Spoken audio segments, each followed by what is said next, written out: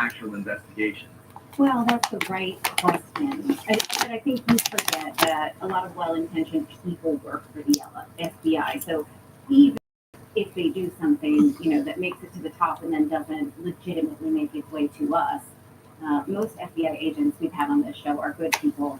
They try the right thing and go by the rules. So And they're frustrated by their leaders. yeah, so there probably will be something, whether or not we get to see it or it is not politicized, that we don't know. But those are the right questions. Yeah, speaking of the leaders, so you have like well-intentioned agents who are working their asses off, making no money. And then they have... And there are a lot of well-intentioned investigators and lawyers as well that are trying to do the right thing. I think that we should not malign every government employee, right? We just, what's given to us, we don't know. Right. But anyway, the point is that the leaders in a lot of these positions are the ones to blame. And I seem to remember the head of the FBI, Chris Wray, telling us back in January that China is targeting our major infrastructure, waterways, our bridges, our electrical grid. And he's shocked that we're not doing more about it. He's telling Congress, we need to be doing more about it. He told us this. Well, my starting point would be that, as with most questions about the Chinese government's tactics and strategy, when one asks, is it A, B, or C, the answer is usually D, all the above. There has been far too little public focus on the fact that PRC hackers are targeting our critical infrastructure, our water treatment plants, our electrical grid, our oil and natural gas pipelines, our transportation systems, and the risk that poses to every American requires our attention now. China's hackers are positioning on American infrastructure in preparation to wreak havoc and cause real-world harm to American citizens and communities if and when China decides the time has come to strike. 2 weeks later, on February 21st, the Biden administration suddenly ordered this executive order. Executive order on amending regulations relating to the safeguarding of vessels, harbors, ports, waterfront facilities of the United States. So, wait a second. So, a few weeks later, after Chris Wray warns about attacks on infrastructure, waterways, ports, etc., the Biden administration sends out an executive order amending regulations. Like that quickly? Really? Okay. That was pretty fast. John Harold tweeted this and points out some connecting dots here. John Harold says, last month, Biden issued an executive order embedding CISA into the cybersecurity of our vessels, harbors, ports, and waterfront facilities. I'm sure it's just a coincidence that 1 month later, a ship appears to spaz out before crashing into a bridge, John writes. Yeah. So what changed then? Why CISA? What is CISA? Well, of course, CISA is the Cybersecurity and Infrastructure Security Agency, America's cyber defense agency. And it used to be that if something was going on with a ship or a port, well, you'd call the FBI to investigate under other port officials, right? You call the harbor master, you call the other port officials, you call the police, and you call the FBI to investigate. But it's not anymore. Now the cybersecurity division will be embedded here as well. So CISA is now being shoved basically into everything in the United States. You are watching an agency growing like a cancer right before your eyes. We don't talk about CISA very much. Most people do talk to the FBI, the CIA. I mark my words, in the next few years, CISA will become one of the agencies where we're going to hear about all sorts of issues. We're going to hear it like a stink on a monkey. We're going to be hearing it a lot in the coming years. Okay. During the Twitter files, the Facebook files, we've been talking about how it's State Department run misinformation. So yes, that's one thing. We're on that one, and they're big on the misinformation stuff. Yeah. The misinformation stuff. Just want to remind you about that and refer you to segments we did. Last November. We talked about the House Judiciary Commission and how CISA was created with the sole purpose of controlling information online during the summer of 2020. Remember that? Yeah. Remember? I do remember. So So the quiz later, you guys. So So investigative journalist Laura Logan said that within hours of this, her sources had confirmed that it was a terror cyber attack on the United States. So why did it take the FBI 20 days to show up? So I started really thinking about this, thinking, well, could it be that CISA already knew it was a cyber attack? And those that are working in this expanding cyber agency inside the government already knew about it? And their bumbling friends over at the FBI are a little late to the party? Welcome to the party, pal! But it really stood out to me. Again, here's Laura Logan explaining how her cyber sources in the Biden administration immediately were able to pin this as a cyber terror attack. And here's the other thing that's concerning. Why they run to the mic at McCabe on this morning on at sunrise on CNN saying it's not terrorism, it's not terrorism, it's not terrorism. It might not be terrorism. But why do you come to the mic right away? These are we need facts, we need empirical evidence, we need an investigation. What is your investigation telling you? Well, I have a better question for you, Steve. Why are you coming to the mic telling the country that it's not terrorism when your own intelligence agencies are telling you it is? And I know they are, because I didn't make this up. These are not my words, right? I'm talking to people who are on the inside, some who are on active duty, some who are retired, and everyone, literally, from critical infrastructure in Department of Homeland Security to the intelligence agencies, they know there's no other. This is a cyber attack on a critical infrastructure corridor for the United States.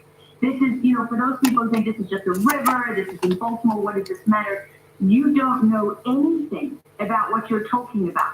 The I-94 corridor on the eastern seaboard is literally what connects the north and south. And when I talk about hazardous materials, right, this is a brilliant, well-planned strategic attack on one of the most important supply chains in the United States of America.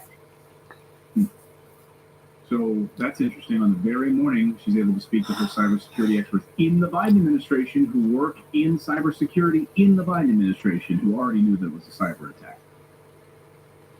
So what's really going on here? Well, there are a few charges, of course, prosecutors could pursue if their investigation uncovers a criminal wrongdoing or neglect. Of course, the most common charge, according to reports on this, maritime experts, is misconduct or neglect of ship officers, commonly referred to as seaman's manslaughter. The federal statute states that a ship's officer's inattention or negligence in their duty that results in the death of another is punishable by a fine and up to 10 years in prison. Remember, 6 people died as a result of this. 2 were cast into the water. One was been rescued. Another was also not hurt as a result of it. But 6 people died as a result of it. So this was a cyber attack. This was a terrorist attack. Right. And we shouldn't an forget economy that. was crippled because of it, which will have continued rippling effects. Yeah, and major amounts of military equipment flow through that harbor on its way to Ukraine also. So this is not a small matter. And now we're hearing this FBI investigation. I just think it's interesting 20 days later. Unbelievable. Let us know your thoughts on this. That's the thing. Like the timeline, it just really messes with me. Is 2 hours after the event happened, Biden comes out and says this was just an accident. It's not an attack. Right. And then 20 days later, they investigate. Like that's not how it works. It's backwards. You investigate, then you come out with the conclusion. Right. And to Laura's point, their own cyber division is saying this was a cyber attack. And we know that this is a cyber attack. Why are they coming out to the microphone lying to the American people about it? Like, what are they hiding here? Yeah. There are other reports and there's speculation pointing to the Chinese Communist Party. But we don't have confirmation of that. But there's certainly people who is sophisticated enough to pull off a major infrastructure attack on the United States like this. Let us know your thoughts on this. The U.S., right? Well, who is the only country that has launched a cyber weapon on a foreign adversary? no, the United States. That's us. That's Stuxnet. Yeah. Stuxnet. Stuxnet is the answer. Yeah, Alex, I'll take Stuxnet. Well, we should say that we know of. Right. That we know of. Yeah. Okay. For bonus points, who helped the U.S. do that? Launch Stuxnet on their own? Israel. Israel. Yeah. Yeah. So do that. Oh, good We catch. don't want other people to do it. So. No, I'm reading a book right now called Blood in the Water by Joan Mellon about the USS Liberty and the ambush on the USS Liberty and the coordination between the CIA and the Israeli government to bomb an American ship in order to get us involved in war. So we have a long history of false flags. America loves false flags. Tonkin. Gulf of We Tonkin. attacked our own ship. Yeah, exactly. The Maddox. So we destroyed our own Bay ship of to get us Bay of Pigs. There was to go through this book. There's you see the laundry list of false flags that we did not use, that were then later used. Like we're like, no, we're not going to use them to do that. But then it was later used. Like they had already labeled. They had the template. They're like went to a bookshelf and they pulled it out. They're like, okay, we need a boat. No, we need an airplane. Right. There's literally a book. Like we talked about the head of the Democratic Republic of Congo and how Kennedy had considered putting snake venom in his toothpaste in order to kill him. The guy who actually stood up to Belgium. We allowed him to be killed in a different way. He was just, I think, shot. Yeah. So the snake these things venom in the toothpaste bit, we didn't use that one. We're like, let's save it. That one's kind of creative. Yeah, there was another one, of course, we were going to use in Cuba. But we didn't use it, but we then later, Kennedy decided not to use it, but then Johnson used it in Gulf of Tonkin. So we ended up still using it. It's like we still got a lot of use out of these, come up with this report and let's hand this out. Patrice And there were- Lumumba, I believe, is September who I'm too, talking and about. What's the name of it? Right, in case the chat calls me out on it. Patrice Lumumba. And if Okay. anyone's interested in the book I'm reading, it's very good. It's called Blood in the Water, How the U.S. and Israel Conspired to Ambush the USS Liberty. It's eye-opening and troubling, and very deeply troubling about the CIA as well, so you should read it if you let us know your thoughts on this. All right. Well, gay people are furious at the research that's coming out this weekend showing that it is when gay kids that they're mutilating by telling them they're trans and advocating sex changes for young kids. They're realizing now what we've been saying all along is that people with gender dysphoria grow out of it in their childhood and end up to be healthy, functioning gay people. And it's trans rights business. It's just sterilizing and hurting gay kids. It's homophobia. That's what it is. It has been all along if you bother to dissect what they were saying. And now you guys, here come the lawsuits that you knew were coming, right? Because how can you take a whole population, do this to them based on no medical research, and not expect them to come around and sue you? That is what's happening. Here is a list from Transition Justice. Just one second, let me show you this list and then ask your question, David. They're a legal advocacy group that matches harmed patients with legal counsel so that they can sue. Now, I was not able to, if we could just leave this list up for a second and you can screenshot it later and help me look. I was not able to find very much about these two wrongful death cases at the bottom. Those cases don't seem to be public, even though they seem to be ongoing. So a lot of them we know, right? We know who Chloe Cole is. She's one of the most outspoken detransitioners. But this group says that lawsuits over what's called gender affirming care, which is just sex changes for kids, they have increased 8-fold since the first case in May of 2022. Now, what we're talking about is this. A child says they're transgender. They're given puberty blockers to block their puberty. The CAS report, by the way, lays out very clearly that children were never, they never said, I want puberty blockers because my puberty is scaring me and I think I might want to change genders. The reason we did this was because of a Dutch study where transgender adults said, might have been nice if I hadn't gone through puberty because then I could pass. So it was adults who gave children this idea. Children never said, oh, I want to stop puberty. We planted this idea in our heads, collective consciousness. Right, no, puberty blocker? No, kids don't. I mean, kids have no idea what puberty is. Like, what do they didn't know they're even going to block? Right. Now, even kids who study their own puberty are surprised by it. Puberty is a live monster that you cannot be prepared for. And of course, no one wants to do it, right? But it's a beautiful process. So then cross-sex hormones, all of this that we're talking about, allowing children to change their name and their gender on forms, and then offered cosmetic surgery, like shave your nose, shave your shoulders to pass, breast removal, penis construction. So we're talking about all of that and how we never studied any of it. And the research that we have now shows it does not help. It doesn't help. And also they have pre-existing medical conditions and we don't help them with that at all. So let's take a look because now trans activists are mad as snakes that there is one place that lays this all out in a really well done report called the Cast Review. The trans activists, they want all this research to go away. They say it's transphobic and it will hurt children by delaying what they need, which they call gender affirming care. That's a trick of a word because it's when a boy says that they're a girl, you need to give them medicine to affirm them or surgery to affirm what they think they are. Really, it's conversion. You're telling that kid, right, you're not a boy, you're a girl, let's convert you into a girl. It is modern day conversion therapy. So I promised you over the weekend that I would read this 230-page cast review, and that's exactly what I did. I sat my butt down and I read it all. Every time I walk by her, I was like, "What are you doing? What are you reading?" She's like, "I'm reading this trans report." I'm like, "Okay, enjoy your weekend." You know what though bothers me a lot is that it's not a book, so I don't get credit for it on Goodreads, but it was 230 pages, and I was like, I need this to. You read it, custom. You read it, so our audience does not have to. Okay, because on my yearly reading challenge, I have like 17 books, and I feel like that should be 18. I also read the W. Pascal. Things like that too, and it annoys me because I'm kind of junkie.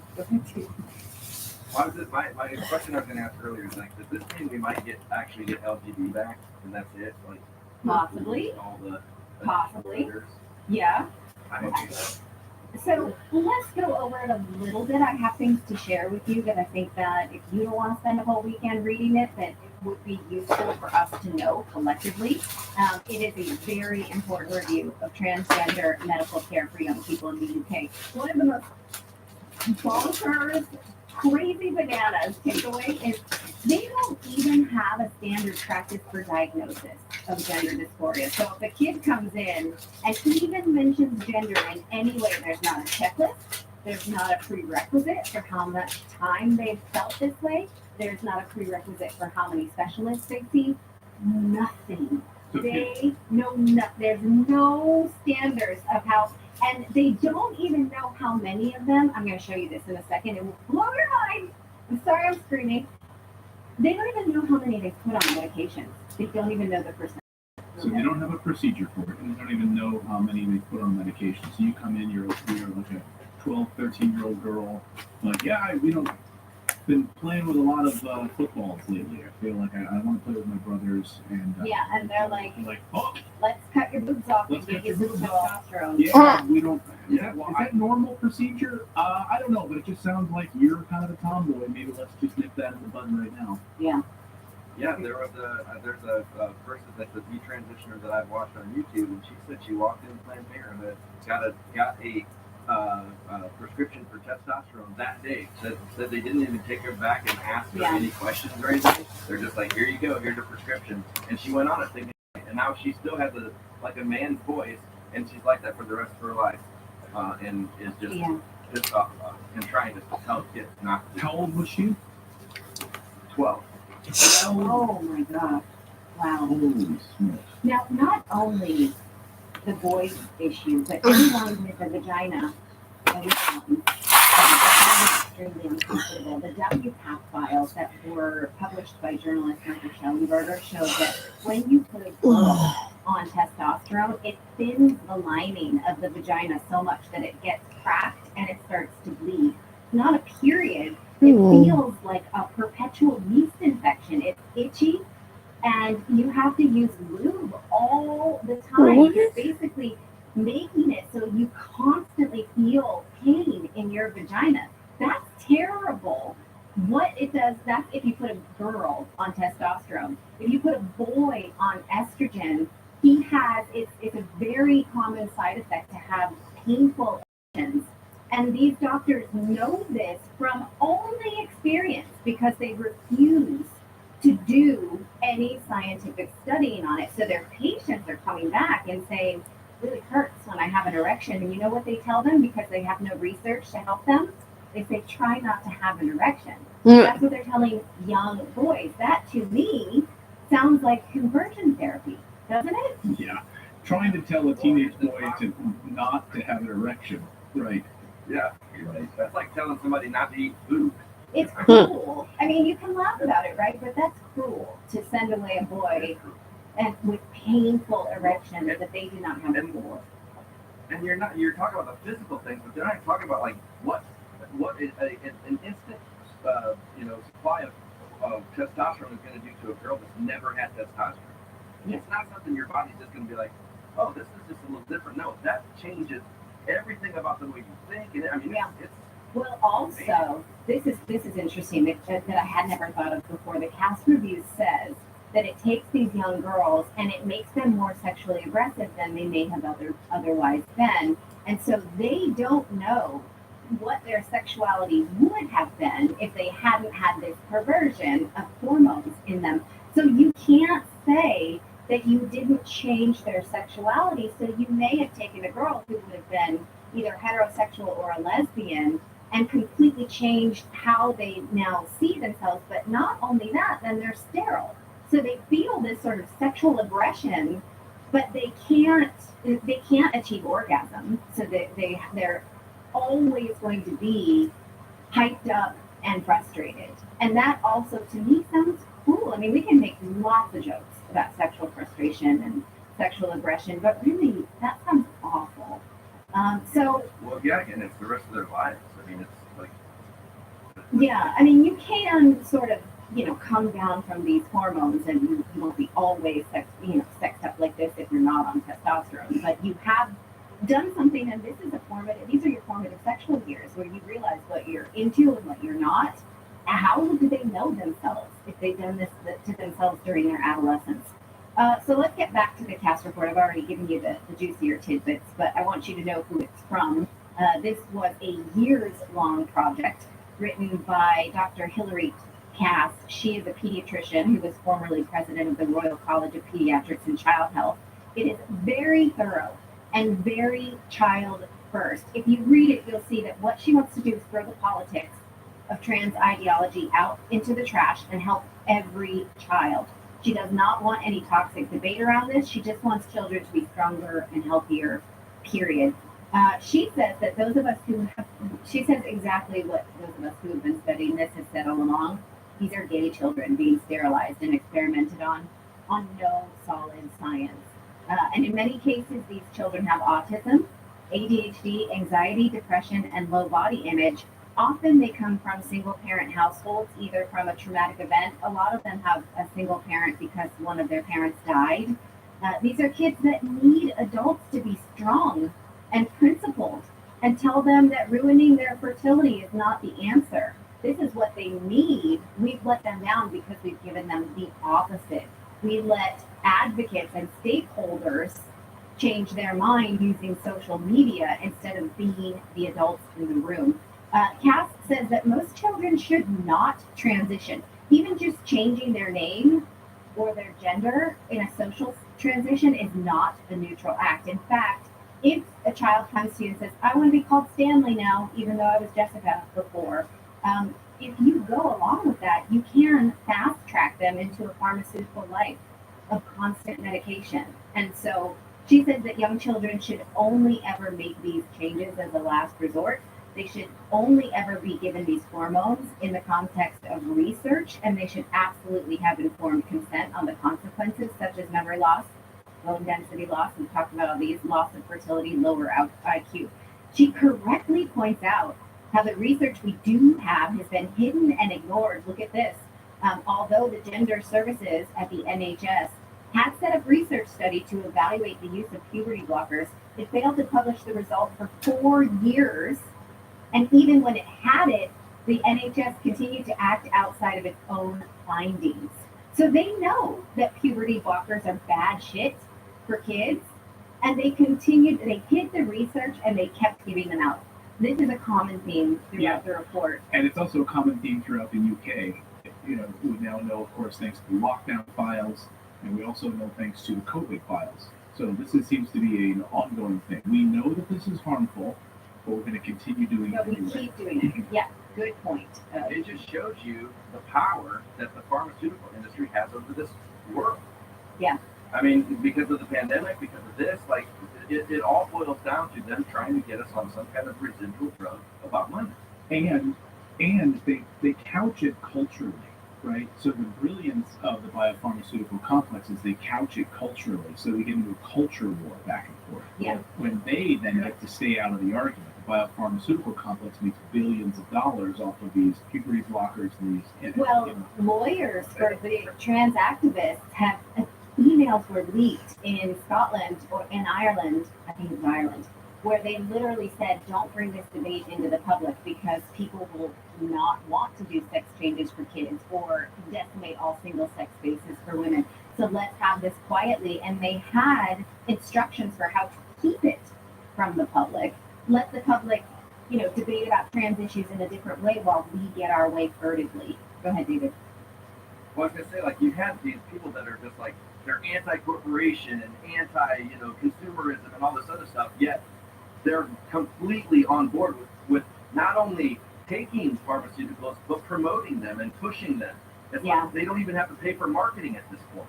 Well, let's take a look at this next slide, because this shows that not only do they not have any consensus on how to diagnose transgender kids anymore, one of the most problematic things she said is that they don't even know how many they've proceeded to put on what they call pathways or interventions, or that have gone on a hormone pathway. So how many of these transgender kids did we give the drugs?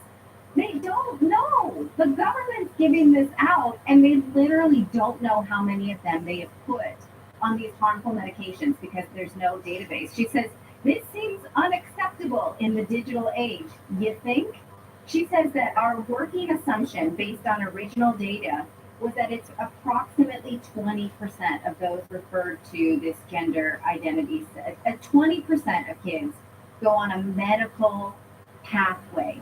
This, you guys, is done on purpose. They want to give these kids these medicines with no culpability and no paper trail. It further says that once these kids turn 17 and they go into the adult system, it's kind of lose them. We don't know where they go. We don't follow up. We don't know how they've done. We're not sure. And in fact, the WPATH report showed that a lot of patients, a lot of these doctors who give these children either surgeries or hormones, they see them. They'll run into them in town later in life and they'll say, oh, I met someone who wanted to have a baby. We're not sure what we can do now, because they didn't understand at the time that they were messing up their fertility and their chances of ever having a family.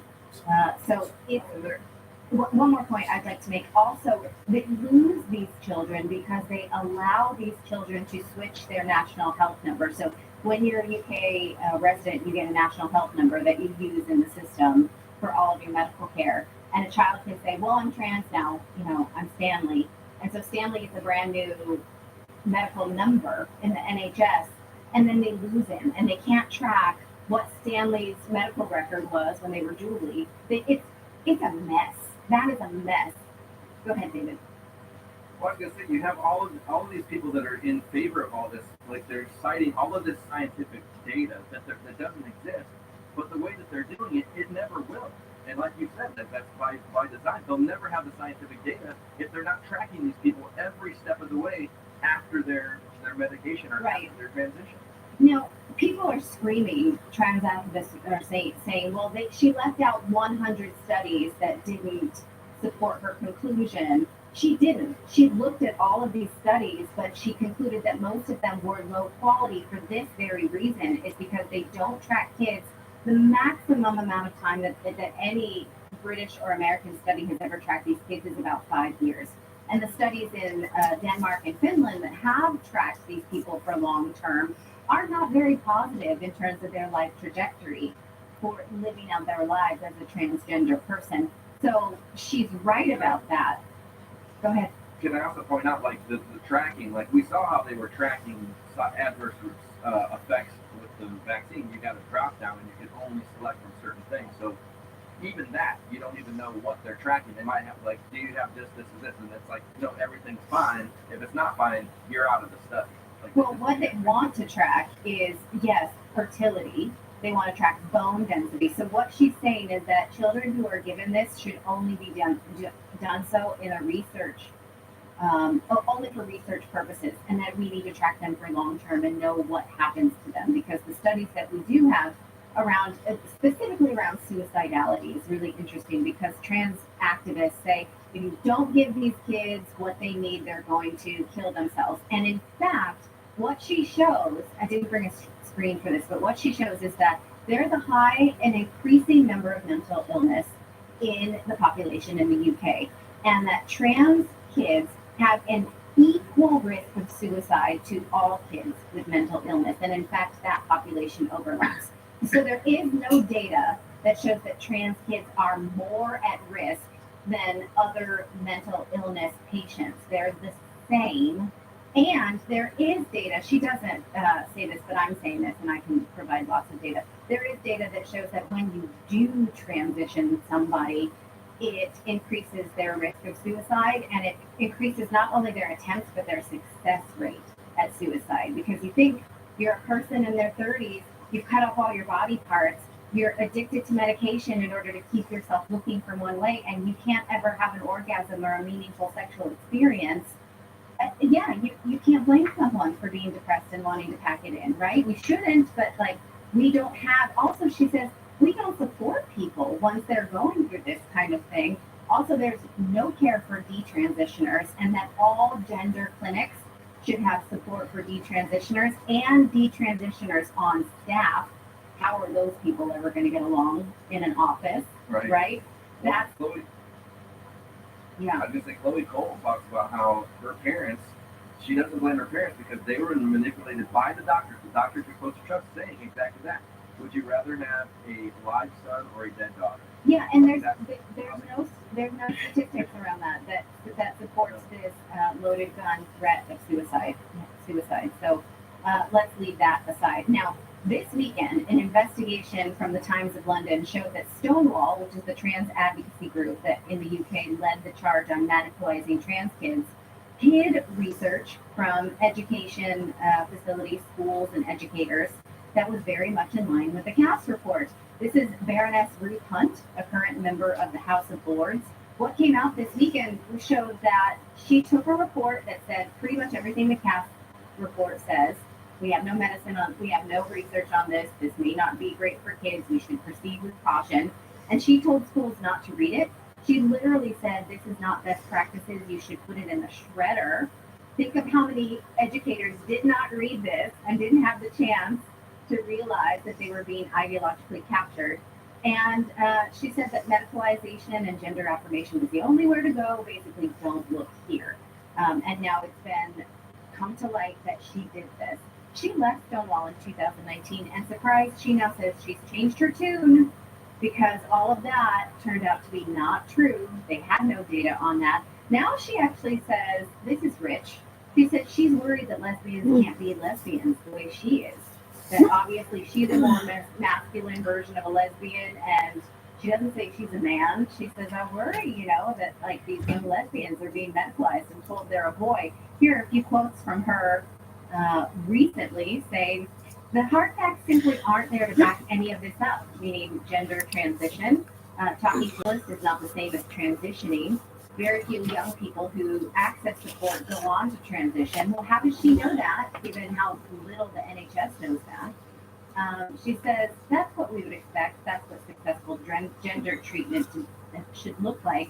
But she says, as a lesbian herself, I've always been deeply concerned about the internalized homophobia that's going on for young women. That means that they can't be a dyke. They've got to be a boy. I didn't know we could use that word. I guess we use that again. Yeah. No? Okay.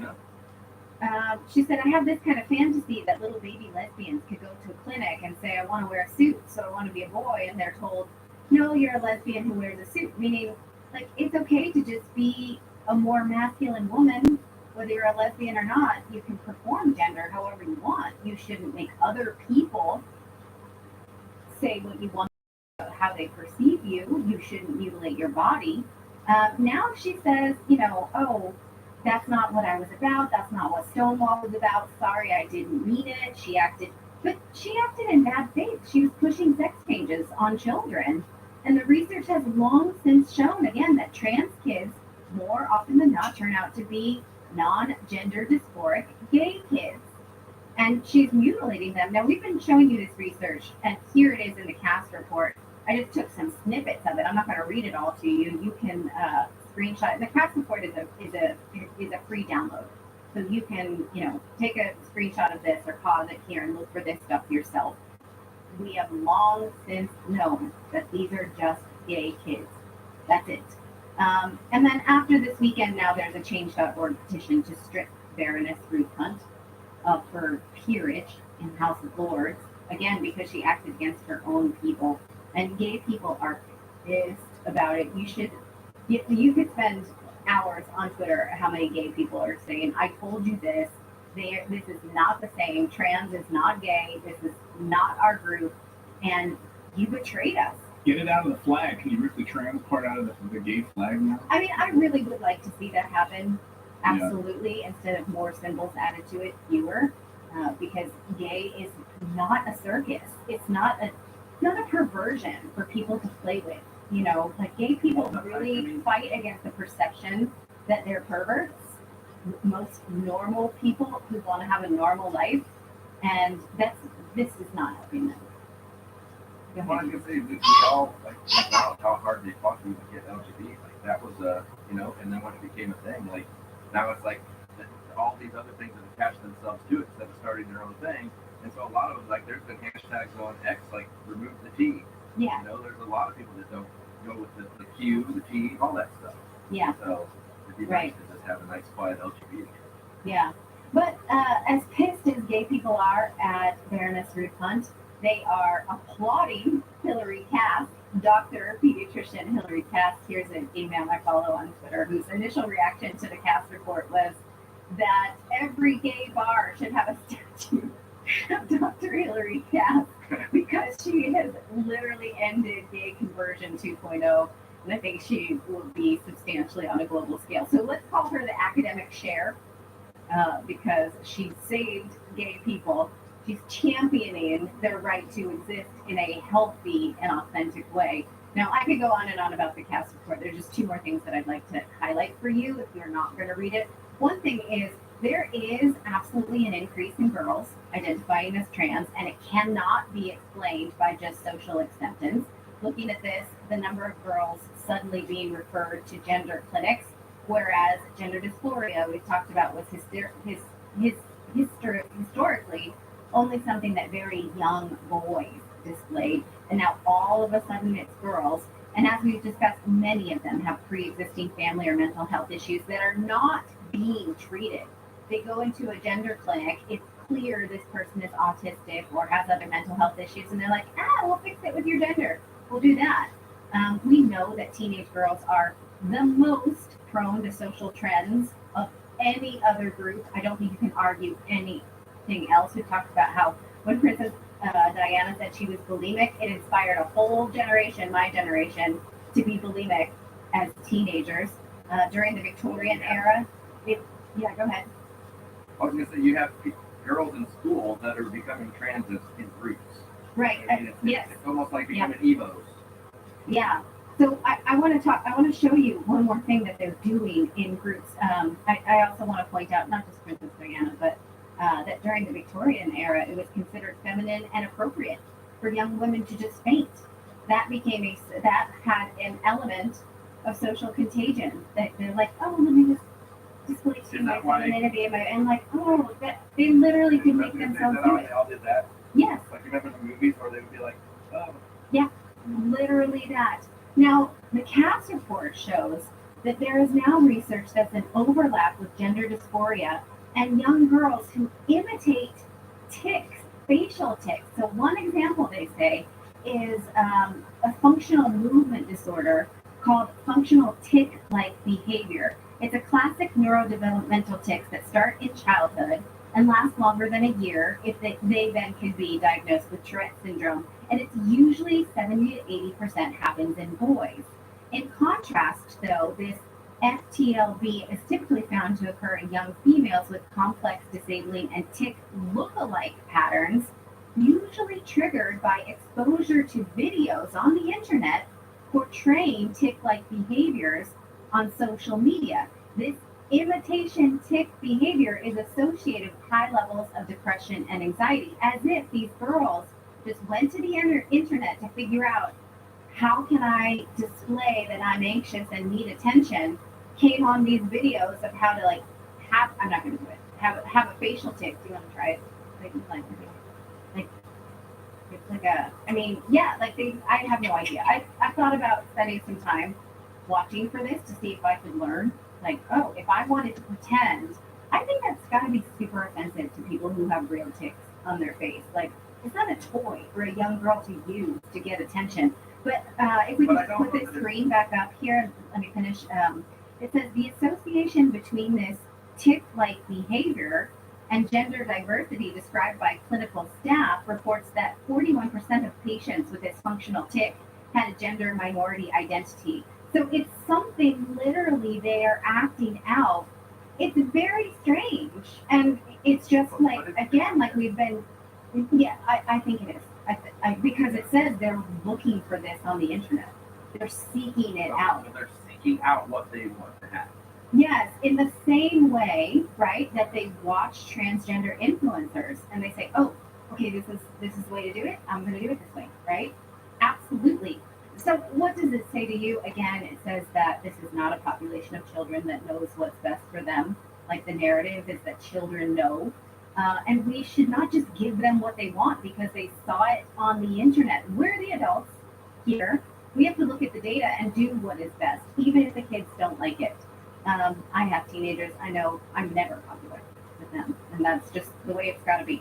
And if we don't, we absolutely should face the consequences of not helping our children, like lawsuits or losing your seat in government. In response to all of this, though, the charity Mermaid says that they will help these kids get hormones outside of the NHS. Mermaid says they're going to set up a hotline.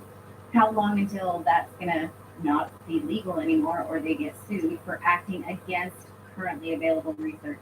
So I know I've just dropped a lot on you. The CAPS report was long. I felt like you should see it. So I'm just giving you a big ass book report. Yeah, it took you 3 days to read it. You just got a 35-minute breakdown. Yeah. What did you learn, Clayton? What was interesting? I learned how to do the facial tick. You didn't. Don't you think that? I think No, if I you've learned got a lot. someone who has really got I'm not that. going to do another 30 minutes. Okay. I'll save it for later. Tell me that was interesting. It was very interesting. I mean, yeah, many layers of interesting. Go ahead, Dave. Have you guys ever gone down the DID rabbit hole on TikTok, the dissociative disorder? And how it's just Yes. overwhelming females that think they have multiple personalities that's got so out of control. They're now selling their personalities to other people so that they can take them into their system and house them. Actually, the WPATH report talks about how a lot of transgender kids are misdiagnosed for this condition. And that now that becomes an issue because when those things overlap, you don't know how to get consent from your other personalities. And so, like, you may say, "I want to cut off my boobs," but what if your other personality doesn't? And they don't know how to treat these kids. And so some of these more unscrupulous gender advocates say, "Well, talk yourself in half and see what the other one thinks." Yeah, it's wild. Now you know why some of these tribes in the Amazon don't want to have any interaction with us. Yeah. You know, I don't want any interaction with them either. we land there and we shoot it through the blue dart. Like, Yeah. get out of here, you weirdos. But I've never seen any of that on TikTok. I'm afraid to keep that stuff out because what's the algorithm going to do to me? Yeah, once you see it, it's there. Yeah. I'd have to When reinstall. you don't hear, I can take anything in a book. I'll read it in a book. I'd have to reinstall TikTok for this happening. Yeah. No, I don't have ADHD. I don't have ADHD. I can focus on the justice. Do I have ADHD? No, decidedly not. No, I can focus for a long period of time. Mm-hmm. I develop a tick during that signal. All right, guys. Well, we have a daily newsletter. We'd love for you to subscribe to it.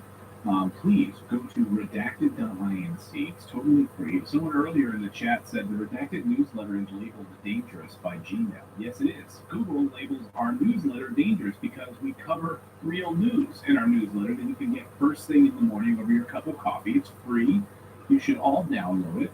And by the way, it's our way to stay connected with you. It's not owned by any big tech company. We don't sell your data or anything like that. You sign up for the newsletter, you get a great newsletter Monday through Thursday, delivered to your inbox. You can read it in about 5 or 10 minutes. And we covered 4 or 5 of the big stories of the day, plus some market updates, some things you might have missed while you were sleeping. And we try to leave you with a little bit of a smile to start your day. So go to redacted.inc. It's not .com, just INC. And put in your email address. You will receive a welcome email from me, Clayton, at redacted.inc. Feel free to drop me an email. Say hello. I would like to say hello to you guys. But you have to click verify when you receive that email. Otherwise, you will not get the normal newsletter. You have to click verify. So we have a double opt-in. So we keep away spam people and trolls and all that kind of stuff. So, oh boy, guys. I have never once had a warmongering politician fundraising email marketing. Not one. Isn't it funny? Yeah, you even get like those emails from like all those campaigns. You know, 'cause we do it in the news business to see what these different campaigns are trying to fundraise on. So back in the day, I mean, like when I worked at Fox News, I would have like Hillary Clinton emails coming in. I had like Trump emails coming in. I had Rand Paul emails coming in. But they were never flagged for any problems, any warmongering, any problems at all. But our newsletter gets labeled as dangerous.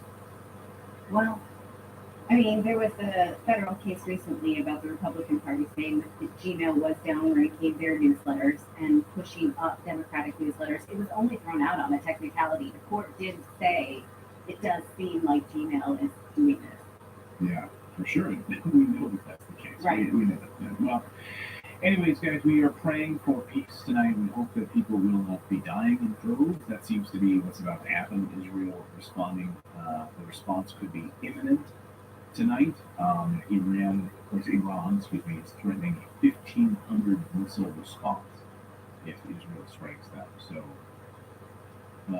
pray, hug your loved ones tonight, and care about humans and not war. Much love to all of you guys. Have a great night. We hope we will be back here tomorrow at 4 p.m. Eastern Time if we still can. Much love to all of you guys. Have a great night, everyone.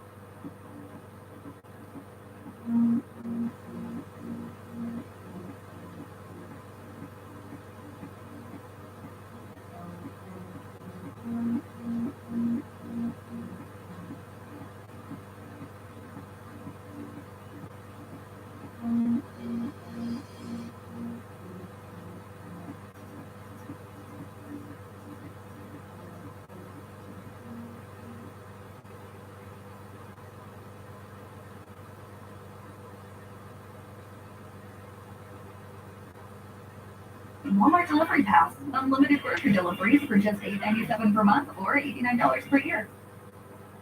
Hello, everyone. I'm pleased to announce my new tour for 2024. Beginning in early February and running through June, Tammy and I and an assortment of special guests are going to visit 51 cities in the U.S. You can find out more information about this on my website, jordanbpeterson.com, as well as accessing all relevant ticketing information. I'm going to use the tour to walk through some of the ideas I've been working on in my forthcoming book, out November 2024, We Who Wrestle with God. I'm looking forward to this. I'm thrilled to be able to do it again, and I'll be pleased to see all of you again soon. Bye-bye. This rise of this managerial class, you see it in the deep state and federal government. The people who are the political consultants populating the industrialization of our political politics, who are neither ordinary citizens in their own right, nor are they actual purposeful creators, but are the intermediating managers, right? That's what's sucking the lifeblood out of our culture and our country, and I would go so far as to say the modern West as we know. And so is it possible to reform that beast? No. I think you have to slay that beast.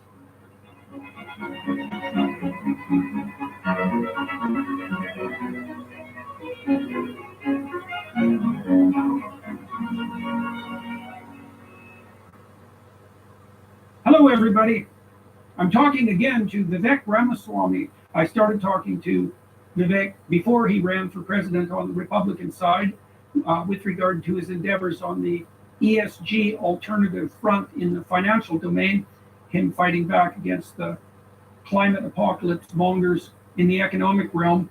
I've been talking to Vivek pretty regularly as he's progressed through the Republican primaries. He's dropped his striving for the presidency, but established himself quite credibly as a candidate and is still active as a political voice.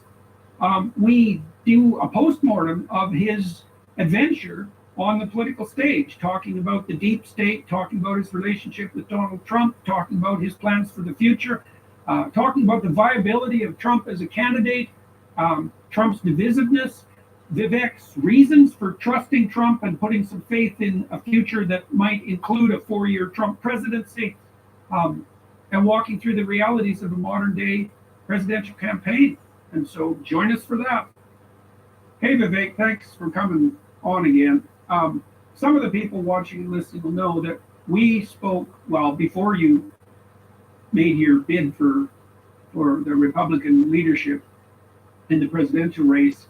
We got to know each other before then, and then you've been kind enough to take us along on your journey, essentially, and we haven't done that for a while. Now, I know that part of your political adventure has come to a conclusion, but I think it would be very useful for everybody who's watching and listening to start from the beginning of your entry into the political domain, and then just to tell everybody as clearly as you can what happened to you and what happened to you, what you learned, and where you are now. So, yeah. I'm still processing that, and that's why I was looking forward to this conversation, because even though it's been a couple months, there's a whole ton of, transitional to normal life phase of this that I haven't had my own chance to process that, and hopefully this conversation is part of that for me. So you and I actually spoke before, and you're one of a small handful of people I actually spoke to as I was contemplating this offline. We had spoken on there before. I was a businessman, and I consider myself a businessman now, and I'm thinking about what I'm going to do in the future, trying to drive change through the private sector. I founded a biotech company that challenged a lot of the way Big Pharma did business. I founded Strive to challenge the way BlackRock and the ESG promoting asset managers were functioning. And those were successes in their own right in different ways. But I realized the mother of the beast in each of those cases, and in so many other cases of problems I hadn't tackled, was the administrative state, was that fourth branch of government, the bureaucracy, the technocracy, the people who are never elected to run the government that were actually exercising political power. You could take the FDA as an example in the shadow of the pharmaceutical industry, which I had seen firsthand in the, not only the illogical policies. If illogic were the only part of it, it would have been a technically solvable problem. It was a fundamentally political problem where people were exercising political power that they were never given. Same thing with respect to the EPA and the SEC in the case of the asset management industry. And so I came to the conclusion, look, life is short. One of the best pieces of advice I got as a younger man was it takes about as much effort and difficulty to do something small as it does to do something big. And I've found over the course of my career that that's been about true. I've done some smaller things. I've done some bigger things, both of which are important. But they take about the same effort if you're doing something well, whether it's something really small or something really large. The amount of individual effort you put in is about the same. And so, look, I said, what is the biggest possible impact I can have? If I'm willing to put all my effort into it, it might as well be the biggest possible impact of all. Let me lead the United States of America. Let me lead the United States of America to a rediscovery of our national ideals. Take on that administrative state, that fourth branch of government. Dismantle it to revive, in many ways, the ideals of the American Revolution. And that's what the American Revolution was about. In 1776, we said no to elite technocracy in the form of monarchy. It's a 1776 moment now. Young people did it back then. I was 37 years old when I declared, and most people said that's too young to run for president. The truth is, I found that as encouragement because our founding fathers, including Thomas Jefferson, were younger than me in many cases at the time they created the entire country. So that's where I was. I jumped off a cliff and didn't know what exactly was going to be my landing pad on the other side.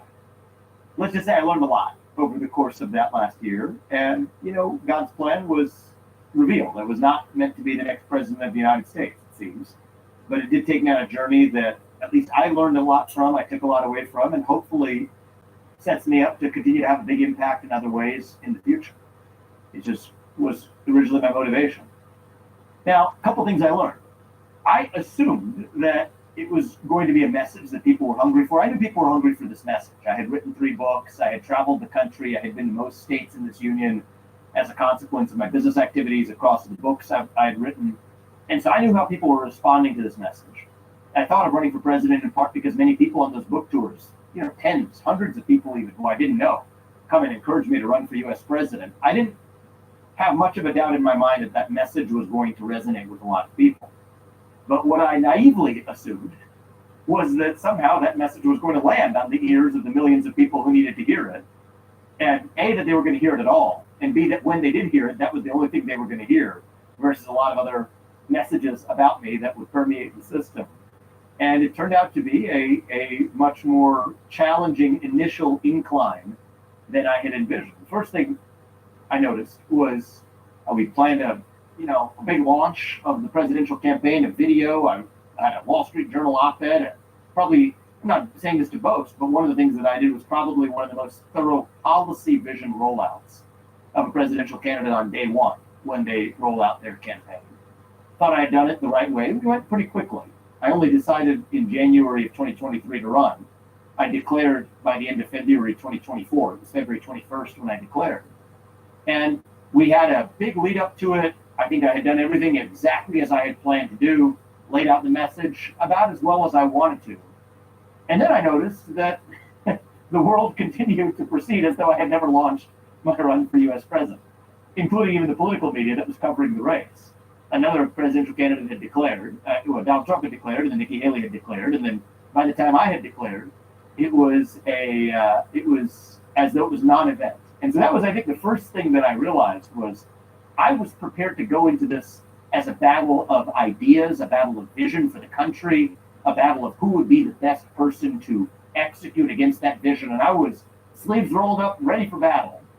And then I realized that people didn't even view me as being in that battle, which ended up being the first battle of the campaign itself. The first 5 months was making the case not for my vision, not for my candidacy or my ability to execute, but for my ability to even be relevant in the first place. And that would be rather naive of me, but that was I think the first hard learning in declaring as an outsider for the race. Okay, so let me draw an analogy there, and you tell me what you think about this. It's frequently the case that neophyte entrepreneurs who've created a product believe that the fundamental issue at hand is the product, right? When I started selling things into the marketplace, I suffered from the delusion that it was 85% product and 10% administration and 5% marketing and sales, and that was like exactly backwards. And so it sounds to me like a similar issue here, that you presume that, except in the political realm, you presume that if you had your policy prepared, you were already a credible person, that would be the bulk of the initial battle. But if I got you right, what turned out to be the case was a very sudden realization that, well, you had to get in the conversation at all. And that sounds like a sales and marketing problem to some degree. And this is, I think, why so many candidates who are credible turn to political consultants so rapidly, right? And that often sinks them. So is that a reasonable analogy? And you put products in the marketplace before, and so in principle you knew that on the commercial side. So, well, I would say something about this is I agree with you on your analysis on the commercial side. What I would say is that is on steroids in the political side, right? So even if you transpose the commercial instinct onto politics, you'd be missing it by a mile. The other thing is I came from industries that were a little bit different. I haven't really been in a consumer products industry or in the media industry. I mean, the industry that I spent the most time in was developing drugs for diseases that pharma had ignored systematically. And that was an area where, look, it's a regulated process. I saw from a front row seat how broken institutions like the FDA really are. But it's not an area where if you're pre-commercial, and everything that I did was in the research and development phase, not in the commercial phase, as entrepreneurs go, I actually did not necessarily have that same experience as many consumer interfacing entrepreneurs. So that may be idiosyncratic to me. And then I would say even for consumer interfacing entrepreneurs, and Strive was a little bit closer to that because that's a fund management company that competes with BlackRock. I had some of that experience. It was nothing close to what the importance of that is in politics. It was all about, to call it sales and marketing in some ways undersells the problem. Because sales and marketing is once you're there, how much do you amplify how many people hear your message? Whereas for me, at the early stages of the campaign, and as I think about the last year, and even some of the things that later came back to become headwinds for me when I was a front running or whatever, top 4, top 5 candidate, were actually the path to getting there sort of set me up for the difficulties that I had later on. But the first challenge was not even selling or marketing your message more effectively. It was literally like nobody would know that I was running for US president, even though I was running for US president. So it was just getting on the map or being heard in the first place. I just talked to Dean Phillips, and his campaign obviously came to an end. For those of you watching and listening, Dean Phillips was until recently running against Biden on the Democrat side, and he faced this problem in spades. I think he probably faced all the problems you faced, plus the additional problem that he was absolutely 100% shut out of the entire Democrat apparatus. People were literally told that if they worked for him, they would never do anything politically again in their life. And then also he had to face the same reaction from the legacy media. And so he didn't get it. And I don't think that he was attuned well enough to the alternative media, let's say, the podcast crowd and all that, to capitalize on that quickly. Plus they tend to tilt more in the classic liberal conservative direction anyways. Okay, so you had to face this problem of getting on the map at all. So how did that unfold? So one of the things I did, and this is where I took good advice. You were one of the early people who offered a reflection on this, and I said, what's the downside in trying it? Makes a lot of sense to me. Is if the traditional media is ignoring you, go to the non-traditional media as a way to reach the people. And so I adopted a strategy, let's call it a maxim, early in the campaign, which was the talk to everyone and anyone strategy. Okay, left, right, center, cable news, non-cable news, print media, small-time media, local media, individuals walking on the street, recording it and putting it on social media. I wore I'm wearing a little camera, or wearing a little, a little microphone right now. I wore a microphone pretty much everywhere I went. We just clipped the conversations and put it out. Now, my social media following was a lot smaller than it ended up being at the end of the campaign, but still, that was just a way of putting out my message into the world. And what we started to notice was, most of those things would get relatively small reach, but in a few instances, there were a lot of interactions where people actually began to take interest, to say, wait a minute, that's an interaction of a kind that I haven't seen before. That's interesting to me. Some of them were not necessarily casting me in the most flattering light. I might not have looked good, right? Just even visually. The things that I would have said were sometimes a little bit unscripted, may not have been said as eloquently as I might have prepared for in a speech or a TV interview. But that was actually part of what made it appealing. And so that started to take off, I think, allowed the campaign. There were a couple moments, and then I got called. I happened to be in New York City, and they said, do you want to come on Don Lemon's show, right? Because many Republican candidates aren't going to go on there, so they thought they have a Republican candidate who's running. Why don't you go ahead and go on Don Lemon's show? We had a kind of interaction where this man went haywire. I had just given a speech at the NRA meeting, and he picked on one particular thing that I said, which is a fact of history, that Black Americans in the United States did not get to enjoy their civil rights until they actually had their Second Amendment rights. And the first anti-gun laws that were passed in the United States were designed to keep guns out of the hands of Black Americans. And that was part of a broader historical trend where even countries like China or Iran or other countries around the world that claim to offer the same Bill of Rights that the U.S. offers don't have a Second Amendment. And so Don Lemon, and the funny thing happened, actually, I thought this would be a bit of an aside, but I'll offer it. They said there was a list of topics. See, these are some of the tricks that the mainstream media plays. It was really interesting. There was a whole litany of topics. They said, this is what they would like to talk to you about. I forget what it was. It was something related to China policy, which, I believe that the U.S. needs to declare independence from China. They gave a couple of others, but I specifically remember that being one of them. And then you go on the set, and what do you know is they've pulled a airlifted quotes from my speech at the NRA meeting with their own commentary as the wraparound, as the lead into the interview, when they have purposefully given me, it's not like they didn't think about it, they said, we're not going to tell you what we're going to talk about. This was exactly what we're going to talk about, a litany.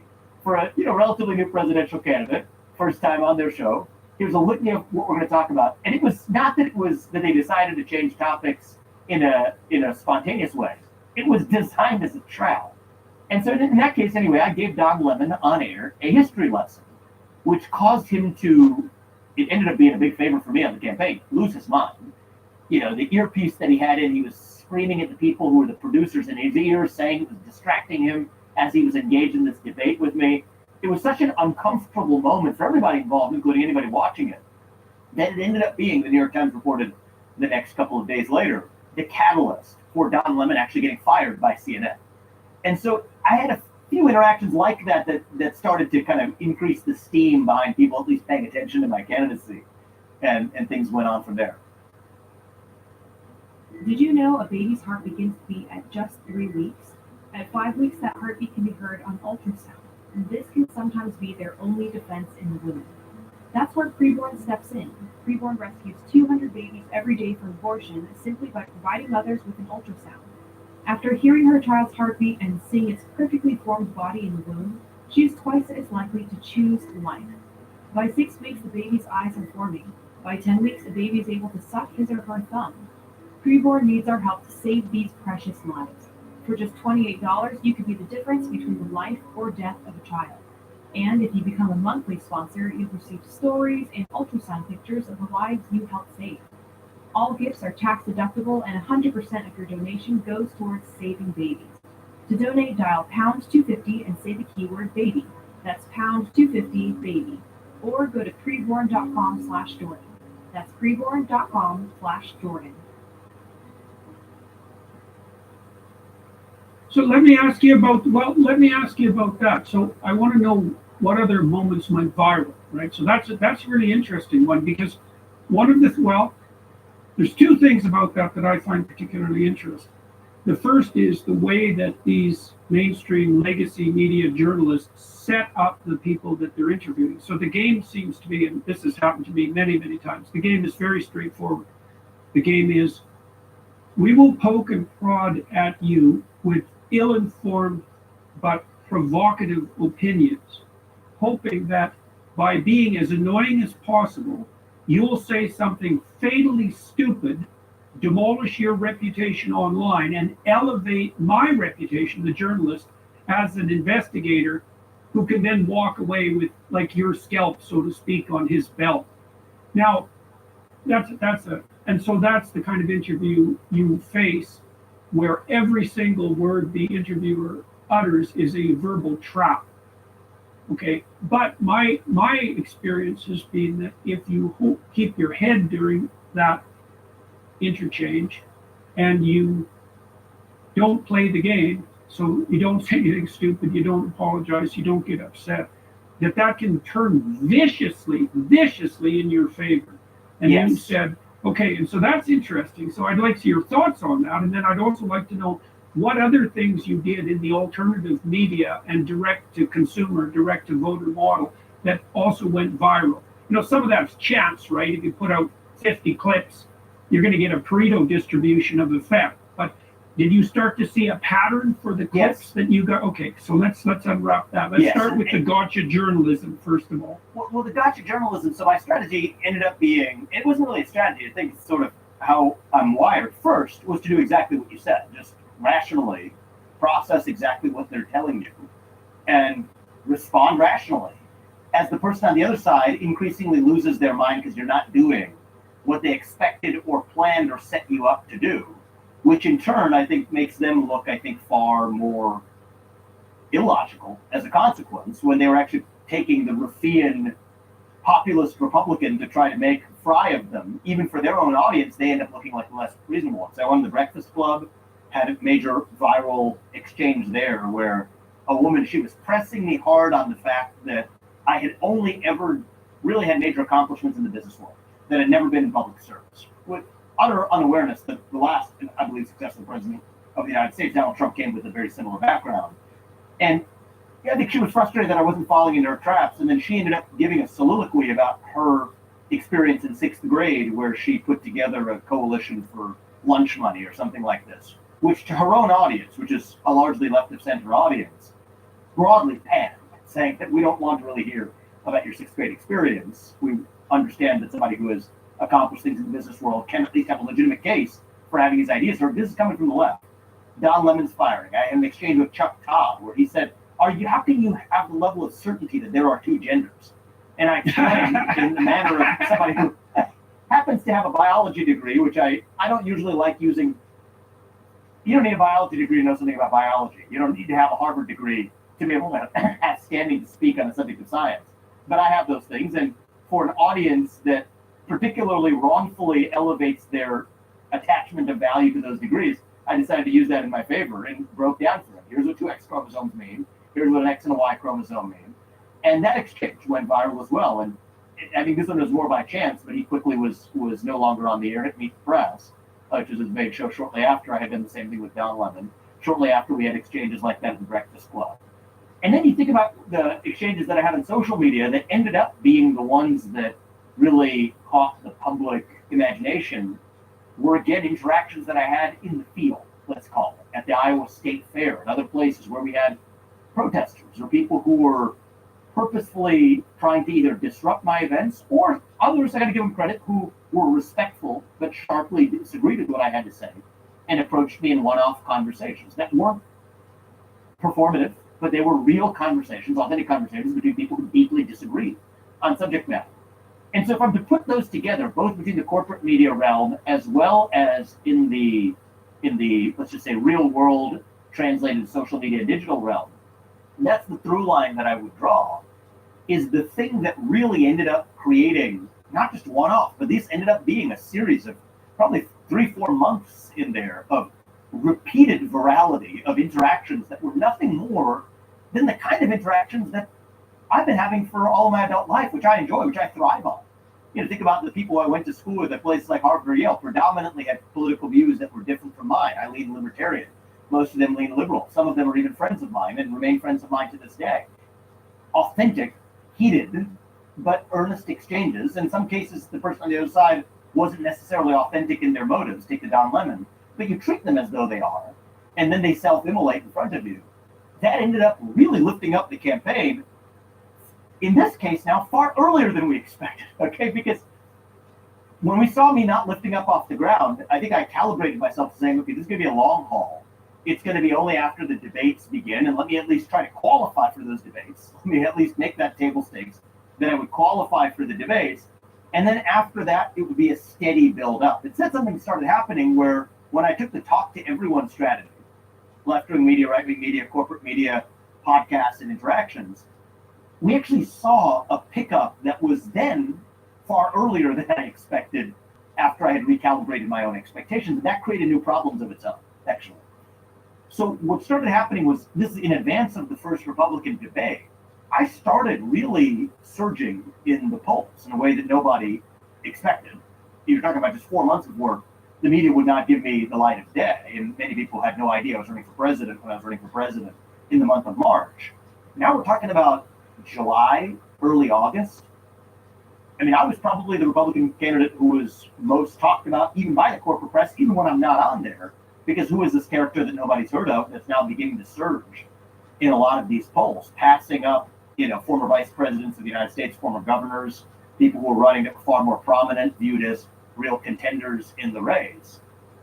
And then that's where I started to really get a taste of a new kind of issue, where first, I'll say this, is the corporate press, I think, took some umbrage at the fact that they had been one-upped in 2 ways. They've been one-upped in 2 ways. One way they've been one-upped is right on their own home turf, right? The Don Lemon and the Chuck Todd style interactions. So I think that bothered them. But the second thing that bothered them, and I think this was, I think, the more interesting learning. I think they were bothered by the fact that I had sidestepped them, that many of the interactions that caused me, that were most attributable to Americans having a favorable view of me, had nothing to do with going through the normal gatekeepers, which are those in corporate media. And this really pissed them off, okay? And so what they started to do was to realize that this was an opportunity to trap it. And I think that this is less about me and more about a defense of their own relevance as the sole gatekeeper in the realm of politics. So this is where I think that if I was to give you feedback from the feedback you gave me, the feedback you gave me is sidestep the corporate media. You said that in one of our earlier probably our first podcast that we had. You were one of the few people who was paying attention to it. Here's what I learned as a consequence of that is we're not yet at a future where the corporate media is entirely irrelevant. We're in this liminal state, right, this intermediate state where the new media is relevant, it's useful, it's necessary, certainly for newcomer break on the scene like me, but it coexists in a landscape where the traditional gatekeepers are still very much present, relevant, and important. And so they realize here's the game they're going to play is, take this conversation you and I are having, right? This is going to be a 90-minute conversation. The thing about a conversation is it has context. What we say 40 minutes from now may call back something that you and I just spoke about 10 minutes ago, all right? That's the nature of this format.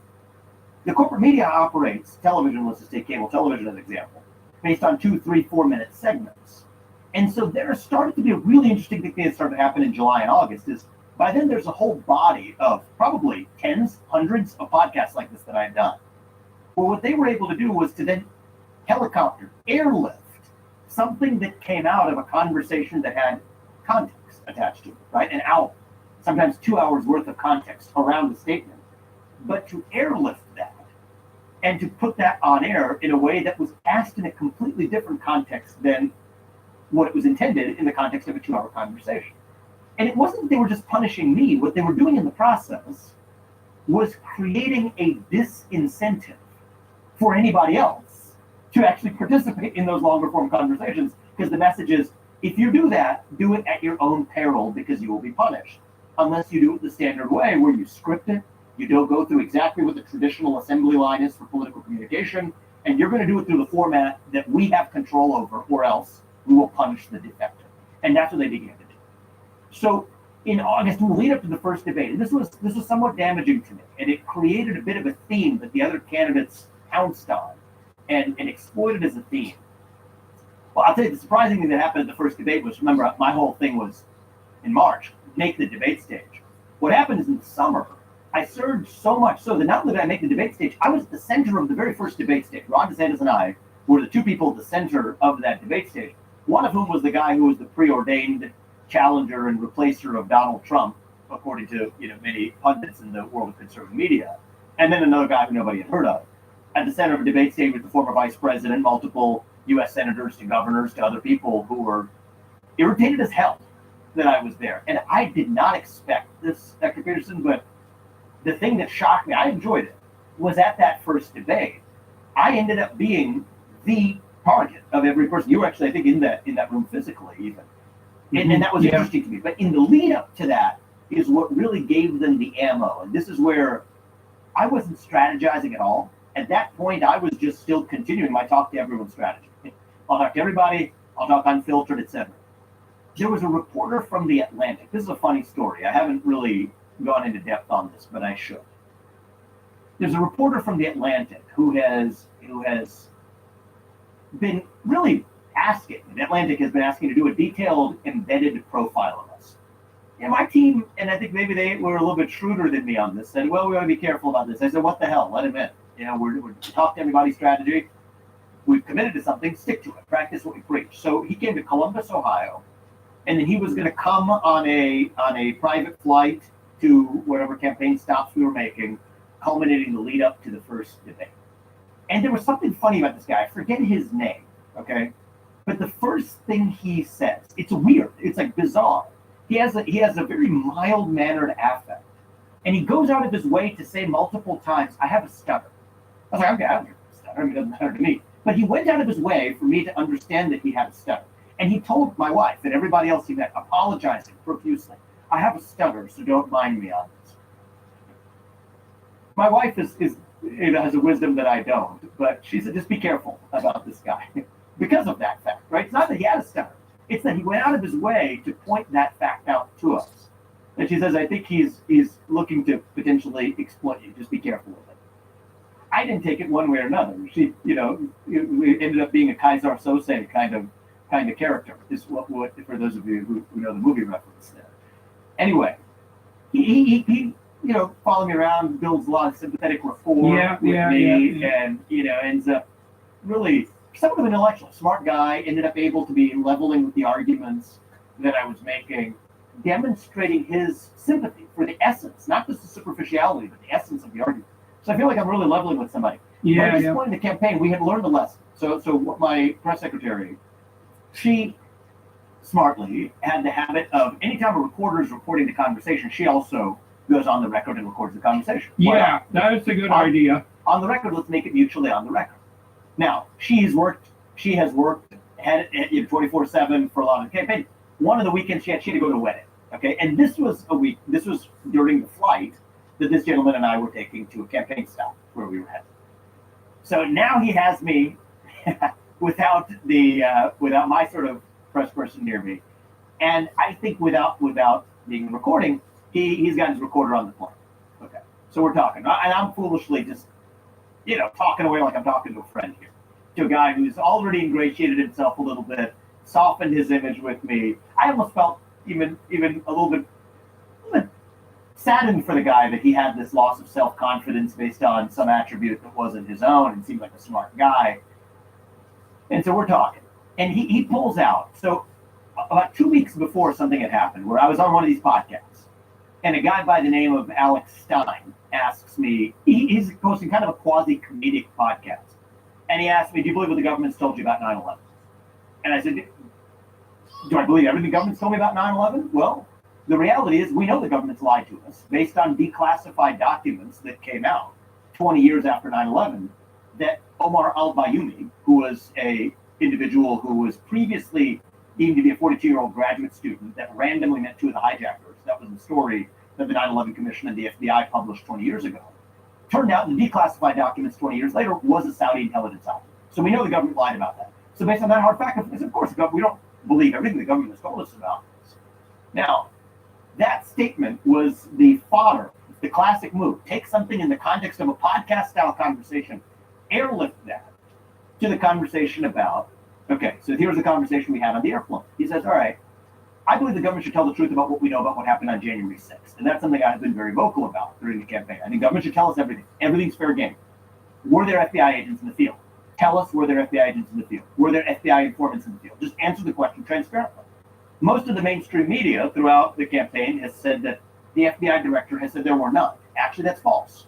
Christopher Wray, when he's responding to Congress, refused to answer the question, which the media has then later reported as saying that he said there were none. So I said, whatever it is, just tell us the truth. And so we have a detailed, must be a 20-minute conversation easily about my view on the government's obligation to just be transparent, whatever it is. Just let the public tell the truth. Publish all the video footage. Don't disclose some video footage and hide others. Just tell the public the truth. We, the people, deserve the truth. So then he asked me, okay, well, were there federal agents in the field on January 6th? Do you think it's a fair question to say, were there federal agents on the plane on 9/11? Now, this is a loony idea, right? Nobody does not have a shred of evidence for this. But in the context of my principled answer, saying that for January 6th or for anything else, the government should just tell the people the truth. I said, look, the government should tell the people the truth, whatever it is. I have no reason to believe that there were federal agents on the plane. It's a ridiculous idea to think there were, but whatever it is, the government should tell the truth to the people. Okay, on that segment. And it was one snippet of maybe a 30-minute conversation on this topic, which is a broader 2-hour conversation during the flight. The story comes out. This is right on the eve of the debate. Okay, the story comes out from the Atlantic. It's in a detailed story, goes into a lot of other things. The one thing that the editor-in-chief, or whoever the main editor guy is at the Atlantic, puts out and highlights is Ramaswamy fuels conspiracy theories, asking whether there are federal agents on the planes on 9/11. So this is weeks later after he's come. So I truthfully, I remember the January 6th conversation. This was a one-off snippet. I didn't remember saying that. And I just told my team, I was like, I don't remember saying that. I mean, clearly these people have reporting standards. He was recording a conversation. He's reporting on something. Can you just ask the Atlantic, just share with us the recording where I said it, just for my own knowledge of what I even said. It was a free-flowing conversation. I'm not denying the way I was quoted, but just tell me what I said. They refused to. Now, CNN, this comes full circle from the Don Lemon, has their own vengeance to square, has booked me that night, okay? And boy, are they coming ready. And I'm sure there's coordination. It was done in a level at which it would be hard to believe there's not some level of coordination. So CNN's booked me that night. And they asked me the question. So I know I'm going to get asked about this. So I'd like to know. So we just respectfully asked the Atlantic, what did I actually say? Just tell me, what do you have? What's the thing that you're quoting here in the article? Because then the article goes on. There's a bunch. I'm being panned across the spectrum, left and right at this point. And they refuse to provide it. So I go on CNN, and she says, why are you saying that there could have been federal officers on the plane on 9/11? So I've never thought this of it. It sounds to me like a ridiculous proposition. So I say, look, I don't think I said that. I think I was misquoted or taken out of context. That's the truth of it. And I think that what I did not realize is that's when they knew they had won, because she went out of her way to say, I take you at your word there. Okay. What they had then, within hours of that interview airing, the Atlantic slices just that portion where he's questioned me after the detailed discussion about January 6th. Would it be fair for the government to ask the question of were there agents on the plane on 9/11? Just release that snippet. And then CNN and the entire media has a field day. Because the entire slogan of my campaign is speak the truth, right? Speak the truth when it's easy, when it's hard. Truth is the one-word slogan of my campaign. They use this to damage the hell out of me. And so I asked the Atlantic, we said publicly, you release the snippet, why don't you release the entire conversation? Well, to this day, they haven't done it. And to this day, I will challenge them. If you want to be honest arbiters of it, CNN the whole next day running an entire field day saying that he said, and if you listen to the exact footage, it's even different than they describe it. The exact footage is, sure, I think the government should tell the truth. I have no reason to believe there were. It seems like a ridiculous idea that there should be, but whatever it is, the government should tell the truth. That's what I said, which they summarize as saying that I'm raising conspiracy theories that there were federal agents on the plane on 9/11. Right. Ridiculous. Now you attribute that to, so let's go into the attribution. So obviously this was somewhat shocking for you. Shocking. Yeah. Yeah. Okay. So now, but you've already set up some diagnosis of the motivation. You said that, as far as you were concerned, the legacy media wasn't very happy with you sidestepping them, let's say, even though at that point you didn't really have an alternative. They also weren't very happy with the fact that their attempts to pigeonhole you, let's say, had backfired quite spectacularly. And then you had this character from the Atlantic who played I'm your friend while you invited him in, only to try to find one of these situations where something you said could be taken out of context to savage your reputation. But yes. but there's the rub. Like, why exactly? Is it just the additive combination of the reporter wants to make a name for himself, the Atlantic wants to have a story, CNN wants to capitalize on it, along with the fact that, well, it would be lovely to throw some dirt on a Republican because what the hell, why not? And to paint him with this right-wing conspiracy theory. Like, is that sufficient? Is that the causal explanation for the manner in which that laid itself out? And then we'll get back to what effect that had at the debate. Yeah. So I don't think it was sufficient. All those things were definitely factors. But I think this was in the context of something is going as it's not supposed to be. Okay? There's a guy here who is advancing a Trumpian worldview of positive, I think of it as a positive nationalism, but nationalism nonetheless in the United States. And he is defying our expectations for what that's supposed to look like. Because he speaks in a manner that is at least as, I'm not saying this about myself, I'm saying this what I think they see in me, as erudite and educated from the halls of the same Ivy League colleges that they deem to be their esteemed institutions, and speaking in a manner that goes toe-to-toe on the facts with debating so-called the science on issues relating to COVID policy or otherwise that we're unable to contend with. This is a real threat. We need to go after this in a deeper way, because he's not given us the video clips from speeches that we can caricature. We need to actually set the traps. And this needs to be quashed. It needs to be quashed now. And by the way, this social media thing that's sidestepping us, To hell with that. That's creating the disinformation. That's creating the alternative, the misinformation that allows candidates like this to rise. It is our job and our social responsibility as a media institution to extinguish that possibility. Let's punish his ability to do that by lifting some of the comments he's made in those lewd settings offline from the traditional media that individual citizens are beginning to access to their own peril, and set the record straight for how this is done. We're the people who vet, who actually become serious presidential candidates. When he's a non-serious contender, who cares? But this guy's rising in the polls to become a serious presidential candidate could really have an impact in shaping public opinion. We have an ability and a responsibility to make sure that doesn't happen. Cut his legs off, I think, was exactly what happened. And then you have the industrialized politics in a Republican primary where that provides the fodder for other candidates who are frustrated by the same thing happening to be able to use that to their advantage. Not even candidates, but in many cases, even the super PACs supporting them, which is part of this industrialized cesspool of the modern industry of American politics. That's really what happened. Starting a business can be tough, but thanks to Shopify, running your online storefront is easier than ever. Shopify is the global commerce platform that helps you sell at every stage of your business. From the launch your online shop stage, all the way to the did we just hit 1 million orders stage. Shopify is there to help you grow. Our marketing team uses Shopify every day to sell our merchandise, and we love how easy it is to add more items, ship products, and track conversions. Shopify helps you turn browsers into buyers with the internet's best converting checkout, up to 36% better compared to other leading e-commerce platforms.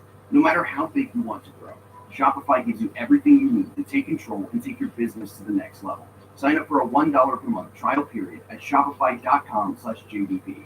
Go to shopify.com/JBP now to grow your business, no matter what stage you're in. That's shopify.com/JBP. Okay, so now I was there, as you said, for that debate, and so let me offer you some observations and then respond to them, and you can tell me, flesh that out. So first of all, I spent a lot of time working with Democrats in the U.S., and I've pulled back on that attempt over the last 2 years, I would say, because I got tired of having to walk on eggshells with absolutely 100% of everything I said all the time. The idea was to attempt to pull the Democrats on the moderate side away from the radical progressives who they're so foolishly aligned with and against whom they refuse to erect any barriers whatsoever. And so I've spoken to a lot more Republicans more recently, and I found that a lot more straightforward. Even when we don't see eye to eye, I don't have to watch what I say. And there's almost always a genuine exchange of information. Now, when I went down to where was the debate? Where was it held?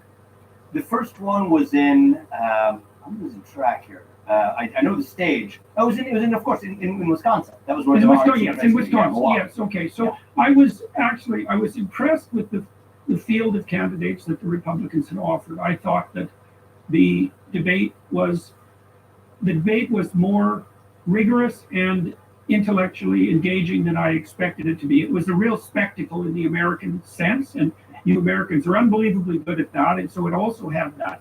But then it was interesting watching you, because what I saw was that, first of all, you were a focus of attention for the rest of the candidates, not the only one, but certainly a focus of attention. I think it does reflect what you just described.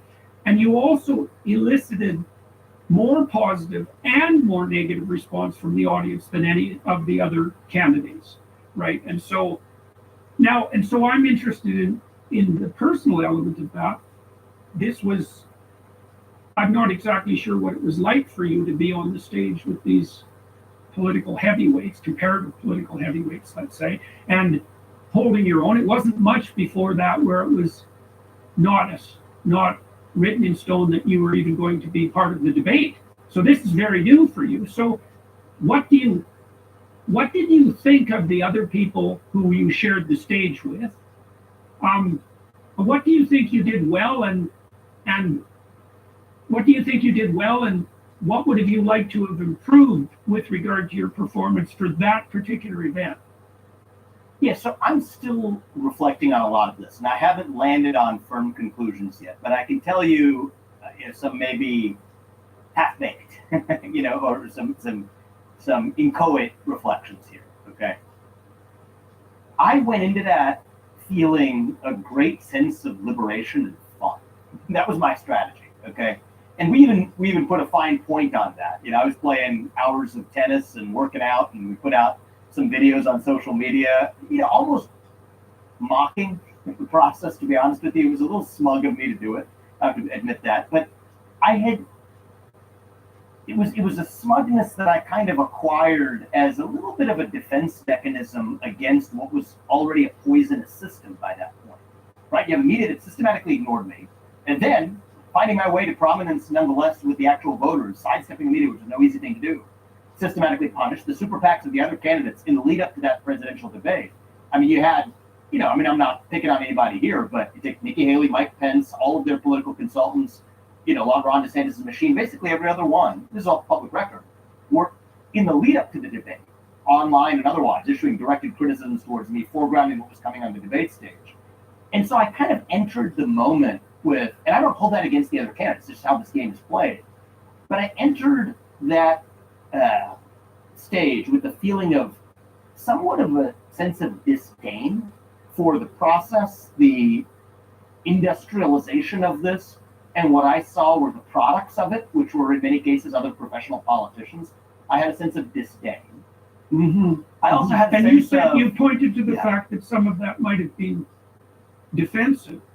You know, yeah, because I think so. I think so. Yeah, right? well, Because I think okay. Well, it's very interesting because that's a common defensive reaction, but it definitely has dangers, especially when you're engaged in the process, right? I mean, Totally. It's a weird thing because you're part of it, clearly part of it, and then you can see where it goes sideways, and you have to criticize where it goes sideways, but you're in the game, and so you can't be contemptuous of it because what the hell are you doing in the game if you're contemptuous of it? So that's right. a real. It had layers of paradox to it. So even in the lead up to the debate, as others were attacking me, my mode was, let me not just attack them in the lead up to the debate, but let me in as, you know, I would say it was pretty condescending manner putting out, here's my debate prep, and I put out a shirtless video of me playing tennis. We're working out, we're doing all kinds of fun things, and kind of saying one of these is not like the others. And it had a certain contempt to it. I'll admit that. It had a contemptuous tenor to that heading into the debate, which of course only threw fuel on the fire and the irritation of the existing system and to some extent the other candidates as well. So that might have also accounted for the, of course, expanded emotional response, because when you said positive things, the crowd was very enthusiastic. But I suspect now that you've told me this, I suspect that the more exaggerated negative response was probably a crowd reaction to that leaking in of disdain.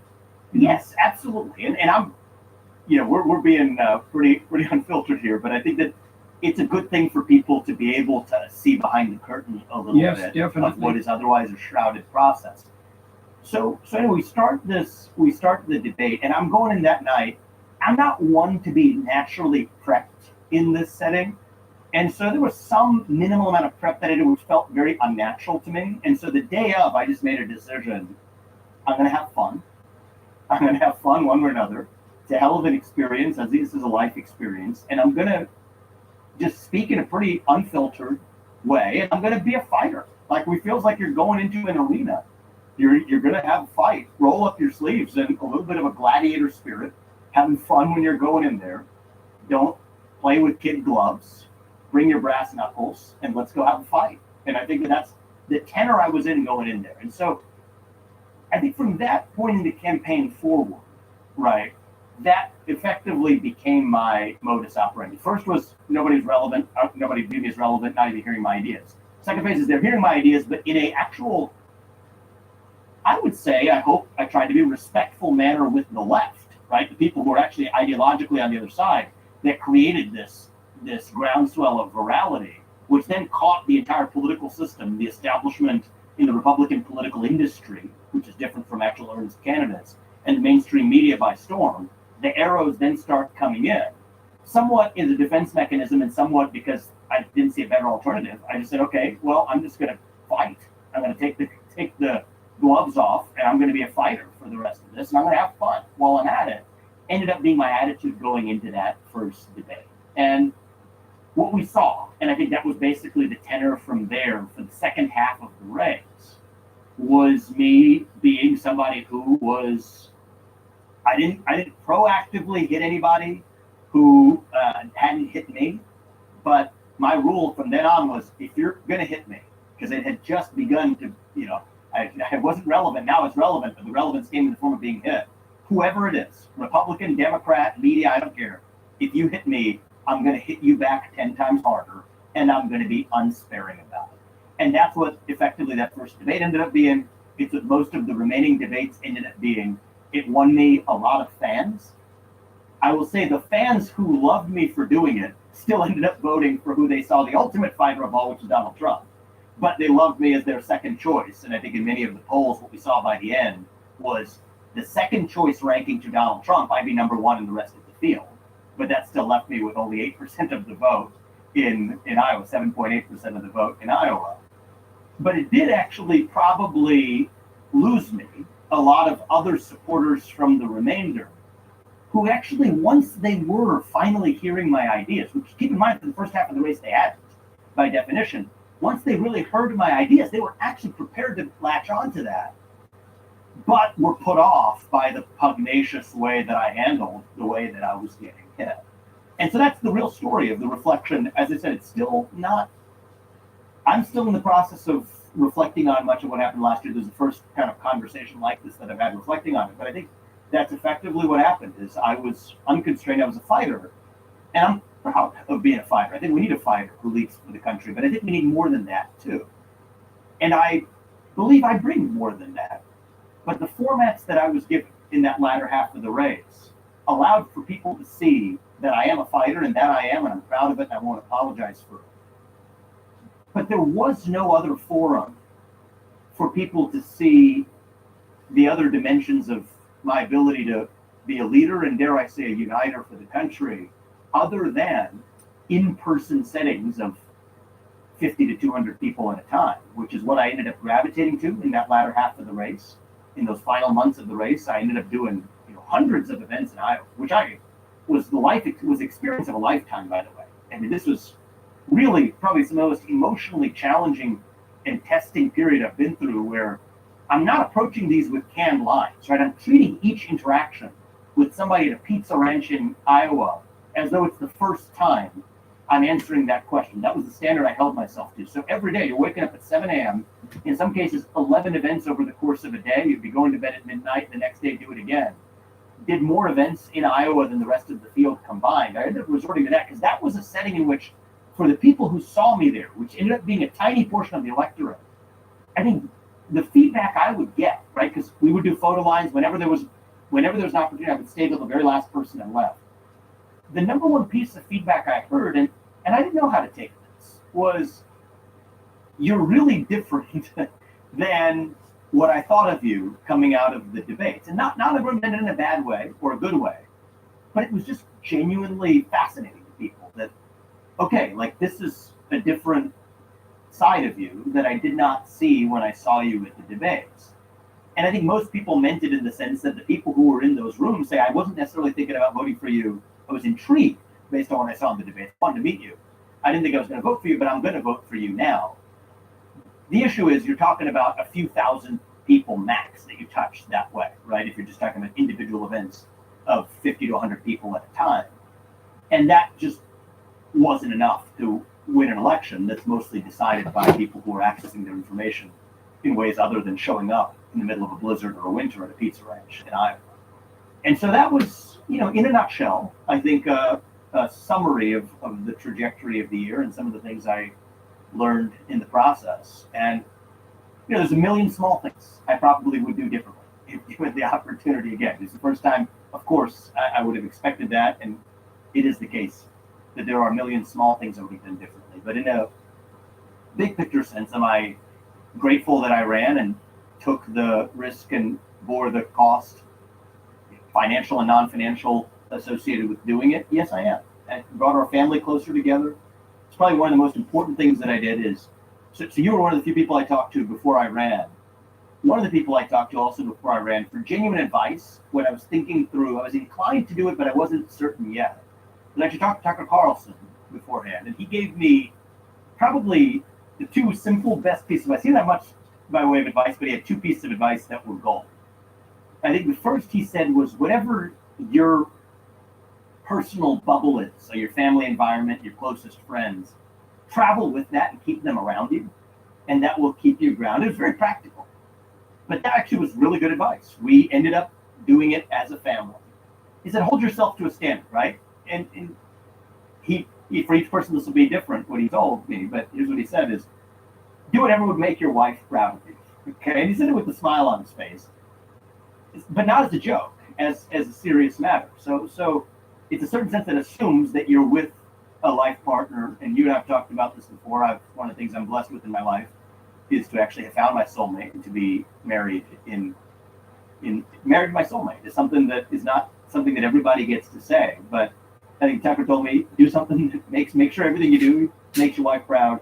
Travel with your friends and family around you so that you don't get sucked into the circumstance of waking up in some sort of muddied haze, wondering where I am on a given day, and then becoming some alternative version of yourself. A lot of people get sucked into doing that. Don't do it. I followed both those pieces of advice, and I think that made the process one that I'm grateful for, regardless of the fact that it didn't achieve the result that I intended, which is to be the next president of the United States. It brought our family closer together. It brought me in closer touch with my own convictions. I think you're tested on a daily basis. I probably came out of that year with an even greater certainty of my own convictions than I went into it with. I thought I had high conviction going in, but you don't really understand your own convictions until you've been tested. And in a few instances, dare I say it, even had convictions that were slightly different than where I began the campaign with. And for anybody else who didn't go through that experience without having their views modified in some way, means you're probably not a person who's open to reflection. I mean, you can't be challenged on a daily basis for a year without having your own views sharpened along the way. And so I think our family's stronger for it. My views and my convictions are stronger for it. Didn't achieve the intended result, but it does give me a greater and renewed sense of purpose and mission to still do whatever I can to save this country, even if it's not going to be as the next president. And I'm grateful for that at the end of it. There's lots of places we could go from there, but I want to go, let's try two to begin with. The first I'm curious about, I've been going through the biblical stories on my tour and in this new book I'm writing, and Moses in that book is the archetype of a leader. That's what that story is about. And Moses is seriously punished by God for reverting to power when invitation and explanation would suffice. That's his temptation, right? And you can imagine that that's the temptation of a political leader, especially as your reputation grows. The club that you can wield gets larger and larger as you're more and more influential. And so I'm wondering if that proclivity that you described for that tilt, that temptation towards disdain and fighting back, I'd like to unpack that a little bit more, because you lay out a very clear case for why that all emerged.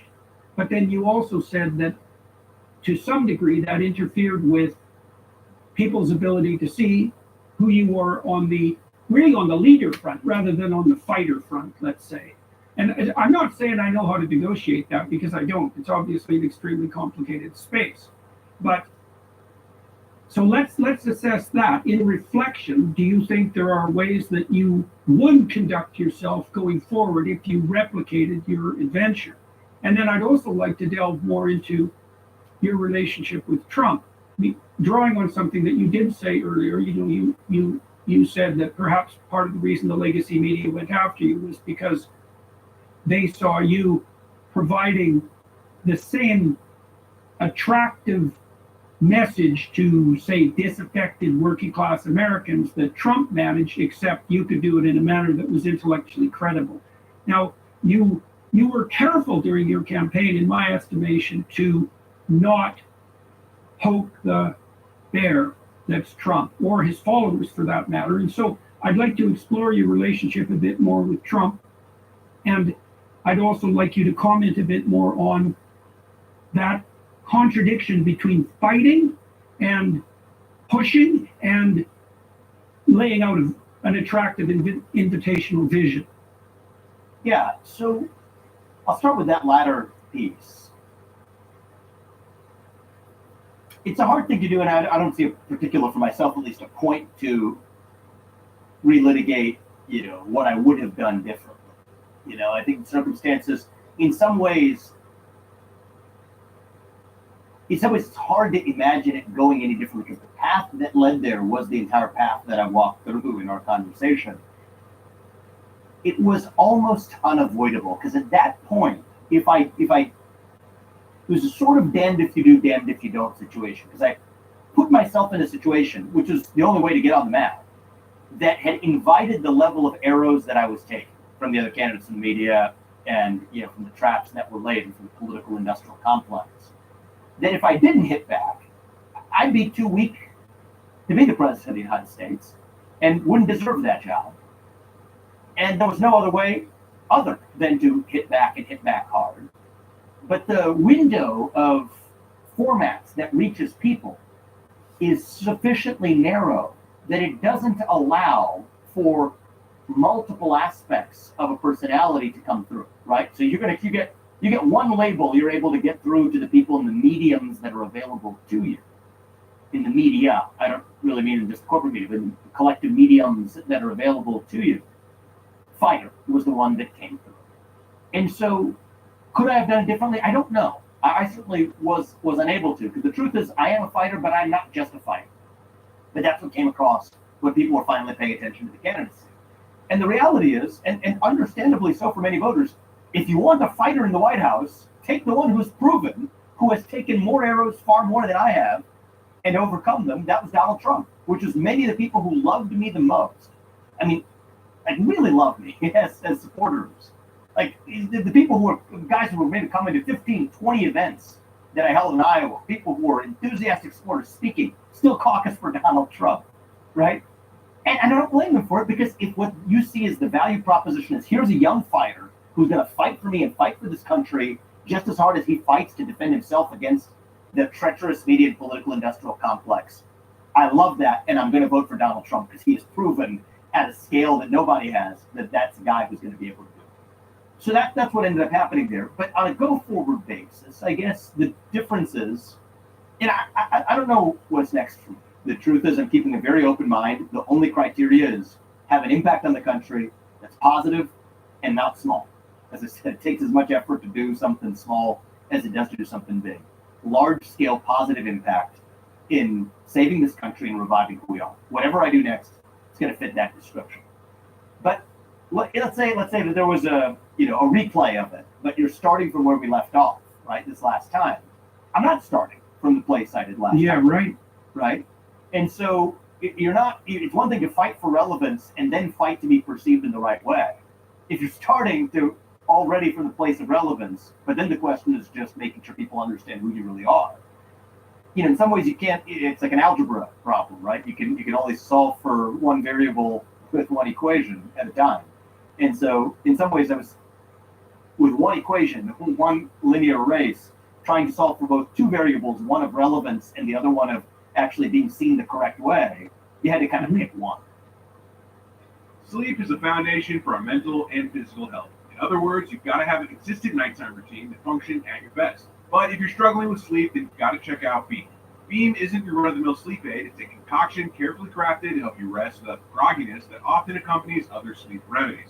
A bunch of us here at the Daily Wire count on Beam's Dream Powder to knock us out and sleep better through the night so we can show up ready for work the next day. Just mix Beam Dream into hot water or milk, stir or froth, and then enjoy before bedtime. Then wake up feeling refreshed without the next day grogginess caused by other sleep products. Dream contains a powerful all-natural blend of reishi, magnesium, L-theanine, apigenin, and melatonin to help you fall asleep, stay asleep, and wake up refreshed. And with it now being available in delicious flavors like cinnamon cocoa, chocolate peanut butter, and mint chip, better sleep has never tasted better. And today, listeners of this show get a special discount on Beam's Dream Powder. Get up to 40% off for a limited time when you go to shopbeam.com/Peterson and use code Peterson at checkout. That's shopbeam.com/Peterson. Use code Peterson for 40% off. Well, look, you did put yourself on the map. That was a success, and you're not very old, and there's no reason from a bird's eye view to assume that this is your kick at the can. I don't feel, having watched what you did, that you're exhausted as a political candidate, especially given how young I'm you are. energized. And so, right? Okay. So you know, maybe you laid the groundwork for something that can emerge in the future. Now, there's a variety of ways that could go. Everyone can see that you've had a fair bit of interaction with Trump after your run for presidency, came to its end. Everyone, of course, is wondering what that might hold in the future. What's your sense of what you could bring and might bring to the table, assuming that a Trump presidency is realized in November? Well, the first thing I would say is I think it would be a mistake to just rest on one's laurels as a candidate and assume that is the outcome. So the first thing I'm focused on is making sure that we do have a Trump presidency in November, doing everything I can, traveling different parts of this country, campaigning for Trump, not just through the primary, which is now, effectively and has been for a while over, but in the general election against Biden, reaching young voters, reaching non-traditional voters. And even if you think about Asian Americans or Indian Americans, I think 70% went the direction of Biden last time around, despite the fact that their values are almost undoubtedly more aligned with the pro-excellence agenda that Trump stands for now. And young people in this country who are starving for purpose and meaning. We've talked about this in our last episode that we did together. Well, the left isn't providing that, or they're satisfying it with the equivalent of fast food, with race and gender and sexuality and climate. A positive nationalistic vision that says that, you know what, this is a country that is the greatest country known to mankind, and you have an opportunity not only to live here, but to contribute to this country and pass that on to the next generation. That civic sense of duty fills what many young people are starving for, and I think that it's far more aligned with the message Trump is delivering than the nonsense they're hearing from Biden or the other side. And so my focus in the near term is don't take some outcome for granted. Make sure that Trump is elected as the next president. Do everything I can in my power to make that happen. And in the meantime, if there are opportunities to continue to drive positive change through the private sector, as I was doing before I ran for president, let me have that. It's a perfect opportunity to do it. And Strive is a company I co-founded, as you know, to push back against the ESG movement. I'm incredibly proud of Strive's. Which is going very well. Yes, I'm pushing very back proud against of the ESG movement. I'm very proud of Strive's accomplishments, and mentoring some of the other businesses that I've co-founded to have positive impact, for-profit, non-profit, through the private sector. A lot of ways to drive change, and then make sure that that electoral outcome is what it is in November. I think that's actually the top objective. And one of the things I found in my life, at least, is when you make these elaborate personal plans, right? If this happens, then I'm going to do that thing. And if the other thing happens, then I'm going to do the other thing. And if that doesn't happen, then here's my plan B. At least in my life, I've learned that your plans are stupid. Okay, at least maybe not yours, but mine. My plans are stupid. And so I'm guided by my purpose. That's great. The plan will reveal itself, but the purpose is the same one that I entered the race with, which was to revive who we are, revive our missing national identity and self-confidence, pass that on to my kids and their generation. I volunteered to do it as the next president. The people of this country made clear, certainly in the Republican Party, and I think far beyond that they want Donald Trump to do that job. Thankfully, his ideology is, very similar to mine in terms of what it means to advance an America First agenda. And so I've put all my energy into making sure that Donald Trump is elected the next president. The reason I support Trump is because I support America First values, because I support this country. It's not the other way around. But that's, I think, the reason most people who support Trump feel that way. And I view it the same way, is we're going to do whatever we can to revive our country. The number one most impactful thing we can do is have a U.S. president that shuts down and eviscerates much of that managerial bureaucracy in the federal government, that revives our sense of national pride, does some basic things that Americans across the political spectrum agree on, from shutting the border to growing the economy.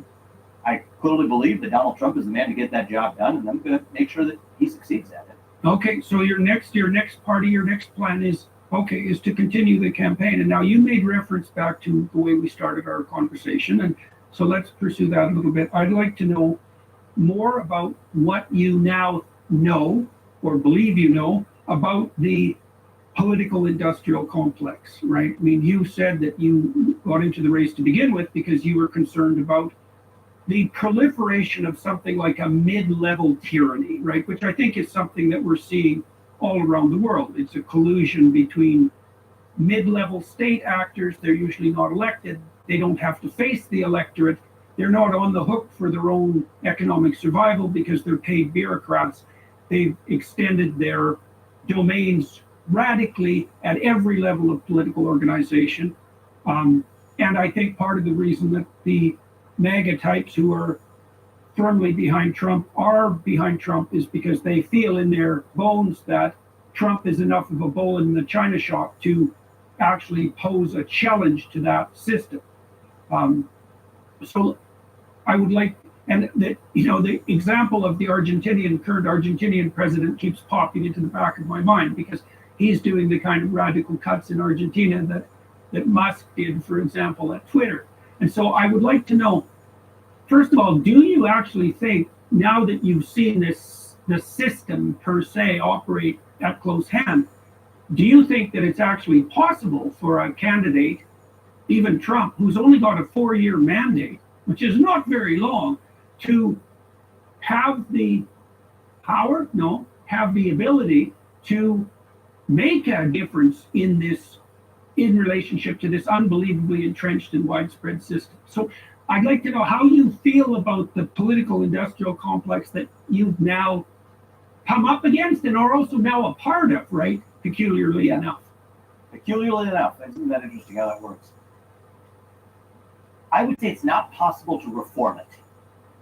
It is possible to decimate it, okay? I think, and that's what it's going to require. This rise of this managerial class, you see it in the deep state in the federal government, or the fourth branch of government, the unelected bureaucrats. Well, you see it in the universities. But exactly, it's not just in the deep state. It's in the managerial class, the associate dean of God knows what, the ambassador or undersecretary to something or other, the people who are sitting professionally on a board of directors, the people who are the political consultants populating the industrialization of our political politics. It's a horizontal managerial class who are neither ordinary citizens in their own right, nor are they actual purposeful creators who are able to create something of inherent value, but are the intermediating managers, right? That's what's sucking the lifeblood out of our culture and our country, and I would go so far as to say the modern West as we know. And so is it possible to reform that beast? No. I think you have to slay that beast. And I think it is possible for a chief executive. You could take it of a university, you could take it of the country, of the executive branch of the United States of America, of a company. You could go one by one, but for a strong chief executive who is at least on paper vested with the authority to run an organization, to take what's on that piece of paper and actualize it to actually run that organization. And the system isn't set up for it. It isn't set up for a political candidate to really run their campaign. It's done by the industrialized machine around them. It isn't set up for the chief executive of the executive branch, the president of the United States, to run that executive branch of that bureaucracy. It's not naturally set up that way. And it's not set up for the president of the university to run the endless committees of associate deans. It's the committee class that permeates each of these institutions, even for large Fortune 500 companies. You might have HR heads who are exercising greater hiring policy decisions than the CEO. So that's not the default. But it takes the kind of executive who will overcome that activation energy to say, I'm going to break that system anyway. I'm not going to fall for the siren song of saying that I can reform it. Reform isn't possible. But will I take the risk, and it is a risk, and there will be costs to it, of saying I'm not bringing some sort of chisel. I'm bringing a chainsaw, a jackhammer to the whole thing, raising it to the ground, burning it, and then burning the ashes. And then start with a blank slate and build anew if I have to. And so the answer to your question is yes, but that's what it'll take. I watched what Musk did with Twitter with great interest. And I've watched a number of leaders at a variety of corporations do something similar and revitalize their respective companies. You know, it's often a lengthy process, and you have to be a very particular sort of person to do it. And I think people hope that Trump can do it. But here's a danger that I see even in what you just said. I understand your concern, and I'm very sympathetic to it. I know that since time immemorial, the evil brother of the rightful king has posed a archetypal threat to the integrity of the state, abetted by the blindness of the king, right? And that the archetypal story is that descends into stasis and then chaos. And I feel that everyone feels that that's what's happening.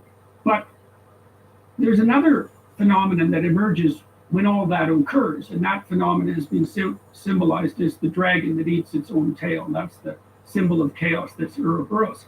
And the fervor with which you just described that potentially destructive process, the reason I'm pointing out at that symbol is because there's an element of it that's similar to what the radicals on the left say, that everything has to be burned to the ground, that it has to be decimated, that we have to start anew.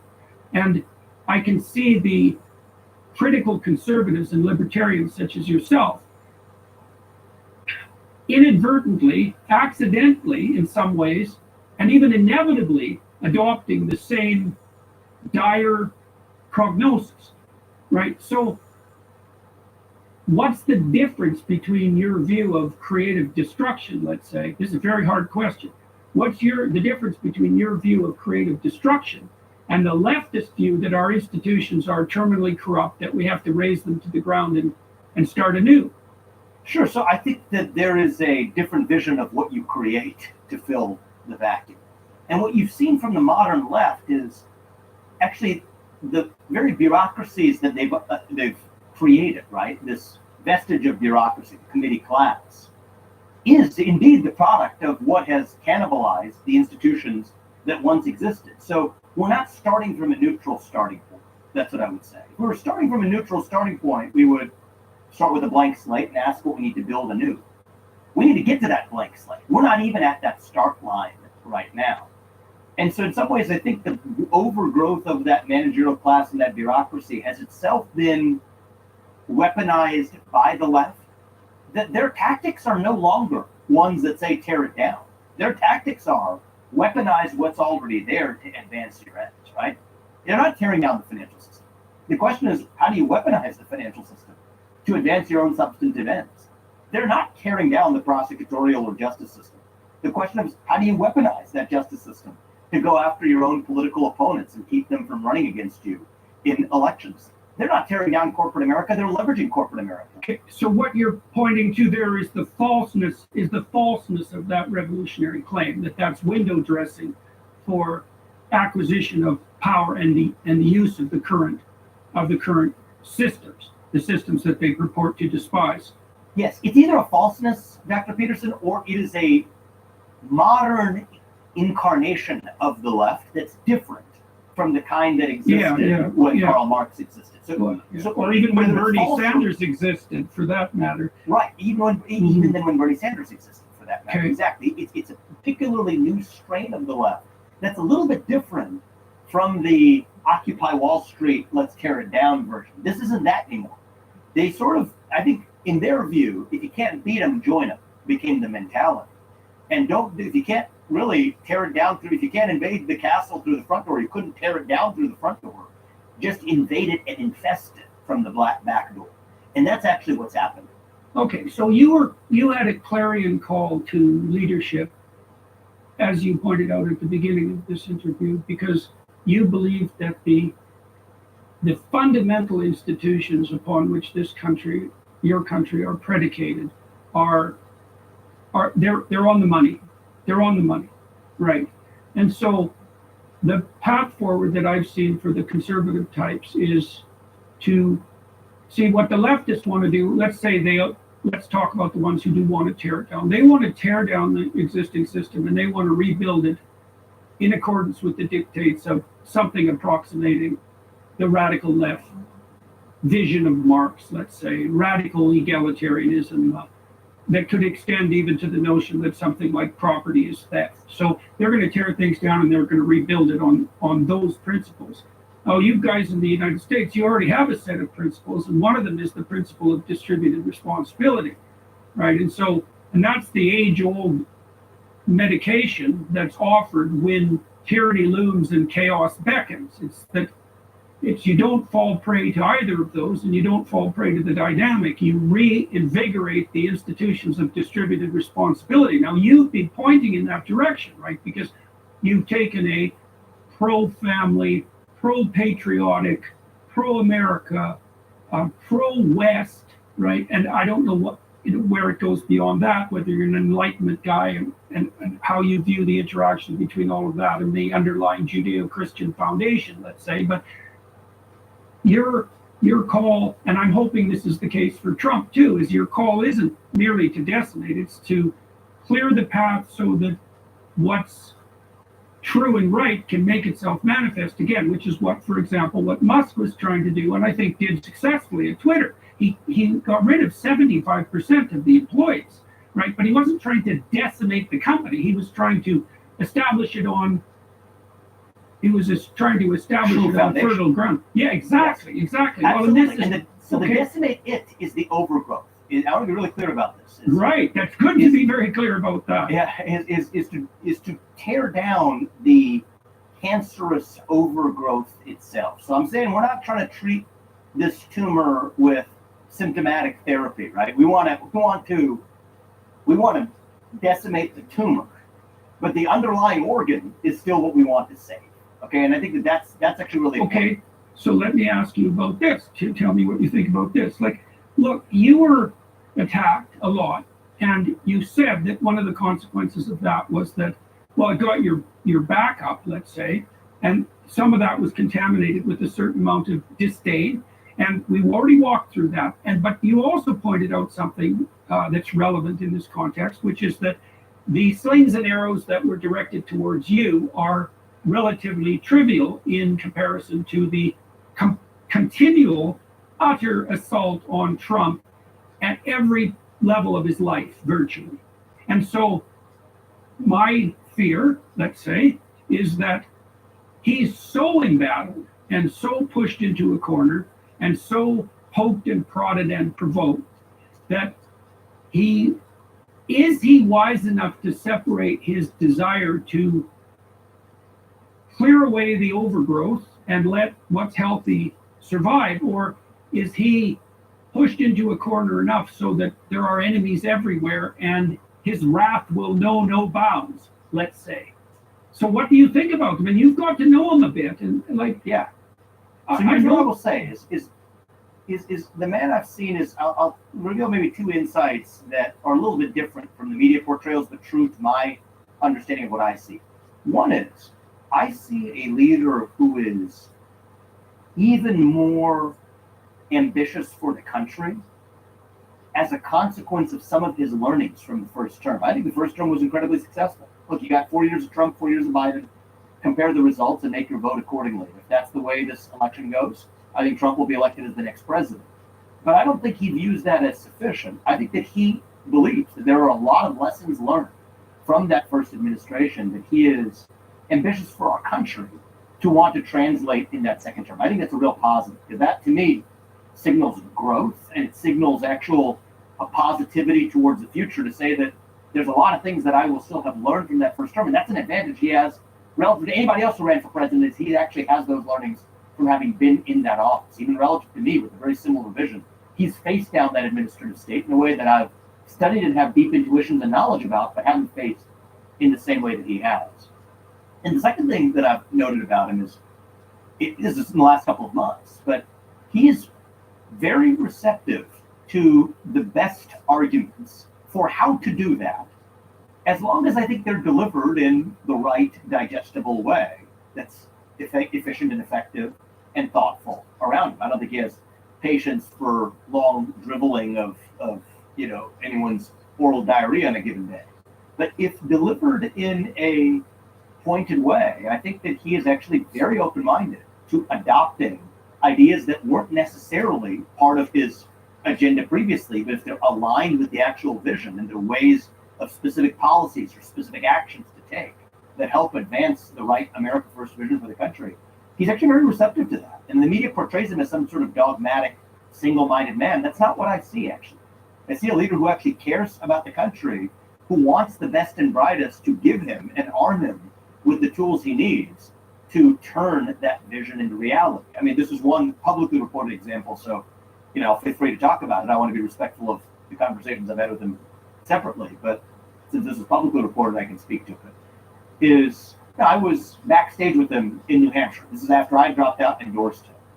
And we spoke about the perils of a central bank digital currency. And you and I may have talked about this on other occasions. I trust that you're familiar with some of those perils coming from the Canadian side of this. Yeah, I'm plenty familiar with them. All right. Yes. Yeah. So what I admired about Donald Trump is he had, on one hand, an intellectual humility about him. He didn't try to pretend to do what I know many politicians would do, would try to recite some talking points they briefly memorized without understanding what the actual thing was. He has the self-confidence to say, well, tell me about what that is, and tell me about why it's bad. Well, great. That's actually an honest conversation to get to, here's what it is, here's why it's bad. And then he also asked the further question of, well, then why are the advocates in favor of it, right? Understand the best argument for the other side. It's not just, okay, this is what I'm supposed to say, so let me digest it. What is the argument for the other side? So we went through that. And he didn't immediately adopt it, right? He asked a couple of other people for their views, went on stage that night, didn't talk about it that night.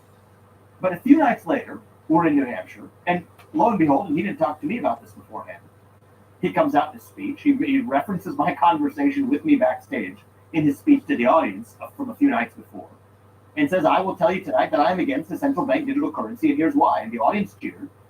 And he had his own conviction in why he was offering it for something that even a matter of days before, and it wasn't flippant. He took a couple of days. He understood the best arguments for the other side.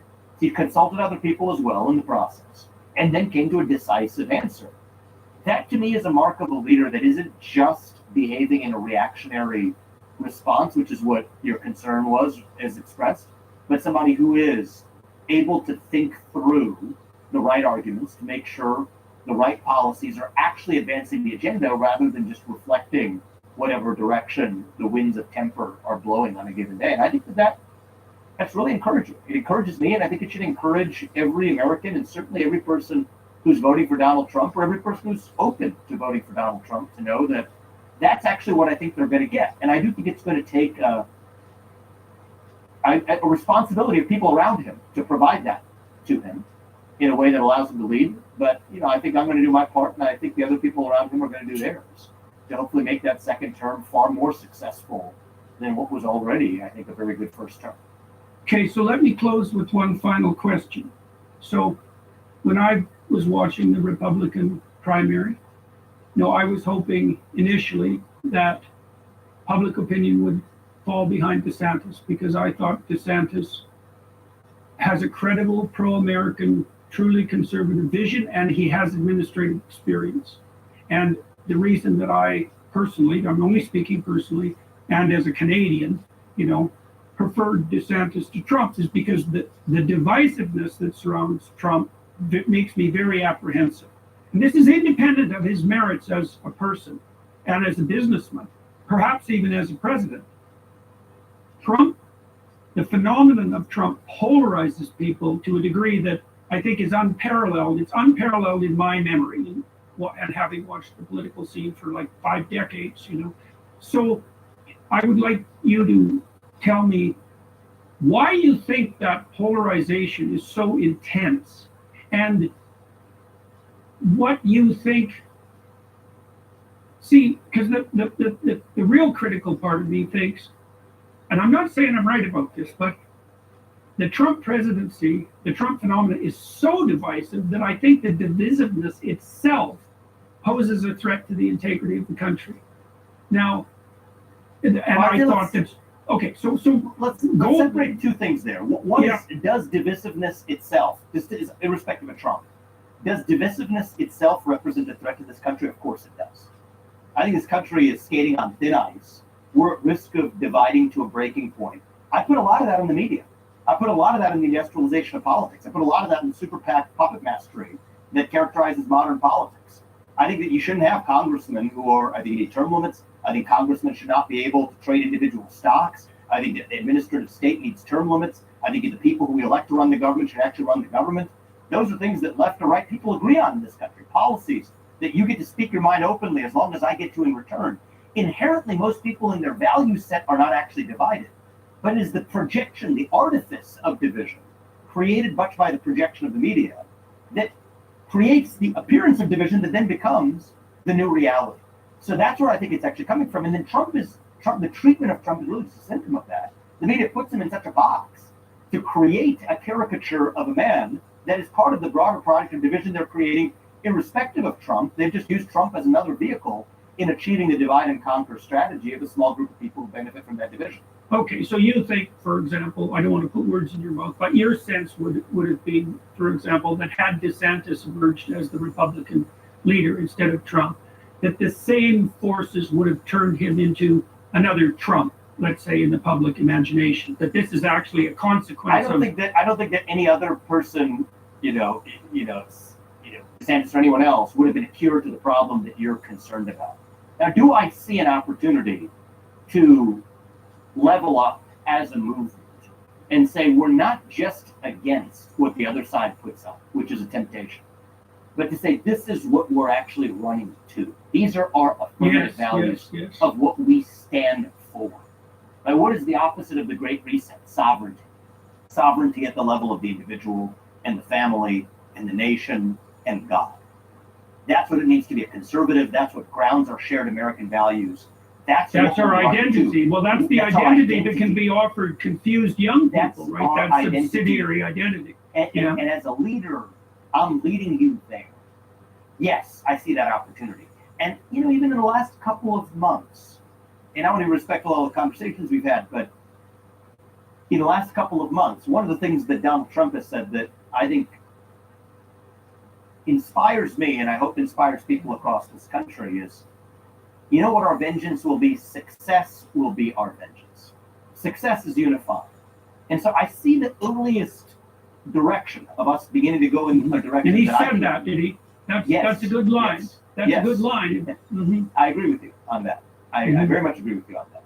And I think that is a unifying message. Success is unifying, and as he said it, success is our vengeance. Well, that's the Success will be our vengeance that you Americans took against the Soviet Union. Yes. In many ways, even against the British Empire in the American Revolution, in some ways, but very much against the Soviet Union in the Cold War. Success was our vengeance against that enemy. And success can be our vengeance even against the enemy that we face of our own division. And so I think that I am cautiously optimistic that we may be stronger on the other side of this division. As a bone heals stronger after it is broken. Yes, the bone of our identity has been broken, but it can emerge stronger on the other side. And for the next 4 years, this may not just be a 4-year project. For the next 4 years, I believe Donald Trump is the best positioned person to lead us there.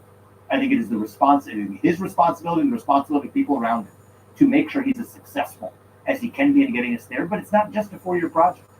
It took us 30 years to get to where we are right now with the assault on our institutions and our national identity and our national division. It could very well take more than 4 years to find our way out of it, to be stronger on the other side. But for the next 4 years, I'm optimistic that this can be the beginning of a step in that direction. Well, that's a very good place to stop. Thank you very much for speaking with me again and making your experiences available to everyone who's watching and listening.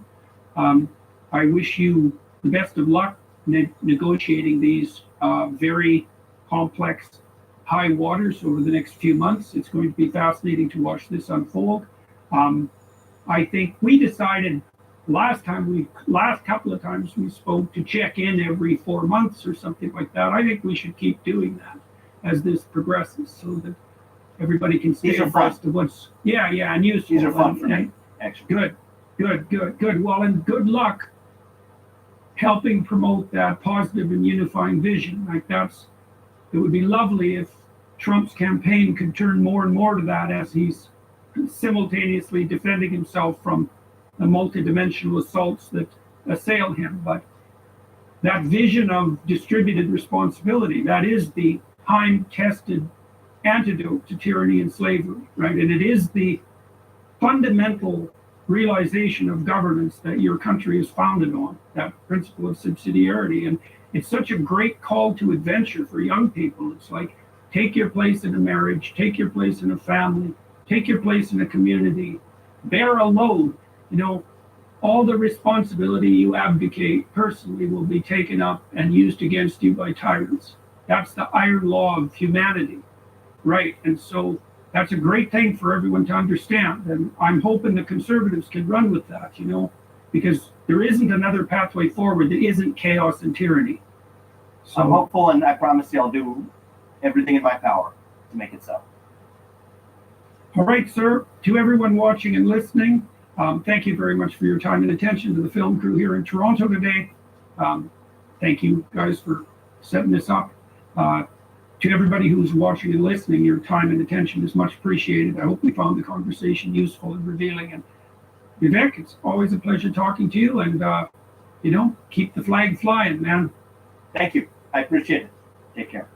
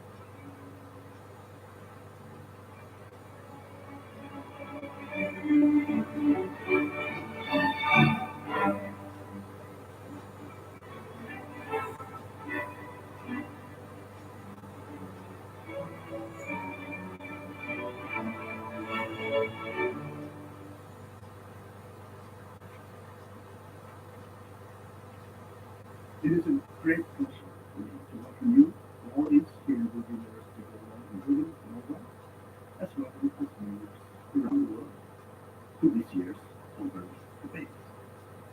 My name is Jürgen Säderslöv, and I am chair of the Holberg Prize Board.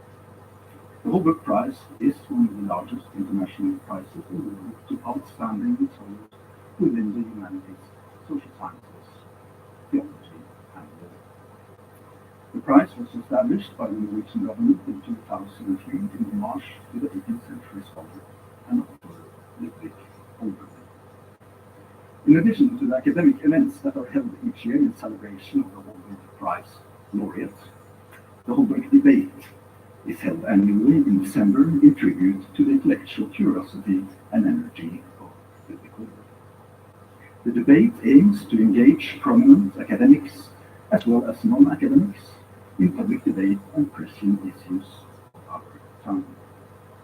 The topic of this year's debate is the scientific and philosophical question of consciousness. What is it? Where is it? Discussions of consciousness go back thousands of years and have acquired new urgency with modern scientific and technological advances.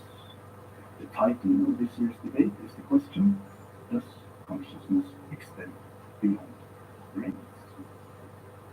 On the panel, we are proud to have Professor Amir Seth of the University of Sussex, Professor Tanja Luhrmann of Stanford University, and author and biologist Rupert Sheldrake. We are also very pleased to have David Malone as moderator of this event. David Malone is an award-winning science documentary filmmaker who has made films for BBC and Channel 4 on topics relevant to this debate. His most recent films have been on the promise and threat of artificial intelligence and on the origin of COVID. In 2012, he wrote a book on the global debt crisis and he's currently writing a book on the evolution of life and consciousness with the working title of From Matter to Meaning. He also finds time for discussing current issues on the podcast Hyperland. So we are very happy to welcome you here to Bergen, and please, David, the floor is now yours.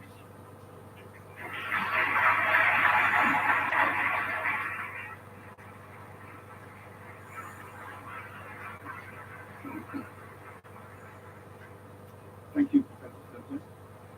Good evening, ladies and gentlemen, and welcome to this year's Holberg debate of 2023.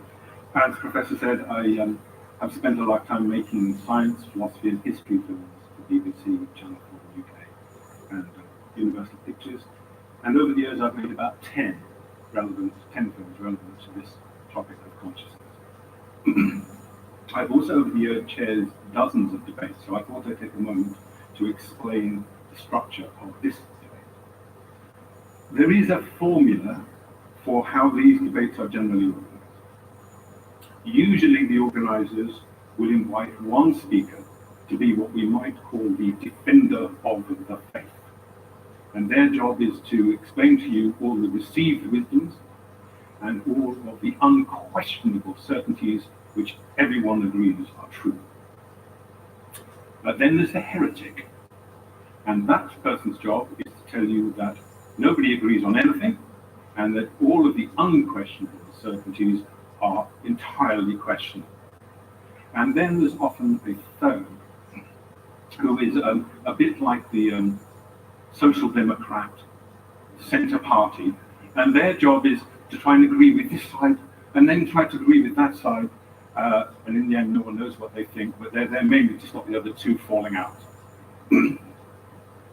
I'm very happy to tell you that the organizers of this debate, Uli Sandmo and Bjorn Bertelsen, it is entirely their fault, in this stroke of what I have to describe as both bravery and brilliance, have decided to utterly ignore everything I just told you. There will be no defender of the faith on the stage. Neither will there be the Social Democrat.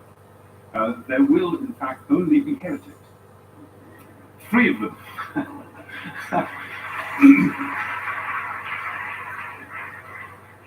Now, it is true that some of them are more heretical than others, but they have each, in their own way, questioned some of the long-held assumptions of modern science, sort of chipped away at the articles of faith, one might even say the dogmas of conventional science, which form the battlements of established wisdom.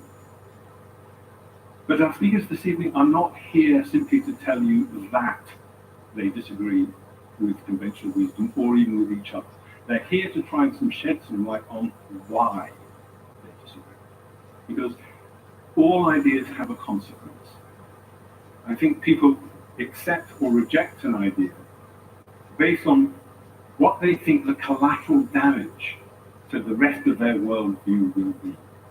Because if you accept an idea, sometimes you find that that idea then forces you to give up another idea you're really not happy about giving up. And if that's the case, then people say, oh no, that's rubbish.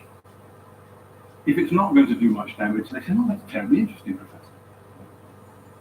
And that's what we're here to do, really, is to talk about and explore what are the consequences, what's at stake if any of the ideas our speakers put forward are true.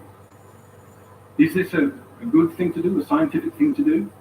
Well, here's a quote written by one of our panelists, and see if you can decide which of the 3 of them wrote this. Here's the quote.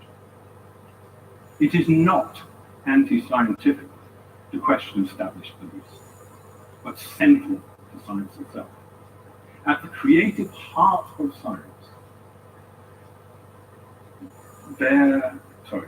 creative heart of science is a spirit of open-minded inquiry. Ideally, science is a process, not a position, not a belief system. Innovative science happens when scientists feel free to ask new questions and build new theories, and that is what we are going to do this evening. Asking questions, looking at new, perhaps even heretical ideas, but ideas that matter, which have a consequence beyond themselves, where there are things at stake that even turn out to be true.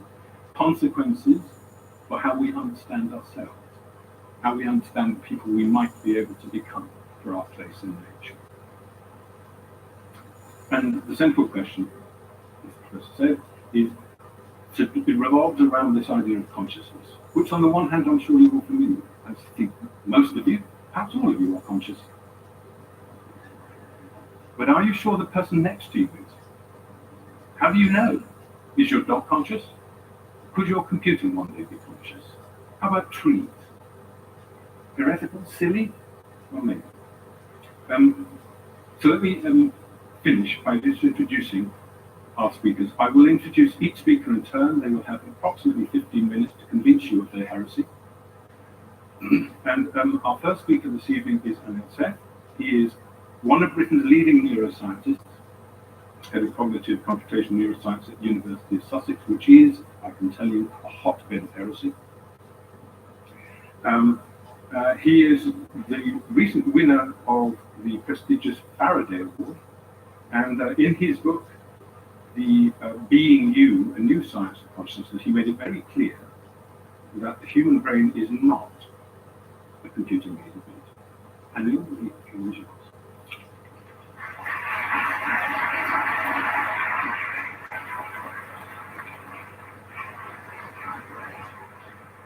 Thank you, David. Good afternoon, everybody. Thank you also to the Hallberg Prize Foundation, to Björn Bule for inviting me here and for putting on this wonderful event. When I first heard how it was going to be organised, I hadn't heard about it before. It just struck me. What a wonderful thing to be part of. So I'm very, very happy indeed to be here, and also to see the first snow of the year in Bergen. Beautiful. Right, 15 minutes to convince you of my heresy. Let's start at the beginning. I want to start 7 years ago. 7 years ago, I ceased to exist. I was having a small operation and my brain was filling with anesthetic.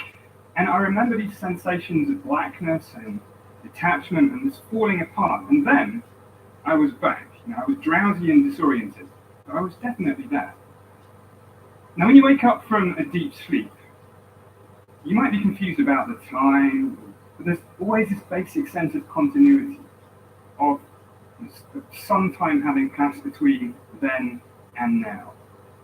But just out of interest, how many people in the audience have had general anesthesia and are willing to admit to it? Quite a lot. Okay, for those that haven't, I highly recommend it. Really interesting non-experience. And that's because when you come around from anesthesia, from general anesthesia, it's very different. I could have been under for 5 minutes, 5 hours, or even 50 years. I just wasn't there. Under is an understatement. It was total oblivion. Now, anesthesia is a modern kind of magic. It takes people, turns them into objects, and then back again into people. And when we come around and open our eyes, our brains do much more than merely process information. We are not computers made of meat. Our minds are filled with light and color, with shade and shape. We experience the world around us and being a self within that world. How does this happen? What makes us more than merely complex biological objects? This is the challenge of understanding consciousness, which in my view is one of the most exciting and vibrant frontiers of modern science. I'm very honored to participate in this year's debate, along with Dr. Sheldrake, Professor Lemon, and David. And we'll be discussing two questions, I think. One is, do conscious experiences happen both within and beyond the brain? And also, can science solve this hard problem, this second hard problem of consciousness? And in the remainder of my opening remarks, I'm going to talk more about solving the hard problem of consciousness, but I'll say a little bit about whether consciousness extends as well. Let's start with a couple of definitions. What is consciousness? Well, the philosopher Thomas Nagel defines it this way, and it's a good starting point for me. He says, for a conscious organism, there is something it is like to be that organism. It feels like something to be me. It feels like something to be each one of you. Probably feels like something to be a bat, or an ape, or a kangaroo. But it doesn't feel like anything to be a table, or this lectern, or a blade of grass, or a laptop computer, probably. For these things, there's probably no experience going on at all. At least this is a reasonable starting assumption. Now, from the standard perspective of Western science and philosophy, and there are other options that I'm sure we'll come to, the challenge is to explain how and why this is so. Now, the origins of this challenge go back as far as you like into history, but a useful modern landmark is with the philosopher David Chalmers and his hard problem of consciousness. He puts it like this. It is widely agreed that consciousness arises from a physical basis, but we have no good explanation of why and how it so arises. Why should physical processing give rise to a rich inner life at all? It seems objectively unreasonable that it should, and yet it does. Now, there's an assumption here, not made explicitly in this quote, but taken on by many researchers in the field, including me, that the relevant physical basis and physical processing being referred to are about things happening in brains and perhaps in bodies too. The question then becomes, what is it about the combined activity of the billions of brain cells and associated other gubbins inside my skull that gives rise to entails or is somehow identical to a conscious experience? And this question has been the rallying cry in consciousness science for at least the last 30 years or so. And I say the last 30 years or so because it wasn't always this way. Despite consciousness being a central question when neuroscience and psychology first emerged as coherent academic disciplines, for a good part of the last century, the topic was pushed to or beyond the fringes. It was heretical to want to study it at all. The suspicion dominated that consciousness, being intrinsically subjective and private, as well as mysterious in some way, could not be usefully studied with the tools of science at all. The psychologist Stuart Sutherland wrote in the International Dictionary of Psychology in 1989, just before I started my undergraduate degree, that consciousness is a fascinating but elusive phenomenon. It is impossible to specify what it is, what it does, or how it evolved. Nothing worth reading has been written on it. It's a pretty pessimistic outlook. Fortunately, things have changed, and I feel lucky these days to have been part of a renaissance in the scientific study of consciousness. And it's not just science, it brings together scientists of all stripes, mathematicians, psychologists, neuroscientists, psychiatrists, computer scientists, physicists, with philosophers, also with anthropologists and other social scientists, all trying to tackle this fundamental problem. And while no one has yet cracked it, exciting progress has been made and continues to be made.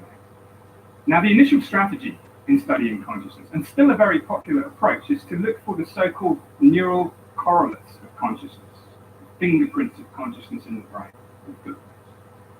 These are the parts of the brain or aspects of brain activity that change when consciousness changes. And thanks to the fancy new tools of brain imaging and other things we have available these days, we can look into the brain to find these neural correlates. These can be global changes in consciousness, what happens when we lose it, like in general anesthesia. Or we can ask what changes in the brain when our conscious experience itself changes. There are things like binocular rivalry, where we show two images, one to each eye, and our conscious perception will flip from one to the other. Now, this is all great stuff, and a lot has been learned, but there are fundamental limitations to this established strategy. Significantly, correlations are not explanations, and they don't really tell us much about cause either. And this is why we need theories, among other things. Theories can help us move from correlations to explanations. And by doing so, we can begin to chip away at David Chalmers' hard problem about how and why consciousness happens.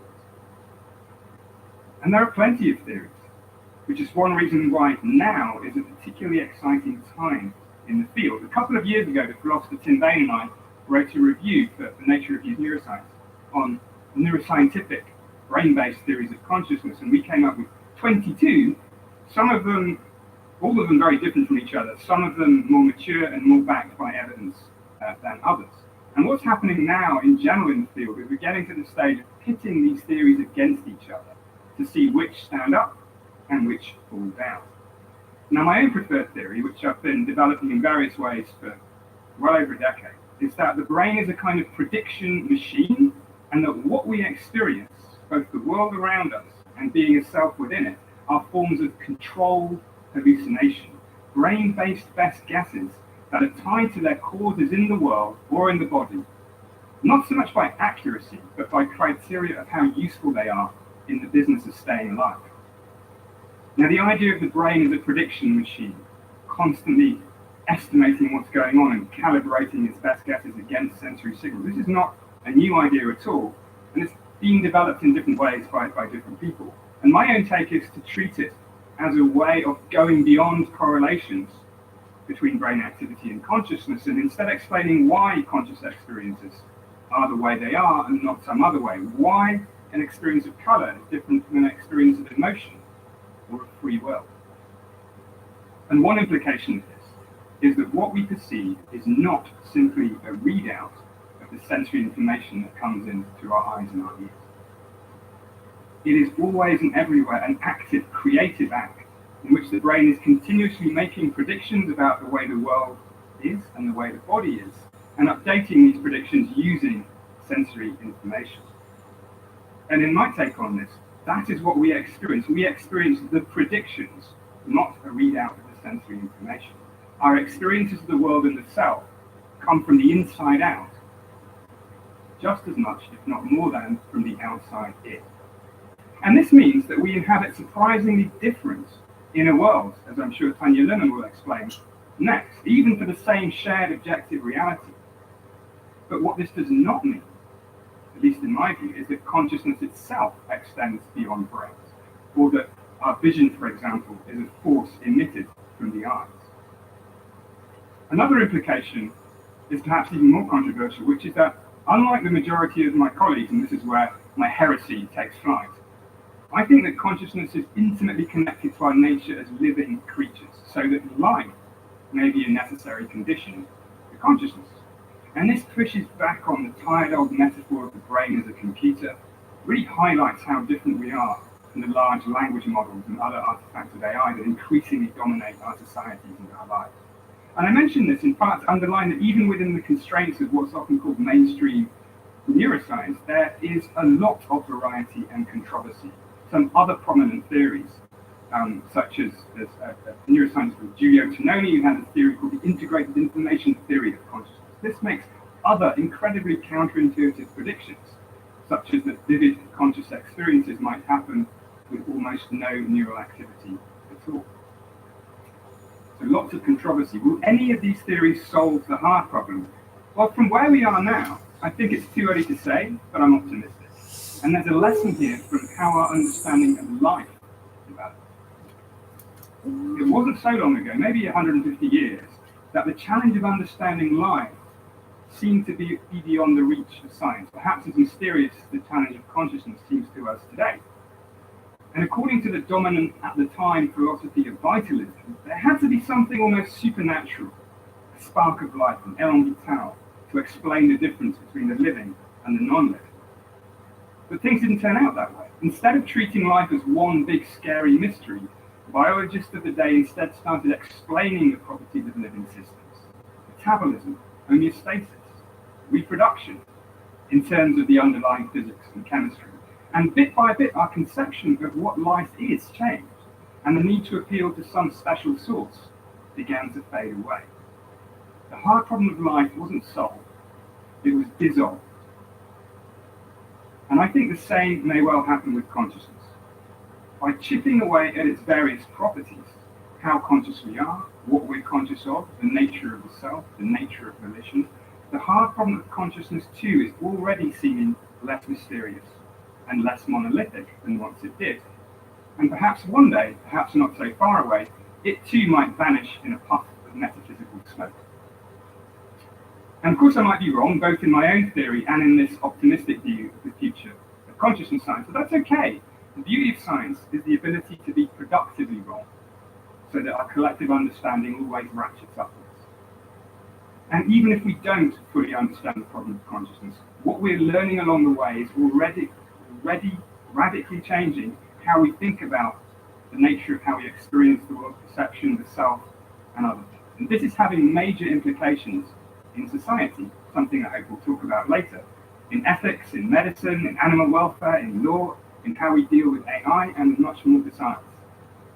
Now, the neuroscience of consciousness is at a very exciting place. Now, just as astronomy faced the challenge of the very far away, and quantum physics the challenge of the very small, neuroscience faces the unique challenge of the very complex. And we are just now developing the theoretical and experimental tools to get to grips with this challenge. And if it still seems difficult to understand or imagine how any kind of physical stuff could give rise to any kind of experience, well, this could well be because our imaginations are just not yet up to the job of envisaging what such a complex system as an embodied brain might be capable of.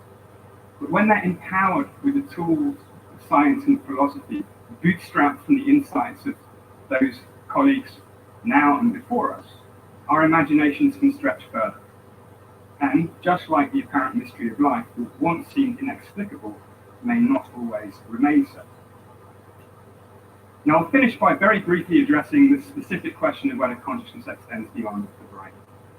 First thing to say is that I'm entirely comfortable with the idea that our minds extend beyond our brains. A good chunk of my memory is in this phone, probably a lot else too.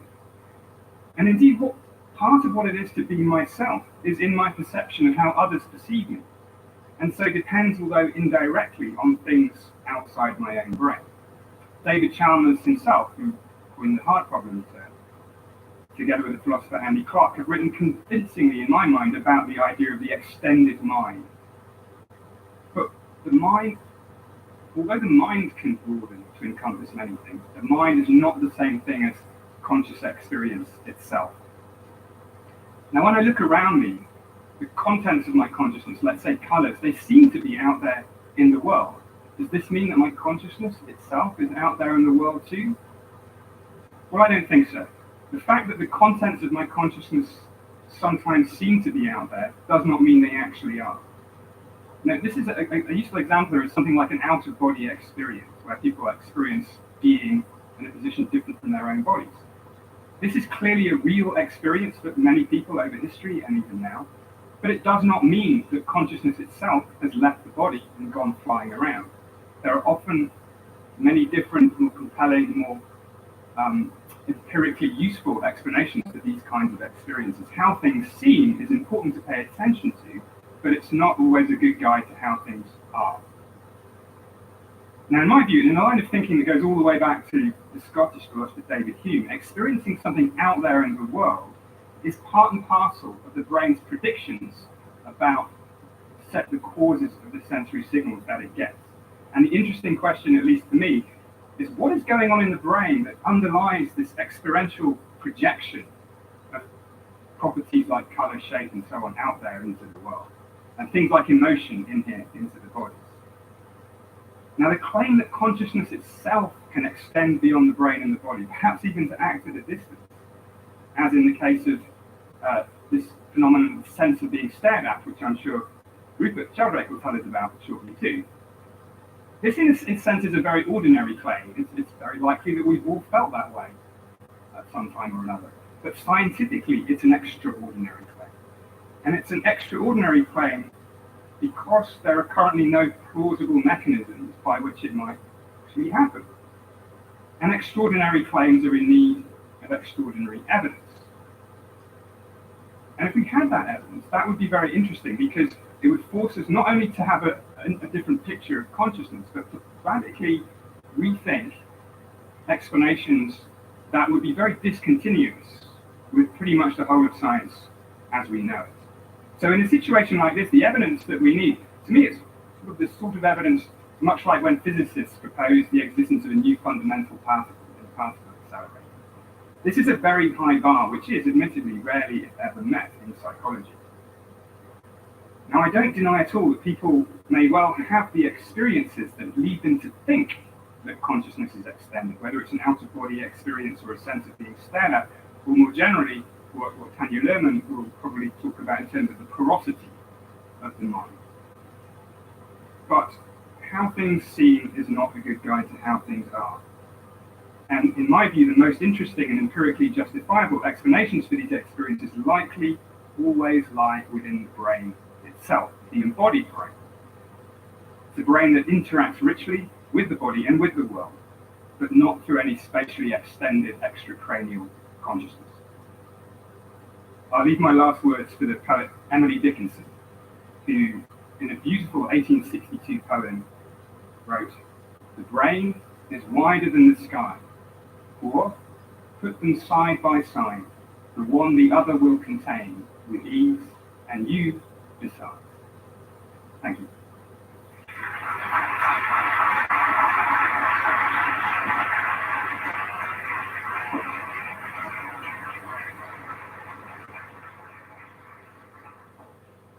Thank you, Emily. Our second speaker this evening is Tanya Lerman.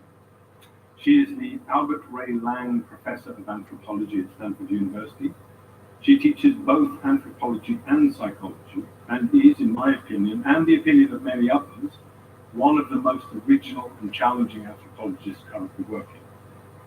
In her books, When God Talks Back and How God Becomes Real, Tanya has laid down a formidable and nuanced challenge to those who would dismiss so many of the ancient and mysterious aspects of the human mind. Tanya?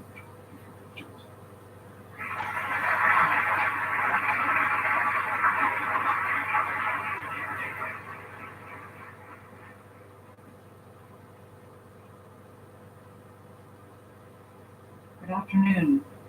I think that Bergen is one of the most beautiful cities I've ever seen. We were all very, very lucky. So,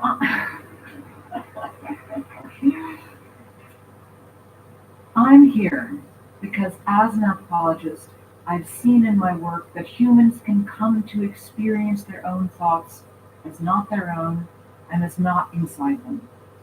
So a person can have a picture in their mind and just feel that it's not their own image. A person can hear a voice when they're alone. And that voice, there's a thought-like quality, but it feels like it's out there, and the person feels as if they can hear it with their ears. A person can feel a sense of presence that no one else can see. These experiences matter. A voice lies at the heart of many religions. Abraham knew that Yahweh existed because Yahweh called out to him. Muhammad knew the Quran was divine because the words came to him from outside. The disciples knew that Jesus was somehow alive after his death because they saw him and then they heard him speak. These experiences matter to people because they're taken as first-person evidence that spirit is there and responds. Augustine, torn against himself, struggled to become Christian. He was unable to convert until he heard God speak. Joan of Arc heard God command her, and that gave her such confidence that she went to the King of France and demanded that he give her an army, and she got the army and she won a battle, and that battle may have saved her kingdom. Martin Luther King Jr., it was in despair at the beginning of the Montgomery bus boycotts. People had threatened his family. He thought of stopping. But when he sat at his kitchen table and prayed, he heard God say that he would be with him, and Martin Luther King Jr. went forward. These experiences happen to ordinary people. Over the course of my career, I've worked with middle-class people in London who understood themselves to follow the ancient gods of pre-Christian Europe.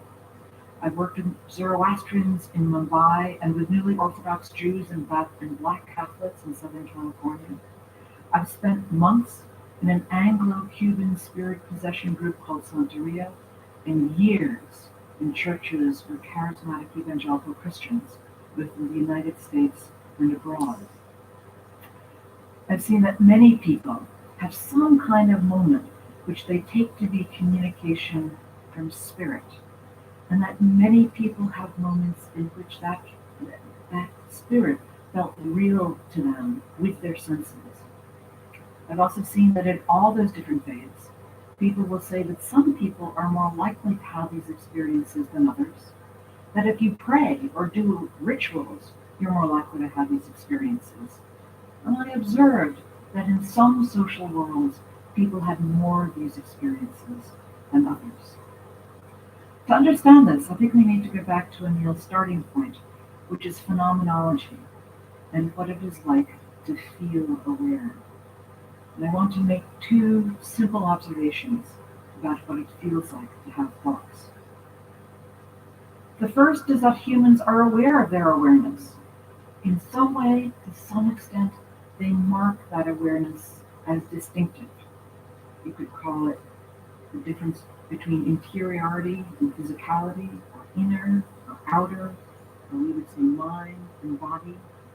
In my own work, on a project led by a young psychologist called Kara Weissman, we were able to show that in 5 different countries, not only adults but children distinguish between things of the mind and things of the body. At the same time, people map that distinction in different ways. In Vanuatu, people imagined anger was more part of the body, and love is more like thinking, is more part of the mind. They distinguish mind and body differently than people in the United States. The second observation I want to make is that we have conflicting intuitions about the relationship between the mental and the physical. I think all of us have some kind of default model about how thoughts work. The thoughts are located in the body, they're private, nobody else can read them. They're our thoughts, we created them, and they stay within us. They affect us, the thinker. They don't just slip out on their own to do stuff in the world. But it's also true that thoughts feel like power, at least some thoughts, even to modern Western secular folks. When we curse at somebody who's not present, it feels like an action, even if we think of ourselves as letting off steam. Dreams, ordinary dreams, sometimes they feel really powerful, and they feel as if they contain information that somehow comes from outside. We talk about a poem coming to a poet, as if the poet has to kind of capture the poem and write it down before the poem goes away. When somebody is in pain, even modern Western secular folks will say that they hold them in their thoughts, as if that does something. So even secular folks have intuitions that thoughts cross the mind-world boundary, even if they don't really believe it. Different cultural worlds elaborate these conflicting intuitions in different ways. Sorcery, prophecy, clairvoyance, prayer, the soul. These are all culturally specific ideas that are really elaborations of an intuition that can allow people to believe the thoughts can leave the mind and act on their own accord in the world. I want to suggest that all humans imagine a boundary between thoughts and the world, but that some humans imagine the boundary more like a fishnet. Sometimes with big holes, sometimes with little holes, but with holes so that thoughts like fishes can kind of cross through. And then some social worlds, like our own, tend to imagine that as a concrete wall. My work shows that the more a person imagines the mind-world boundary to be porous, permeable, the more they are likely to hear, see, or feel the presence of a God or a spirit. In a recent publication in the Proceedings of the National Academy of Sciences, we reported on a large study across 5 different cultures: the United States, Ghana, Thailand, China, and Vanuatu. Our team did these long, open-ended interviews with people of faith, some of them Christian, some of them not, asking about how they imagined their mind and asking how they experienced God. We set research assistants to stand on lines, like in front of a government agency, and have the research assistants ask short versions of those questions. We gave a bunch of surveys to undergraduates and had them fill them out. No matter how we asked the question or where we did the work, the more somebody affirmed that the boundary between the mind and world was porous, the more they said that thought was kind of like Wi-Fi that could pass into the world and act on its own, the more that person would say that he or she had heard a voice, or seen a vision of a God or a spirit, felt a spiritual presence, or had a range of other intense emotional experiences. I found 2 other factors. The second factor is absorption. The more somebody enjoys being caught up in their inner world, the more they delight in their daydreams, the more they can watch a play and for a moment forget that it's only a play and feel as if it's really taking place, the more that person is likely to say they've heard spirit speak, they've seen something, they've felt a spiritual presence. There's something about a person's attitude to their own thoughts that allows them to have a sense that God or spirit is really there. The third factor is practice, or what, as a shorthand, you might think of as prayer. I saw this particularly clearly among evangelical Christians who sought an intimate back and forth relationship with their God. Many people would arrive at these churches and they would feel that God didn't talk to them. God wouldn't talk to them. He would talk to somebody else, but not them. They had to learn from the church that their mind wasn't completely private, but some of the thoughts and images they took to be their own were really God talking to them. And they learned that they should be on the lookout for thoughts that seemed more spontaneous, or thoughts that seemed louder than other thoughts, that seemed to be the kinds of things that God would say. They looked for thoughts that would give them an answer to something that puzzled them, and maybe give them a sense of peace. One man told me he had to move, and he was standing in church, and the name of a new branch of the church, of new church planting, kind of came to him. It gave him a sense of peace. And he decided that this wasn't his own thought. These were God's words to him. And so he picked up and moved across town to be closer to that new church. People would look for those kinds of thoughts and images, and as they looked, certain thoughts would feel as if they stood out a little bit more, that they captured your attention a little bit more. They would look, though, for those thoughts, particularly when they prayed. In a church like this, as in many churches, people shut their eyes and they talk to God in a way that uses their imaginations and focuses on their inner imagery. So people have told me that they've prayed to God while they've been sitting in Jesus' lap. That as they pray, they want to be standing in the throne room so they can feel the heat of God's power on their cheeks. They talk about sitting on a park bench and feeling God's arm across their shoulders, or going for a walk with God. They also talk about talking to God as if He were there, even if they don't yet feel His presence. After several months of doing this kind of prayer, the newcomers to a church like this would say to me things like, I recognize God's voice the way I recognize my mom's voice on the phone. Inside their heads, in the flow of their awareness, they would hear God speaking. And every so often, they would say that they could hear God speak in a way they could hear with their ears. You can find these techniques in many spiritual traditions, in the spiritual exercises of Ignatius Loyola, in Kabbalah, in shamanism, in Tibetan deity yoga. But you don't need to believe in gods and spirits to make the techniques work. And in a corner of the internet, a new form of practice has emerged called tulpamancy. The tulpa, T-U-L-P-A, is the name for the invisible friend that the human wants to create, and the tulpamancer is the name for the human who wants to create the friend. A lot of humans do this. One of the internet sites has 30,000 usernames. When people come to these sites, they have no metaphysical presuppositions. They don't think that tulpamancy has anything to do with God or anything to do with the supernatural. They think that tulpamancy is a cool psychological technique.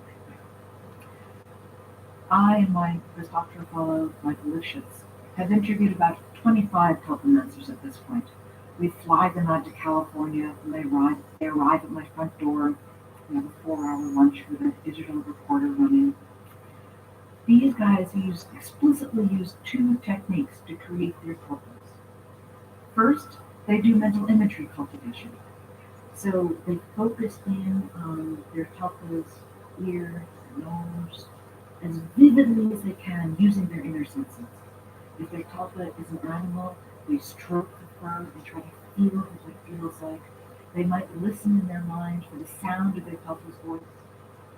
The second thing they do is they just talk to the tulpa as if the tulpa was there, even if they don't believe the tulpa is present.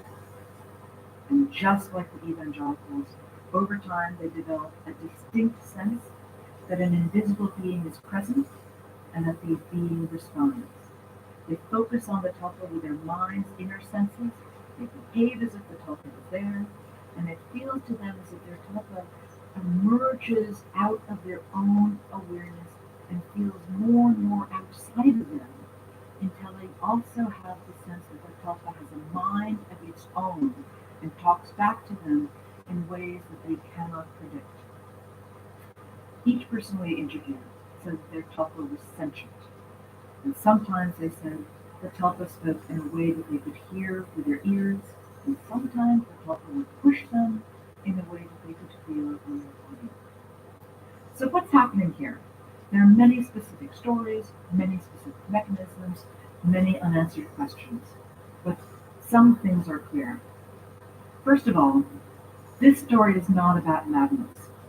That assertion requires more time than I have to defend it. But in brief, the voices of spirit are not like the voices of madness. The voices of madness are frequent.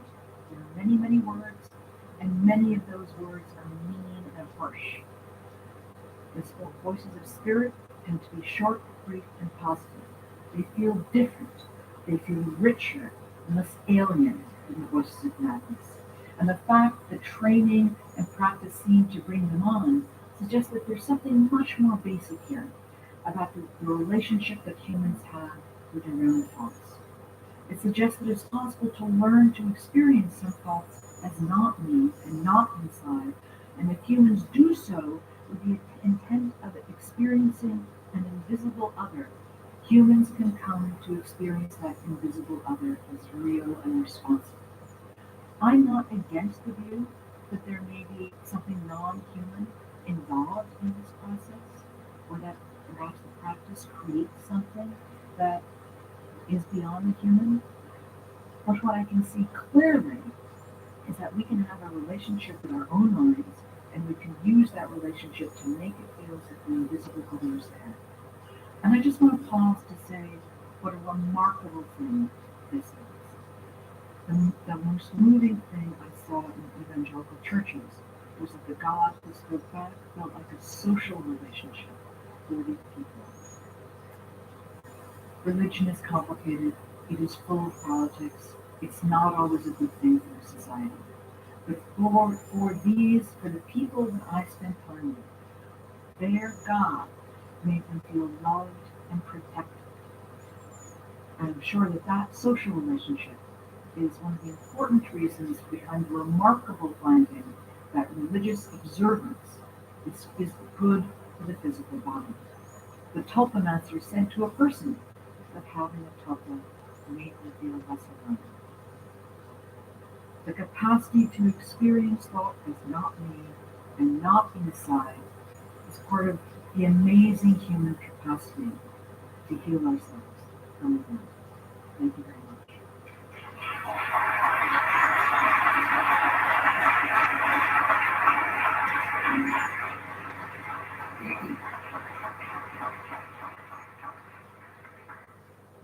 Well, you're in deep waters now, and they're about to get deep. Our final speaker today is Rupert Sheldrake. He studied biochemistry at Cambridge University, where he was later director of studies in cell biology and biochemistry at Clare College. He also studied the history and philosophy of science at Harvard, but he's more versed in philosophy than most of the scientists I've ever spoken to. In his book, A New Science of Life, he proposed a theory of what he called morphic resonance, which I think it's fair to say set him almost completely at odds with all of conventional biology. So much so that he's the only person, I think, to have ever had his TED talk censored banned and I think reinstated after a vast outcry. And in 2012, he published what is my favorite of his books, The Science Delusion, which pricked the long-held conceits of what he called the scientific priesthood. The stage is yours.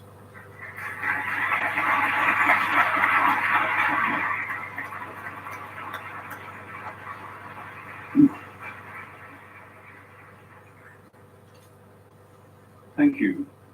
I'm very grateful and happy to be here in Bergen. I've had a wonderful time. I've been very well looked after, and the organisers have done a fantastic job. And this debate is something that's not happened before, as far as I know, and I'm very glad it is happening. Well, Tanya's talk has taken us into an enormously wide territory, and I'm not going to explore it in my talk. I hope we'll explore it further in our subsequent discussion.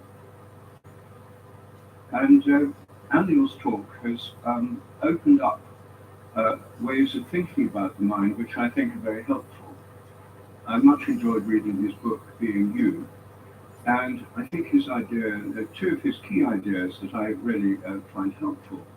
First, the idea of controlled hallucination as the basis of perception.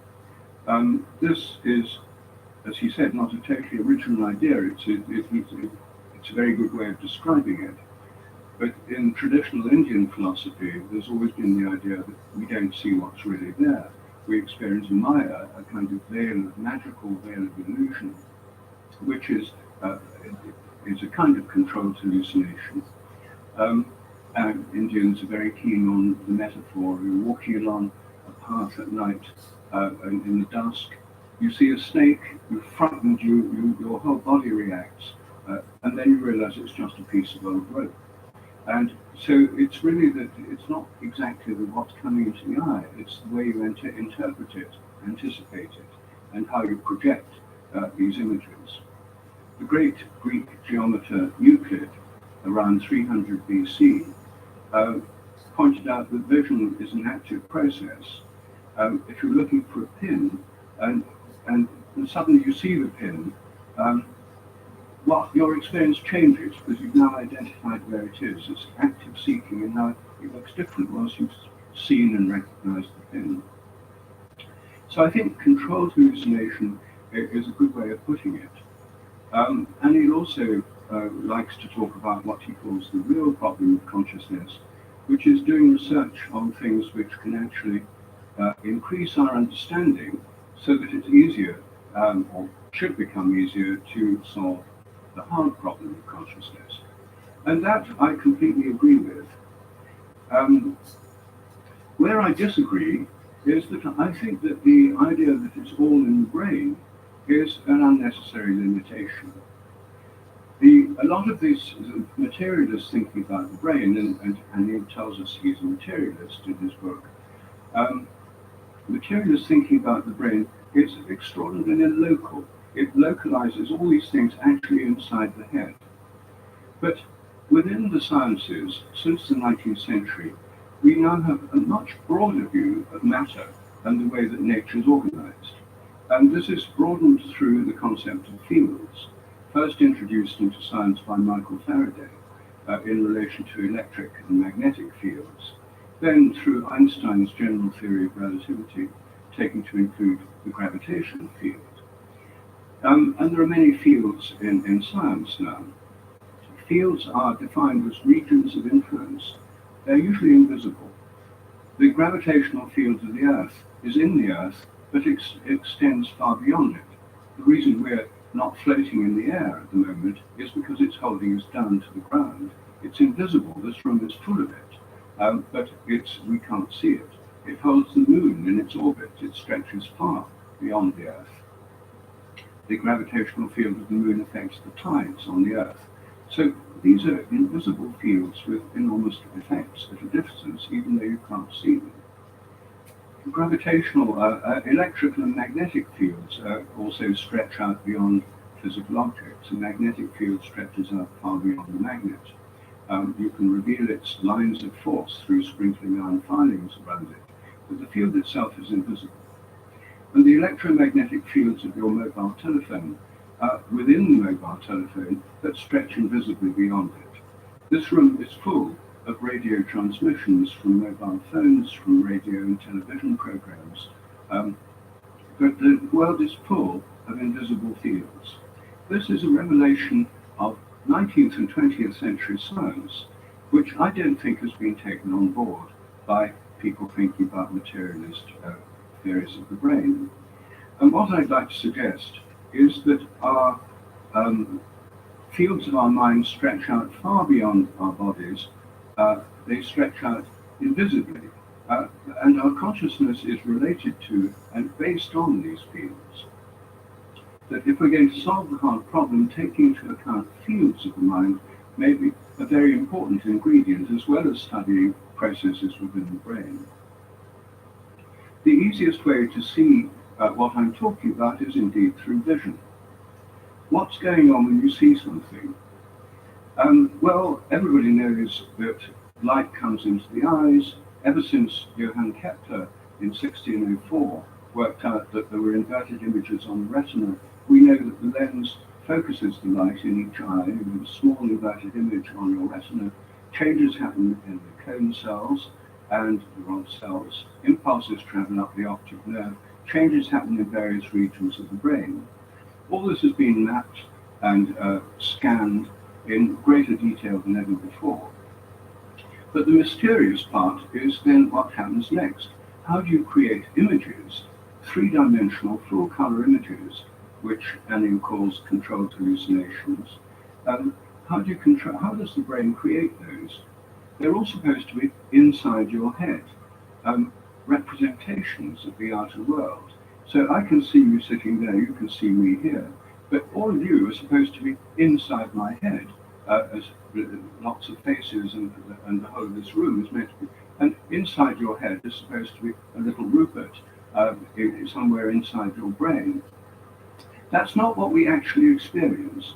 What we actually experience is that our images are out there. Your image of me, I'm imagining, is where I'm actually standing right now, and my image of you is where you are.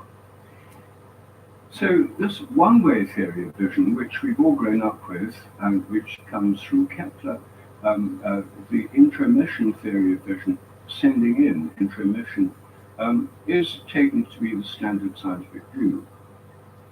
But there's an older theory of vision, the extramission theory, that says not only does light come in, but the images we see are projected out.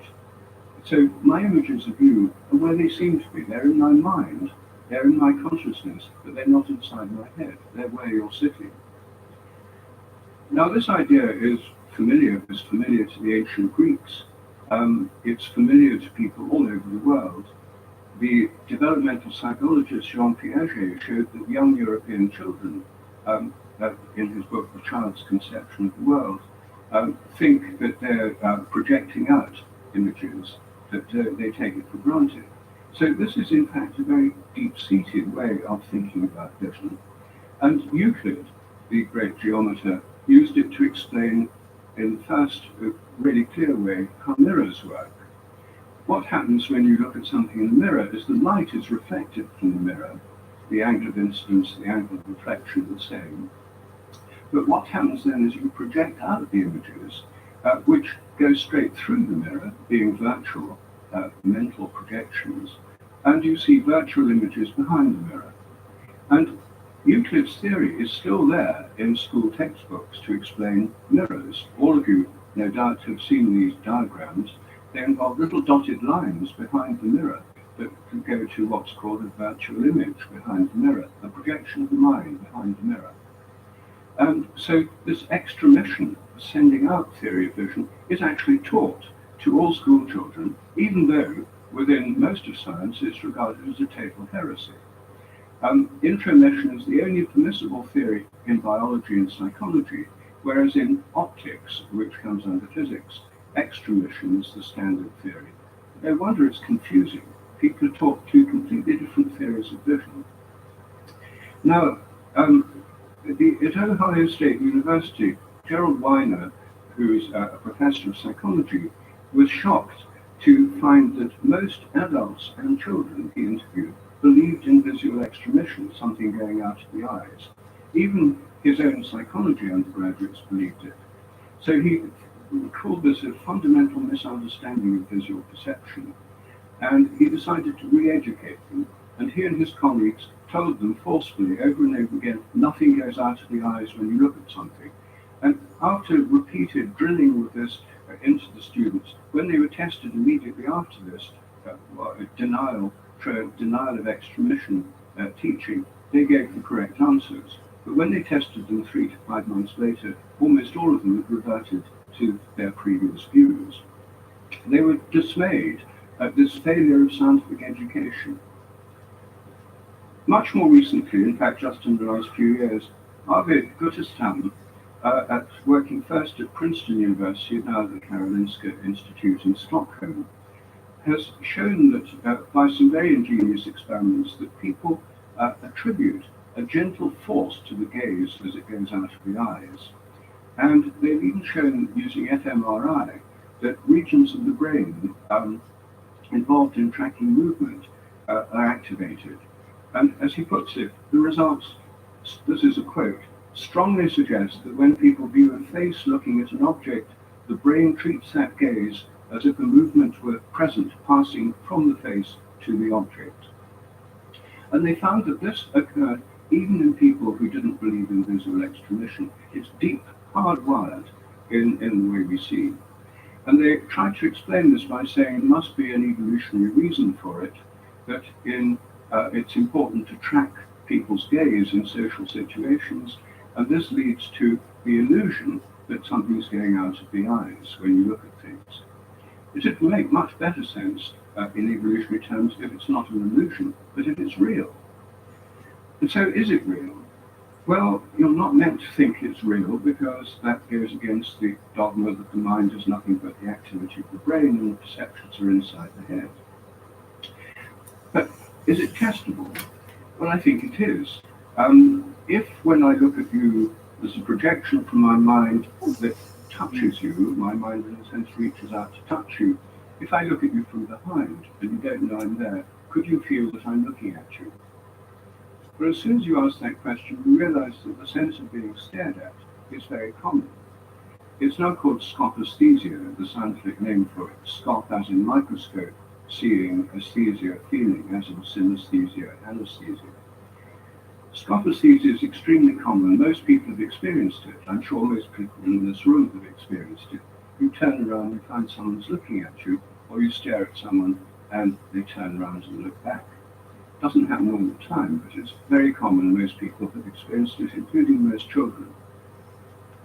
It's usually directional, where you turn and look straight at the person. You don't just feel uneasy and search around. I have a recent paper just in the last few weeks on directional scopaesthesia, showing that on the basis of 960 case studies, the directionality is just a basic feature of this and the way people experience it.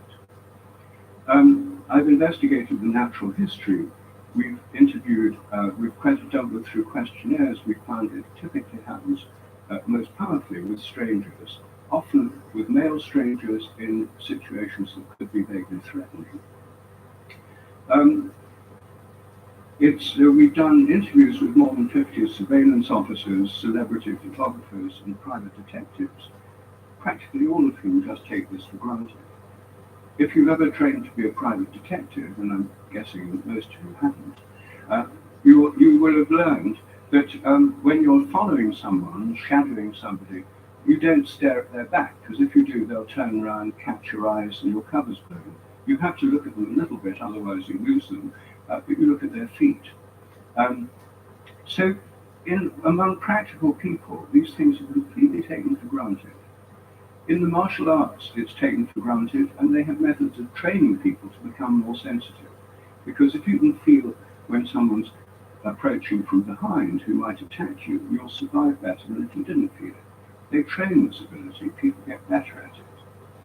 And I think it should be trainable more widely. My Spanish neuroscientist colleague, Dr. Alex Gomez Marin, and I are currently developing an app that works on mobile phones. It should be released within a few weeks. We'll announce it on my website. The app, you have both people have a mobile phone. One tells one person when to stare or not to stare, and the other person who's got their back to them and who's blindfolded has to guess if they're being looked at or not. And they say yes or no, right or wrong.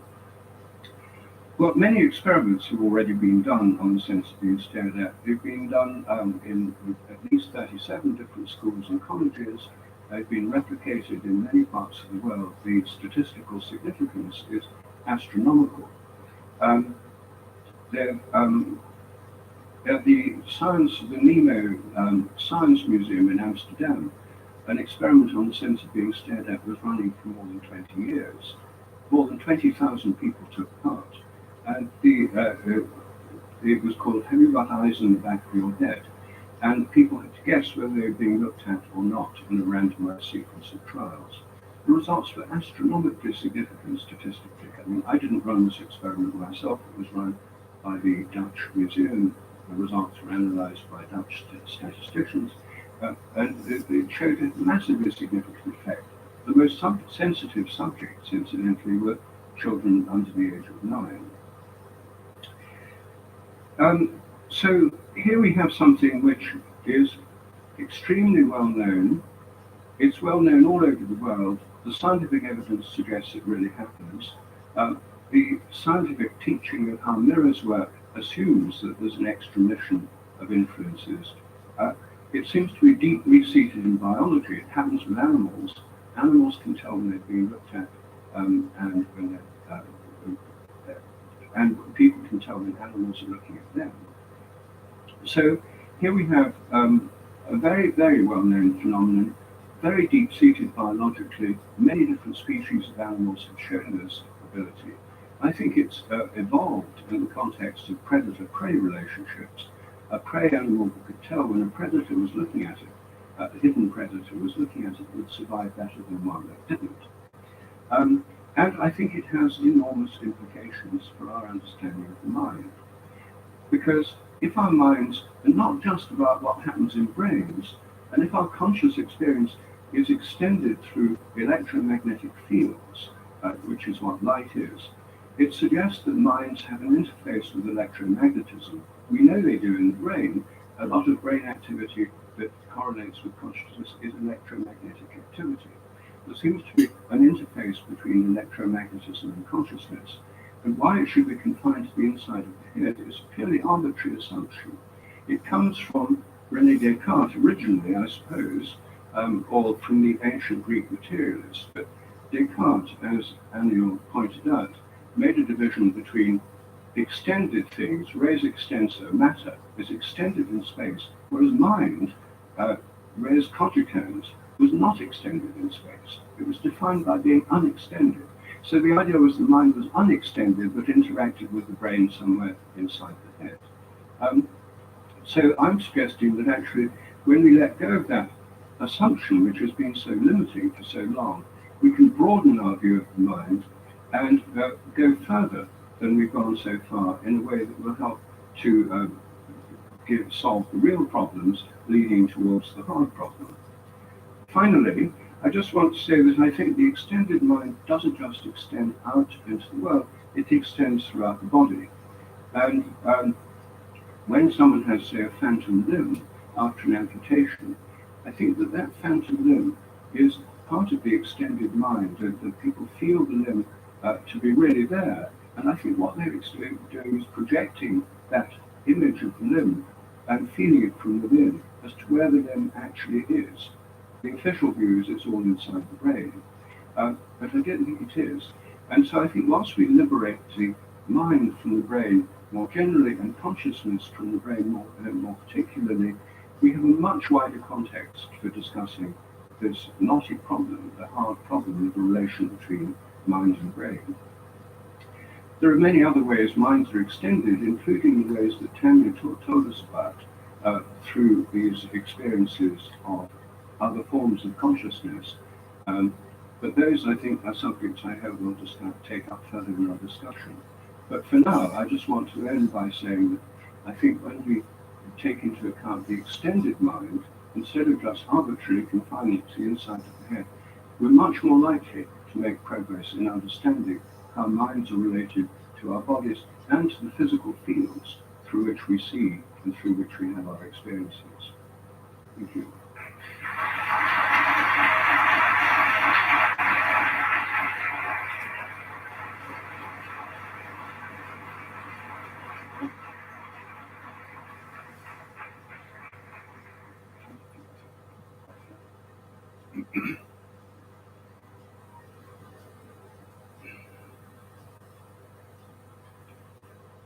Well, I hope we have gone some way in helping you liberate your mind from your brain. And one of the things I thought would be interesting to start with is this relationship of the me with all the things that our minds do. And I feel when I listen to all three of you that we are moving away from this notion that the little person inside does everything and is control of everything, and I'm the only person. Is that true? Are we moving away from that? Might there be other people in here that aren't just me? I mean, two parts. I think yes to the first, and maybe yes to the second, depending on what you mean. I think you're absolutely right that there's a movement away from this homuncular view, which you mentioned too, in terms of some views of how neuroscience, materialist neuroscience, might view the problem of vision, that there's, it comes in from the world, and somewhere inside my skull there's a little me, sort of with a movie screen, maybe plastered to the front of my forehead, and a little mini me looking at that, and putting some levers in my hands. And of course, inside that mini me, you need another mini me, and mini me, and so on. And this is this is the idea of the inner homunculus, and I think that is totally rejected within philosophy and science, and there's no need for it either. And in a way, it's very consonant with a lot of Eastern philosophical positions in Buddhism and so on. The nature of the self is a process; it's not a thing. It's the way I think of it, it's a collection of perceptions. It's something the brain is doing, and through exactly the same principles that it uses when constructing experiences of the world. So. Yes, but is there a little Rupert inside? Well, there's Rupert there inside my head. Do you have a little? There is now, yeah. There wasn't until we started planning this debate. But in some sense, yeah, right? I mean, in some sense, the claim for me is that my brain solves this problem of vision. It is a difficult problem, and it's not fully solved. But in some sense, it's doing it by having a predictive model, a generative model of the causes of the sensory signal. So in some sense, my brain is encoding a generative model of Rupert Sheldrake and Tanya Lynn, David Malone. And so yes, that's certainly true. I think that the more time I've spent in this domain, the more I think of the mind as full of people. The more I think of the mind as full of forces. And I mean, psychoanalysis has known this for a long time. But the more you talk to people, I used to think of myself as just having my own inner voice. The more I pay attention to it, the more I see little commands about what I should wear, what I should eat, what I should do. And the more I realize that there's actually simulacra not only of me, but of other people. That I hear my mom, my dad, my sisters, my teachers, now Rupert and Neil and David, and I improve on them, I change them, whatever. But there's this sort of peopled quality to our awareness that's really pretty striking that we don't really pay attention to. The other thing I want to say is that I think all four of us experience our minds differently. There is enormous variation in the way, in the amount of mental imagery, in the amount of representation, in the sound of our inner voice, the amount of our inner voice, in what we remember our inner voice as doing. And there's also something I think Neil will see that there's probably a pretty big gap between what actually we experience our minds being and what we remember our minds as experiencing. And I think that and those two probably interact. But I think it's indisputable that we all experience other beings in our dreams. We all dream, whether we remember them or not. And when I dream, I have another body, which is not the same as my physical body, which is lying straight asleep in bed. I have a dream body, and we all do. We have a central consciousness that moves around, can run around, talk, sometimes fly. We meet other people in our dreams all the time. And so that even if we don't have them in waking life, we certainly have them in dreams. So I don't think there's any question that everybody has other little people in their consciousness. Now, to where they're located is another question. And where are our dreams located? I mean, the normal standard materialist view is they must be inside the head because everything's in the brain. But most people in traditional cultures, and perhaps in our own, for a long time, thought that people traveled in their dreams.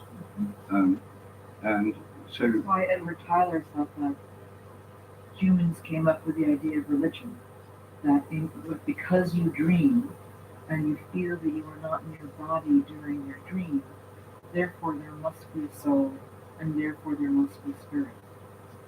Well, I think it's a perfectly persuasive line of thought, personally. And there are, if you think about life after death, which is a way of expanding our view of consciousness beyond what we've discussed so far, I mean, maybe we shouldn't go too far. But life after death, I think is best thought of, and at least if I think about it at all, I think of it as being like dreaming from which you can't wake up. Now, Daniel doesn't believe in it because on page 1 of his book, he tells us that when you die, there's total oblivion. He doesn't argue why there's total oblivion, he takes it for granted. Well, it's not entirely bad. I mean, you're right. That's what I argue. I mean, that's what I say. But there's a reason for saying that. Yes. Well, all right. What is it? Well, the reason. That's what I like. The discussion. Well, I want to get back to dreams as well. But the reason for saying that it comes from a little bit the example of general anesthesia, which is about as close to death as any of us will get without actually dying. And that does seem to entail oblivion. It does seem to lead to the suggestion that there's one thing, even though consciousness is not fully understood, if there's one thing that is abundantly clear, it's this intimate relationship between the brain and conscious experience. You can accept that and still have a range of positions about other things that might influence it or where it might be in some sense. But it's pretty clear that you change the brain, your experience changes, and you stop the brain, and your experience stops. And back to the question of self, the interesting thing about the self is we're moving away from this view of it being a single essence that is doing the perceiving, making the decisions, thinking the thoughts. William James said the thoughts themselves are the thinkers. And it's a process, and that process at some point ceases to be a process. So, of course, I don't know for sure, but you probably might all agree that science never gives you directly the truth, it just gives you the evidence. And the evidence we have suggests extremely strongly that when your brain stops, you stop. And on dreams, by the way, so I was thinking of this when you were talking, because you were saying that, okay, in some sense, if I'm seeing, we're both looking at this crowd of beautiful people here, and where is that experience? Is it out there where those people are? I don't think so, you think so. But if I'm having a dream, as I will later have a dream or a nightmare this evening about this conversation, and again I have the experience of the people out there throwing fruit at me, or you, I don't know. Where is that? Is that, it's not in my hotel room, probably not. So it's a simpler explanation seems to be that the mechanisms generating both experiences are within the brain.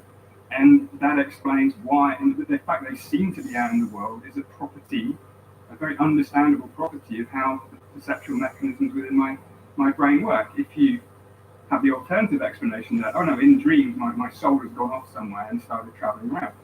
And of course you can't 100% rule that out, but it seems a very unparsimonious explanation for the experience of dreaming and its similarities and dissimilarities to normal perception. Although it's also true that if your evidence was not based on what you see in the lab, but based on what happens when you talk to people. The evidence would be overwhelming that something like a soul exists. There are no, it's very hard to find a social world that does not believe in gods and spirits. I do not have a horse in this race. I just want to point out that I was raised in a Unitarian church in which people believe in at most one God. So I find myself very comfortable in settings where people do or don't, whatever. I don't know what I really believe. But I do want to point out that is an idiosyncratic point of view. Absolutely. And I think this is really, really important thing to dwell on for a second, that scientists can often be too quick to dismiss what people say about their experience. And it's absolutely important to take this data into account as phenomenology. We need to understand what people's experiences are like, and they are different, and they may be different in very fundamental ways. But would you expect to necessarily capture God or spirit in the mind? If you can make it testable, I will try. But I mean, is it conceivable? So here's where my puzzles. Yeah. This is why I'm torn between you and Rupert. I mean, because I think that you can make a coherent argument that there is an insubstantial something, an insubstantial substance that escapes characterization through the tools of science. And it's that there is something like an extended mind in your sense. And I think it's possible that you couldn't prove it. This may be, but it's my sort of way I would see it is that if we're going to appeal to something that cannot be explained within a scientific framework, that should be a last resort, and we should do our best to explain it otherwise. And that means taking people's reports of their experiences seriously, but not taking them literally. And I think that is the value that science can add. It can validate people's experiences that they have a soul. And of course, this differs culturally too. In Hinduism, the soul, and you'll know this much better than me, is associated more with breath rather than with rational mind. And for me, that's much more consonant with the basic experience of being a living creature. So there's much to be learned from these descriptions of things that may not be themselves testable. But people used to believe strongly that the Earth was at the center of the solar system, and of course that is not evidence that the Earth is in fact the center of the solar system. Absolutely. In fact, it is not. Absolutely. And one of the things that happens to me, and I think might be true for you, when you listen to what people say, it's even if you as a non-committed person, it's hard to take everybody literally. So at some point, you're making a judgment that you're coming to some kind of judgment that this is what you're looking at, and this is not what and because there are many different ideas with God, there are many different ideas with spirits. People are using words to describe their own experience. The words always fail. But then I find myself focusing on the human side, the thing that I can describe, the commonalities that I can describe. I'm always also though struggling with or aware of there's so much there that I cannot capture, see, or understand. And then you're left with mystery. Can I pick up on something you said? You talk about oblivion when anesthesia makes your brain asleep.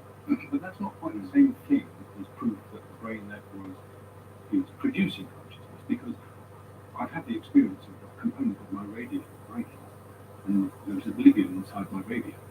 But the radio station and the transmission had not stopped. So is it, you seem to be advancing the idea that the brain produces consciousness, another, and I should be saying that, it could be that it's more like a radio, it tunes it in, and that it hasn't ceased just because one of the components is gone. Would that count as a scientific view, or does not much of it? No,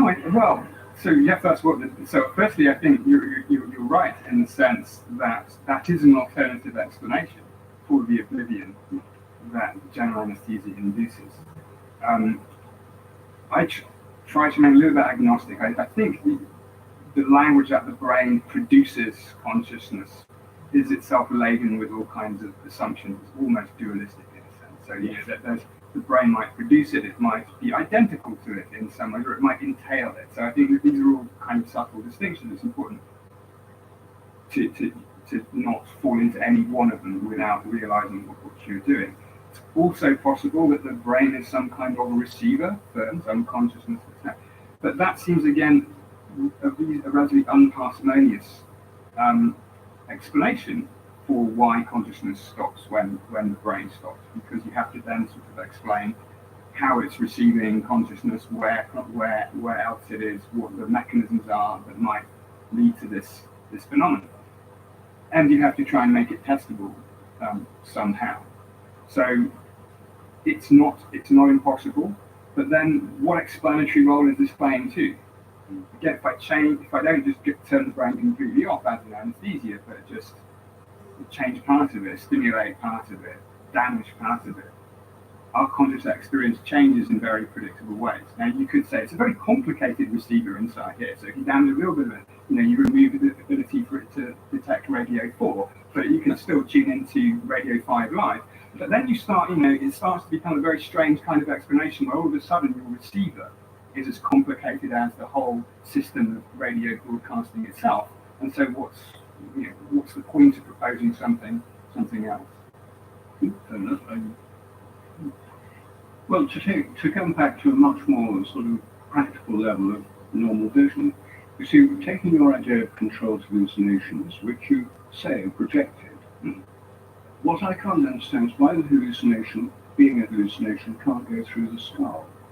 Why the skull is an insulating barrier that keeps the hallucination inside the head. Well, so actually, this brings up something you said about fields, and I think you're absolutely right to bring up the point of fields, because fields are non-local, and they do extend, and it is indeed true that neural activity generates electromagnetic fields, and this is the basis of a lot of our brain imaging methods. And these electromagnetic fields do extend beyond the skull, otherwise these imaging methods wouldn't work. But they're extremely weak. And this is why imaging doesn't work at a very long distance at all. So, EM electromagnetic fields do exist, but there is not a candidate other kind of field that we know of in physics that could do the kind of projection you're talking about. And nor do I think we need one, because I think it again comes back to our conversation. The property that our experiences seem to be out there in the world does not mean they actually are, but it is a phenomenological observation that deserves to be taken seriously. And philosophers since Hume have already done that. Evolutionarily, it would be very weird if our perceptual systems had evolved so that we experienced things to be in our minds rather than in the world. And this does sometimes happen in some kinds of visual hallucination. So it's no mystery at all to me that mechanism within the brain can create a perceptual experience that seems as if it is out there in the world. And that seeming as if is something that can change. In synesthesia, it's a condition where people have a mixing of the senses. They're often not perceived to be out there in the world. So it's something that can be manipulated in a way that tracks again the differences in the brain. One of the things that I think I'm hearing is that different kinds of methods, different ways of gathering data, change the way in which you relate. One relates to what one takes to be true. Because one of the things that I find is and I think, Rupert, this is true for you, is that when I sit with people, if I don't allow myself, if I'm not able to be in a point of view in which I can recognize that it's possible for the universe to be far bigger than I might expect. People talk differently. People don't, and I actually hear what they say differently. I need to be in a position of ontological neutrality in order to hear clearly what the people that I'm talking to are trying to tell me. And then I'm dancing back and forth between, okay, what do I think is true? What do I think is this person saying? But there somehow has to be this openness. And I think that's different from the kind of work that you do. And that's just kind of interesting. One of the things in your work is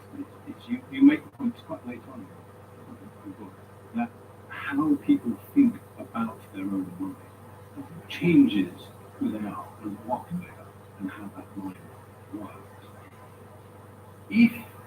Does that include the sort of the materialistic, reductionistic worldview? If you think that your mind is just reducible to electrical atoms, do you become a different kind of human being? I've been wondering about that.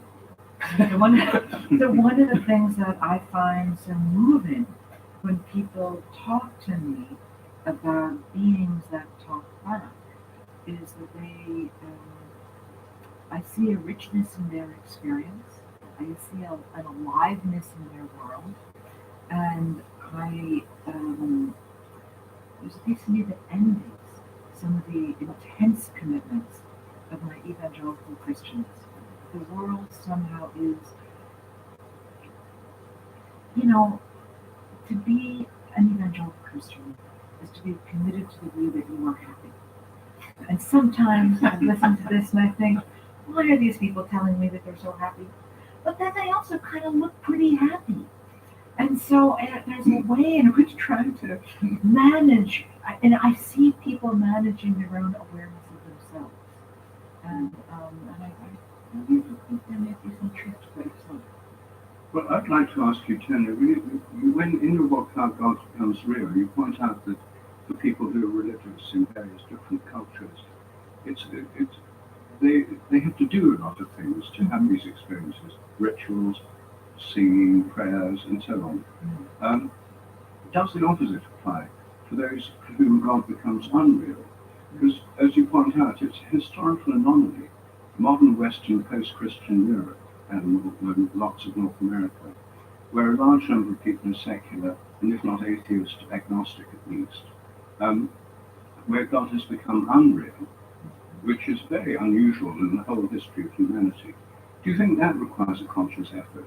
I mean, for example, to maintain a materialist belief, usually for materialists, I know, involves filtering out all experiences of the sense of being stared at as just a coincidence, telepathy, oh, you just remember when you're right, forget when you're wrong, that's a coincidence too. It involves quite a lot of effort, denying phenomena which occur to them in their lives, and avoiding things that would make God more real. So I have a colleague, Justin Barrett, who makes exactly that argument. He says, look, in the course of world history and global, the diversity of societies that we know of, there's such a tiny number of people who are truly atheists. There are lots of semi-believers over the course of, I think people always want supernatural, spiritual things as different in kind, epistemically different in kind than tables and chairs. But I think that it's relatively unusual for people who have very particularly materialistic beliefs. So I think you can make that argument. But I also see is that people who developed a very intimate relationship with an invisible being, particularly when that invisible being is very, very powerful, and they decide they don't believe in that being anymore, that can be devastating. It can be really hard. So that, particularly if somebody is a kind of Christian in which they grew up in a church in which that church, they grew up in a kind of church in which they feel that their God has a particular view about their sexuality or about their political beliefs, and they decide that those are wrong beliefs, where they disagree with their God. It can feel for a while that they're being segregated from within. It's so hard to manage that people talk about the need to deconstruct their life and reconstruct their sense of who they are. It's almost, most things in technology have like a dual use, right? So it's almost as if religion is a dual use social technology. It can provide people with a lot of comfort and enchantment and enrichment, but of course it can go the other way too. Absolutely. That's where you have to be. And in fact, I am very impressed by when people choose a God that works for them, how amazing that can be for them. I also see that people can be unlucky with what creeps into their concept of God and the kinds of rules that God expects them to follow. Is there a difference between truth, with a capital T, which science in the West seems to feel like it helps, is the way to truth, and things that are important. But what I'm thinking of is, if you took the view that you should only believe those things that are true, then you would have to say, well, don't read Shakespeare, because none of it is true. But would it be important to read things which aren't true, but have an importance? And it's sort of, in other words, do we impoverish ourselves by saying we should really just concentrate on the things which we can prove to be objective? Oh, sure, yeah. I mean, I think that there's been a long rolling discussion in philosophy about whether you can derive aught from it, whether knowing what is the case can motivate moral principles, and this just rumbles on and on as to whether it's demonstrable or not. But I think in practice, in science and the scientific worldview, which isn't, by the way, it isn't purely reductionistic. I think there's just as a slight sidebar, it's important to distinguish the general scientific commitment that things are explicable, that thing causes basically run down, not imputing weird stuff that suddenly appears at different levels. Ultimately, it's all quarks and void and whatever our fundamental level might be. And a more methodological, broader perspective, which is that, okay, if I want to explain human psychology, I'm not going to do it in terms of individual quarks. I'm going to do it at at the level of psychological constructs, and perhaps the adjacent levels, neurons on one side, other people the other. And emergence in this sense, I think, is real and true. You can talk about different levels, that's fine. So reductionism often gets a bit of a bad rap, I think unnecessarily so.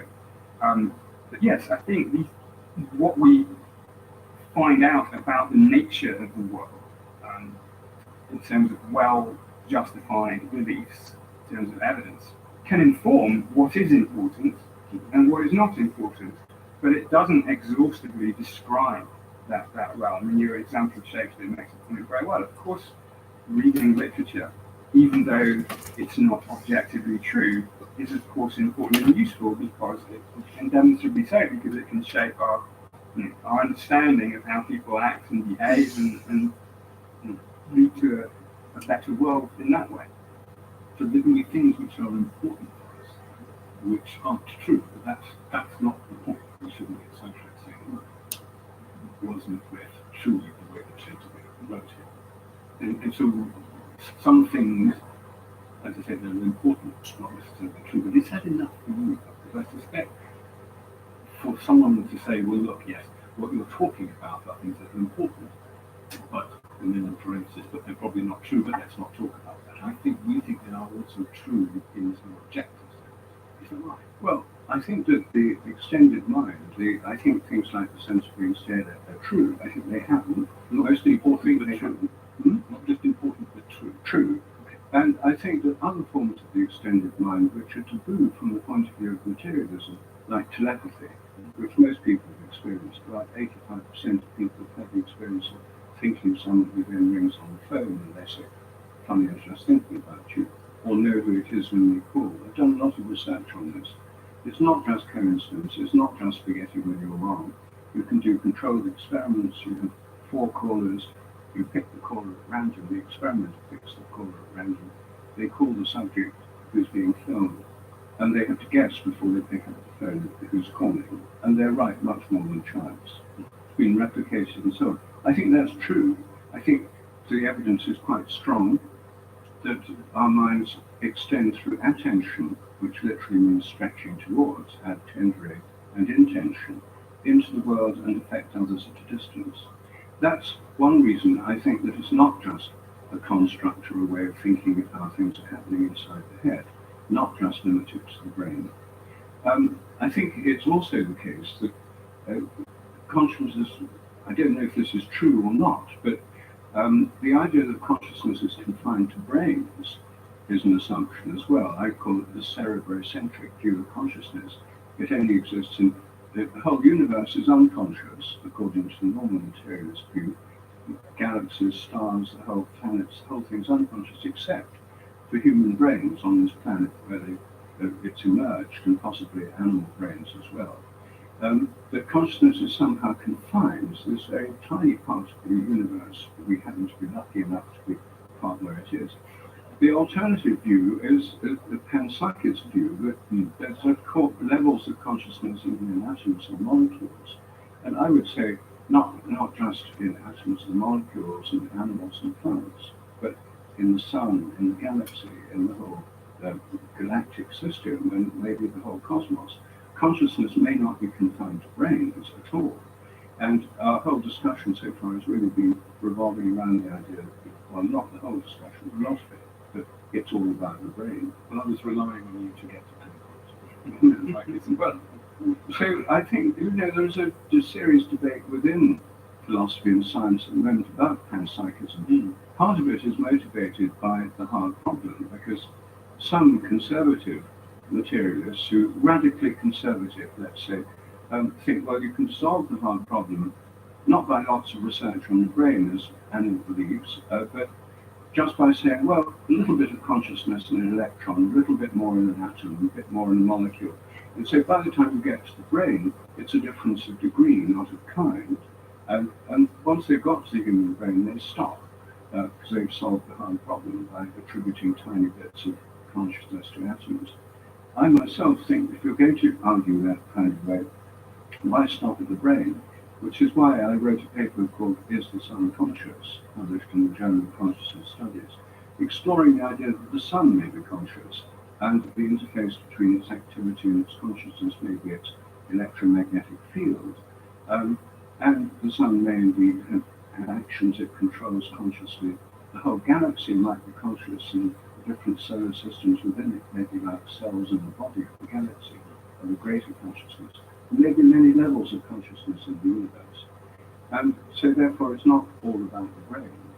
And no, I don't know if that's true or not, but it seems to be very plausible, and it also fits with many traditional views of nature. So I take seriously the idea of panpsychism without necessarily believing it's true, whereas I do think telepathy and some things there are probably true.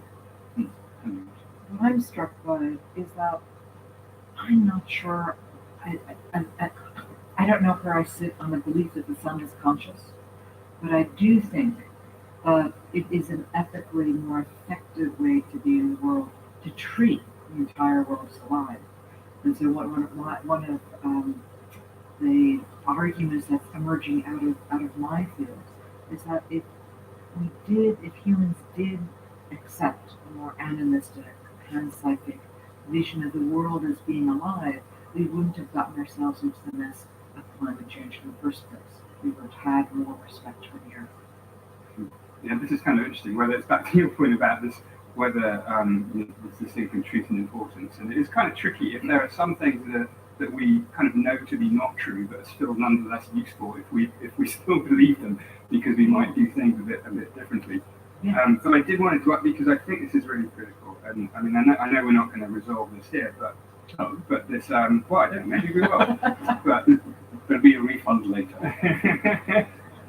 But when it comes to these things like telepathy and the sense of being stared at, there is, on the one hand, I think it's absolutely right to say that people have these experiences. I think it's also absolutely right to say that there are probably good evolutionary reasons why people have these experiences, because it's important, certainly for creatures like us, to be sensitive to gaze direction toward what people are looking at. And in some of your examples about private detectives, that's also, it's fairly clear, and I think very plausible to me, that you really don't want to be staring at the back of someone, not necessarily because the staring at the back will make them turn around, but in case they do turn around, you don't want to be looking at them when they do, because then they will get you. So it's very easy to, I think, understand these strategies without an appeal to the reality of this, as something that is empirically the case.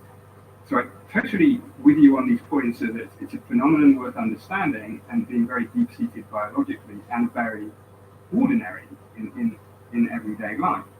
But the key question for me here is, does it actually exist, or is it something that we can account for its presence as an experience, but it's not a real force? And you claim that there's astronomically significant statistical evidence for this. Yes.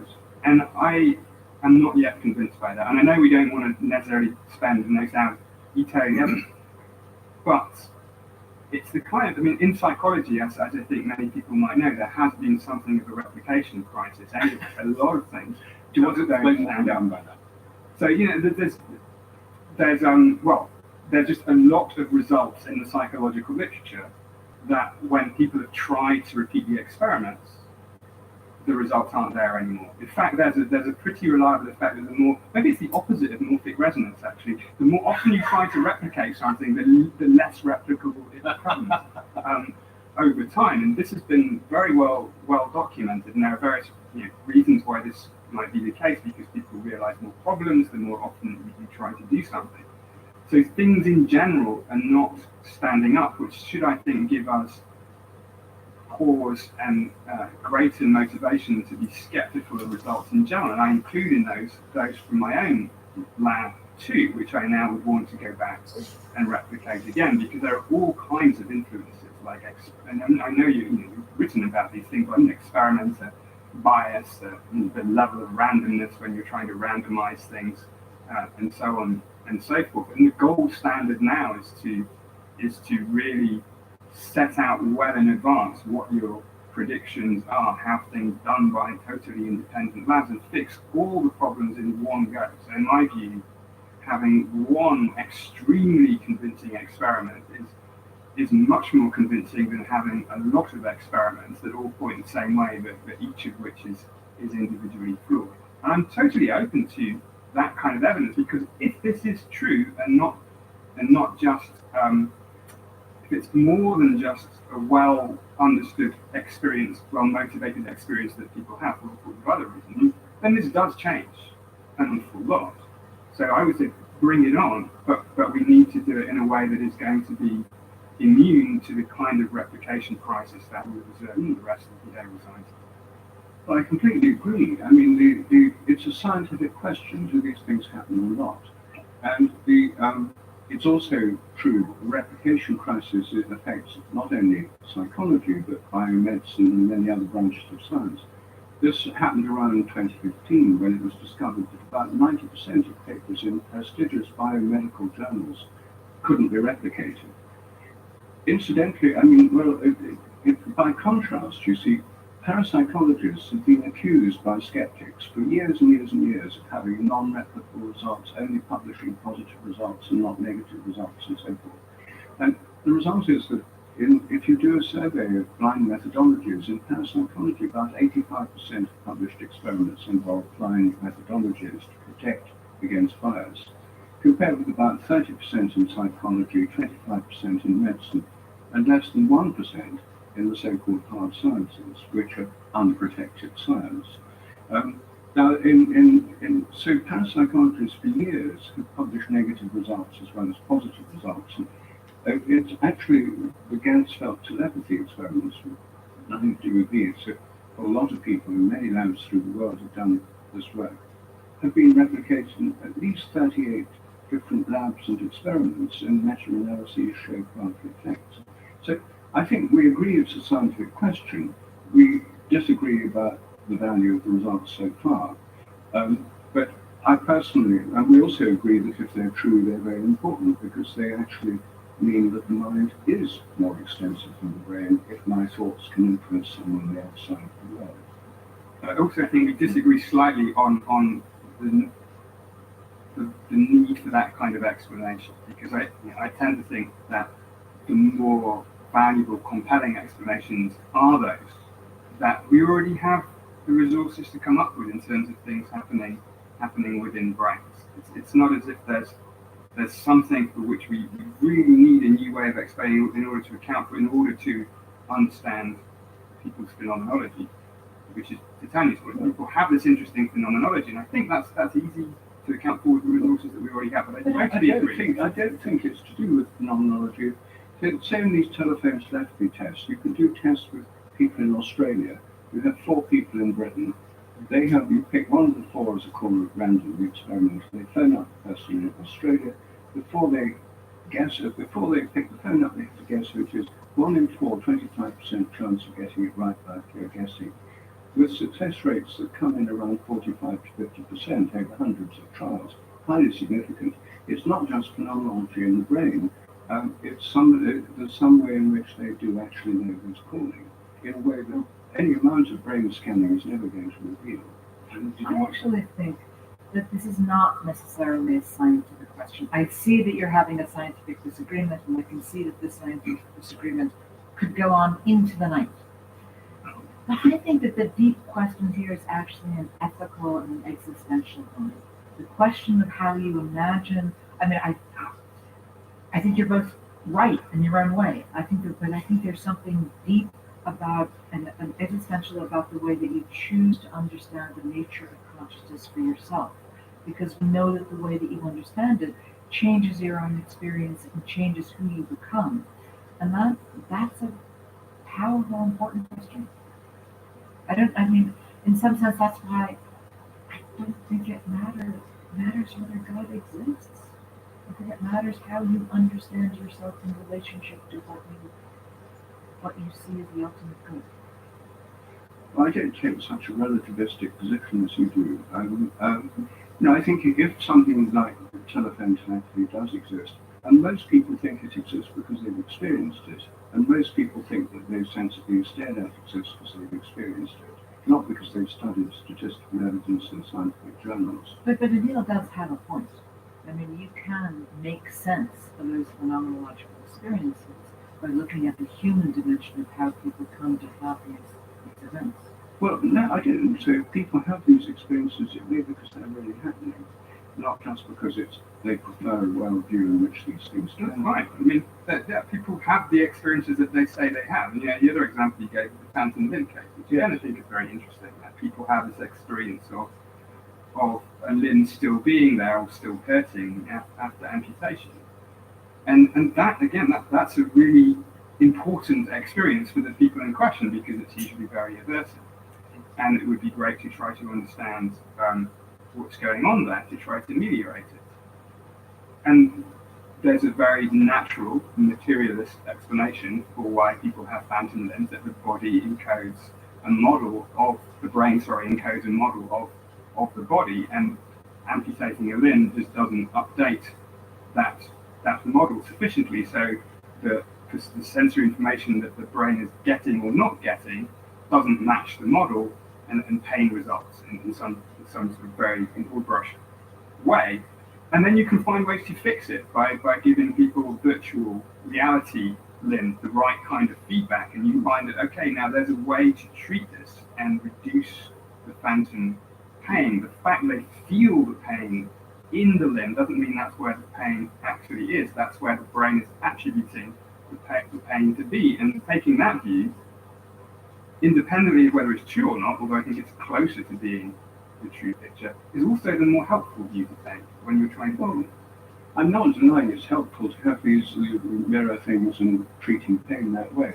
But for me, it's a really interesting scientific question as to whether the phantom limb is really where it seems to be or not, and whether it's just projected by the brain, or whether there's a field of the limb there. But what evidence is there that there's a field of the limb there?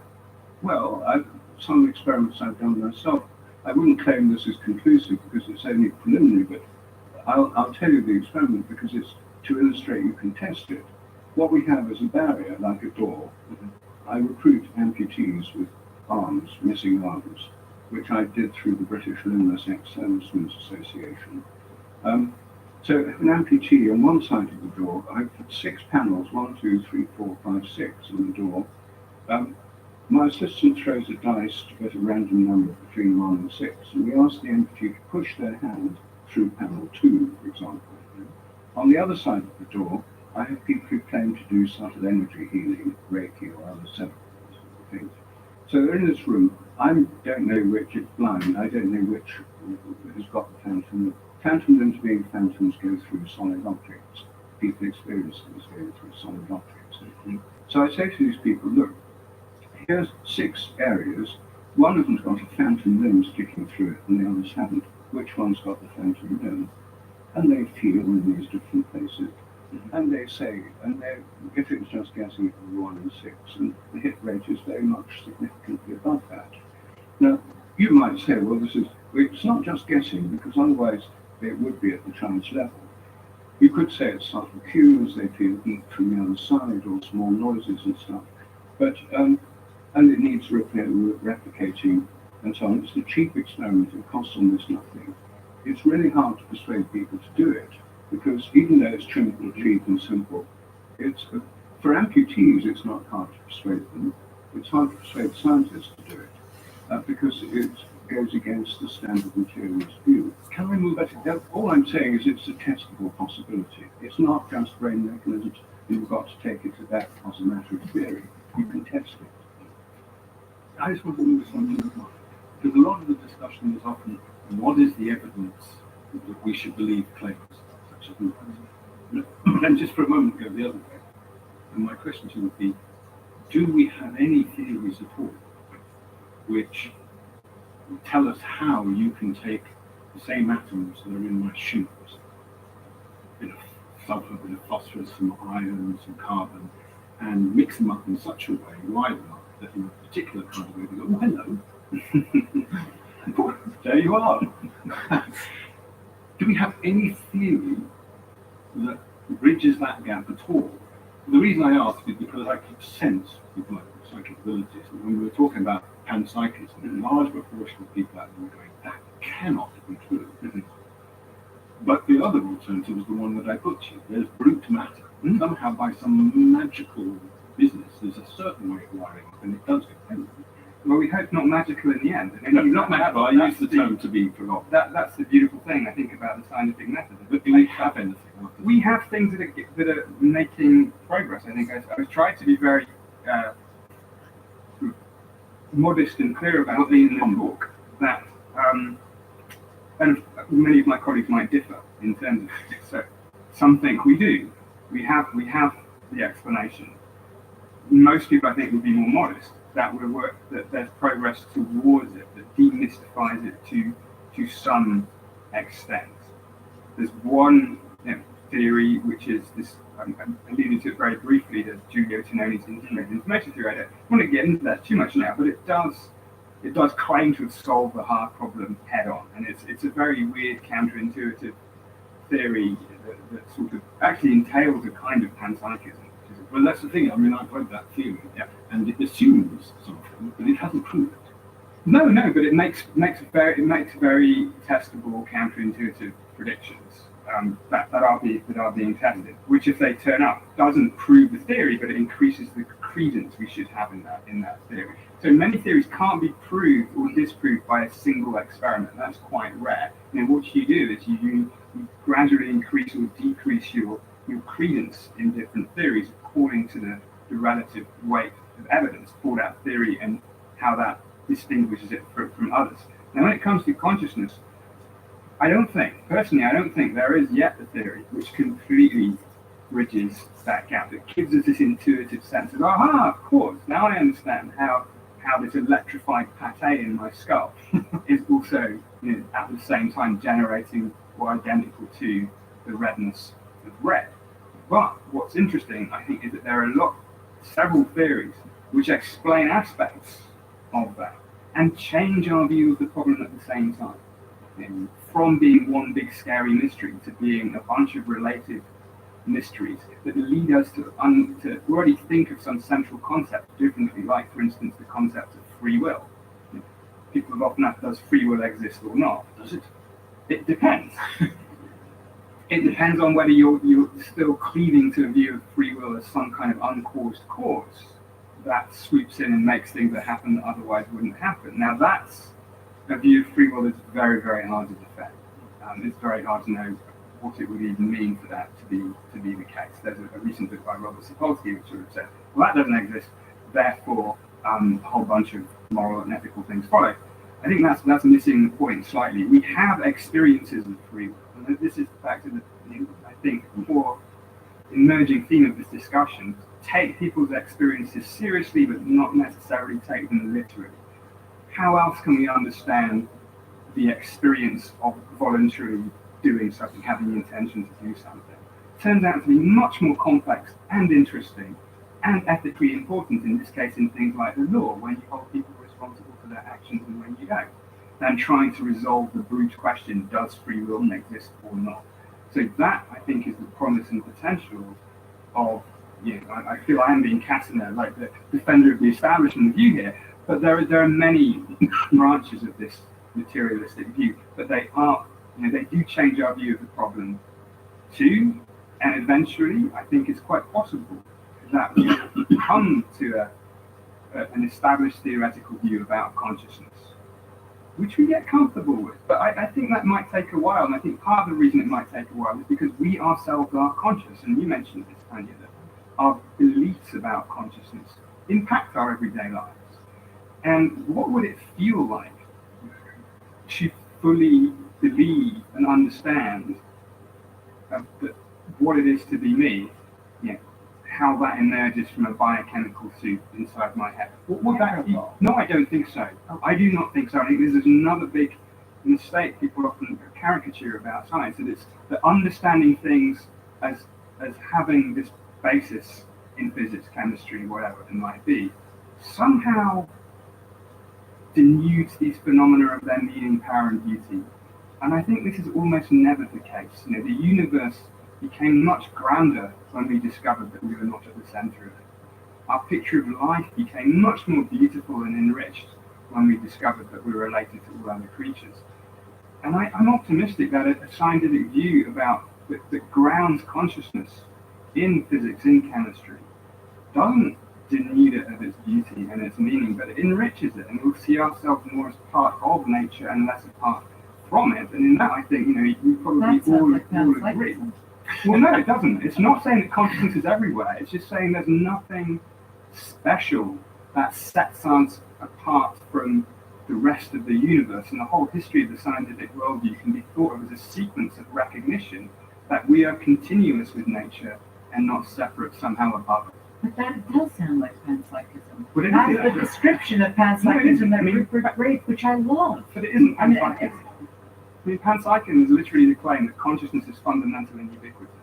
Now, to see ourselves as continuous with nature doesn't mean that. It's the same way, like, life is a property of the world. No, it's not. Life is a property of physics and chemistry. It doesn't mean everything is alive. So I think it's an important distinction. I don't know, I still think it sounds like because I love the image. But I do think that, and I'm not opposed to, I think that our ideas about who we are will change continuously over the next how many ever years we have left to us. But there is, to arrive at the puzzle that Sapolsky tries to wrestle with, it's easy to remove from that struggle the sense of the moral importance of who we are as choosers and actors and movers of the universe. And so No, I'm sorry. I'm not sure what I'm following. Well, I thought that you were saying that the idea that free will didn't exist brought us into trouble when we tried to think about breaking the law. That we needed to think differently. There were different levels of understanding. That's its own metaphor. But I'm not against the idea of a reductive explanation. But it did sound as if the description that you gave was to kind of extend aliveness to the world and to create a kind of sense of ethical responsibility to the world. Well, I think we should cultivate that anyway. I think that's and there are very good reasons to do that. And you can do that without having to believe that everything is alive or that everything is conscious. We just recognize that we depend directly or indirectly on how our planet is working and how our world is working. I think that's reasonable. But on the free will thing, I guess it's having a more ramified view where we get away from the opposition that free will in some canonical pre-existing sense of an uncaused cause does or does not exist. Getting away from that opposition to understanding that we are complex biological systems. Some of the things we do are relatively automatic. It kicks me in the leg, have a reflex. Some of them are relatively internally generated. I like to drink tea rather than coffee. Why? Because I'm English. Did I choose to be English? No, but it feels voluntary nonetheless. And so there's a whole spectrum of more or less voluntary things that are experienced as more or less voluntary. That's individually different in different cultures. and in cases of mental and psychiatric disease. So the picture we get is, I think, more interesting, more rich, and its implications become more complex too. When do we hold? Should we ever hold people responsible for their actions? I think it all tilts the dials towards rehabilitation rather than retribution. But there are already cases of people who have successfully been defended on the basis of a brain tumor, let's say, because they wouldn't have done the crime without the brain tumor. But then, as we understand more about the brain, it's basically brain tumors all the way down. So, what? It's a very depressing That's not the most beautiful picture. I mean, in the paint. But it just makes it, it becomes more than a philosophical discussion. It becomes something that has moral, empirical, and legal weight. Yeah, I wanted to ask about that level, because we could get stuck at the level of does it really exist and doesn't. But in your work, and so it's with yours as well, is it true that human beings can make things, and then once we've made them, they exist in the world? We're used to the idea that we can make a bio and then it exists. If we make a god, does that god exist in a way which is important and defensible, the same way that I've made the bio, and now that exists, or that I make writing, and it exists? That is a deep question. I don't have an answer to that question. I know. This ontological. Well, can you give us a try? Well, I can say that the God changes people. Yeah. So there's a Fundamentally or just on the surface? Oh, I think fundamentally. Okay, so it's not like fashion. I mean, it's something. Oh, no. When people, at least that's what I see as an anthropologist, as an observer. I see people using these practices. I can say something about the practices that they practiced to help them to experience an external being as real to them. That's not the same as belief. But to experience an external being that's invisible, that they call spirit, that I call. And they actually experience. Well, so I myself keep settling on this ontologically neutral point, which You're going to have to explain what you mean. Well, that means that I don't know. So, and another way of running the kind of argument that Rupert is running is to say that somehow energy, there is a large mind, and we filter pieces of that mind. That mind is somehow alive in the world, and then we filter pieces of that mind into our own awareness. So that's an alternative to the view that there is a particular God or a set of gods that are out there. I don't know what I think about that, but I know that if you make this sense of a being or a presence or an energy which demands of you and to which you are responsible, you change your behavior and you relate to that being in a way that is, And then you do things you wouldn't have done. And then you do things you would not have done before. Physical, real effect, which biologists, psychologists, and physicists could measure. So somehow we conjured them to be some effect in material reality. We do that with money. Yeah, money exists too. It doesn't. But it only exists because of the beliefs we have about it. But it exists, doesn't it? Well, it depends what you mean by exist. It's an idea that can have real causal effects in the world. So if having a real causal effect in the world is what it takes to exist, then yeah. And do ideas exist? They have real causal effects in the world. They exist. So this is a William James perspective. Yeah, I know. Because it changes. I'm pushing towards it, yeah. But if ideas exist, where do they exist? Well, so they exist. Depends on what the kind of idea is. Like again, an idea like money has to exist in multiple people's minds. If I suddenly decide that my £10 note is worth six grand, it doesn't make it worth 6 grand. At least one other person has to believe that for that to work. So that kind of belief needs to be a collective belief in order for it to have the kind of causal power we ascribe to it. But perhaps other beliefs don't. Perhaps an individual belief in God can change you independently of what other people believe. Though, of course, in practice, it tends to be much more of a collective thing. We attribute power because other people do too. What I'm struck by is that people seem to follow God's advice more than they follow their own advice. That if they make this being external, they are able to feel compelled by it in a way they are not compelled by their own sense of inertia. Why is that? I mean, this brings us to a question from one of our, a question we got from someone who's watching, who raises Julian James, that in the past people took ideas which they said, this is not my idea, it's from God, and they acted it. And so it had a reality for them.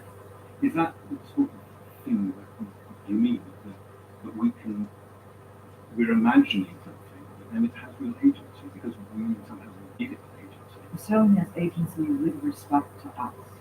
Yeah. And so I think that it does. I think more and more about this. I think that the as if that we commit to is really pretty important for organizing our own lives. I also think there's a scientific point about Julian James. So Julian James and the way that you thought about your mind differently, you've experienced some. So he said they didn't have that. The archaic Greeks didn't have an elaborated sense of an inner world, and so they experienced their powerful thoughts as God speaking to them. That's what I see in my work. I see that if you imagine the mind as not bounded, you actually have more hallucination-like experiences. I did not expect to prove Julian James correct. Without it, it was kind of cool. But there's a whole bunch of teenagers who would applaud, because they would read Julian James when they're 18 and go, this is not. There's a lot of Julian James that I mean, he says something wonderful. He says something a bit more dramatic than that, doesn't he? Yes, He sort of I said, know. consciousness itself came into being halfway through the Iliad. I know, Which is a but bit it's more- still very cool to see that there's some element of that the way that you think about the mind actually changes the texture and shape and the quality of your thought. But Julian James's point is that it came into consciousness, he puts it at that point in history. But presumably you would also have to point to a moment in history where it comes into consciousness. It's like wandering around the zoo.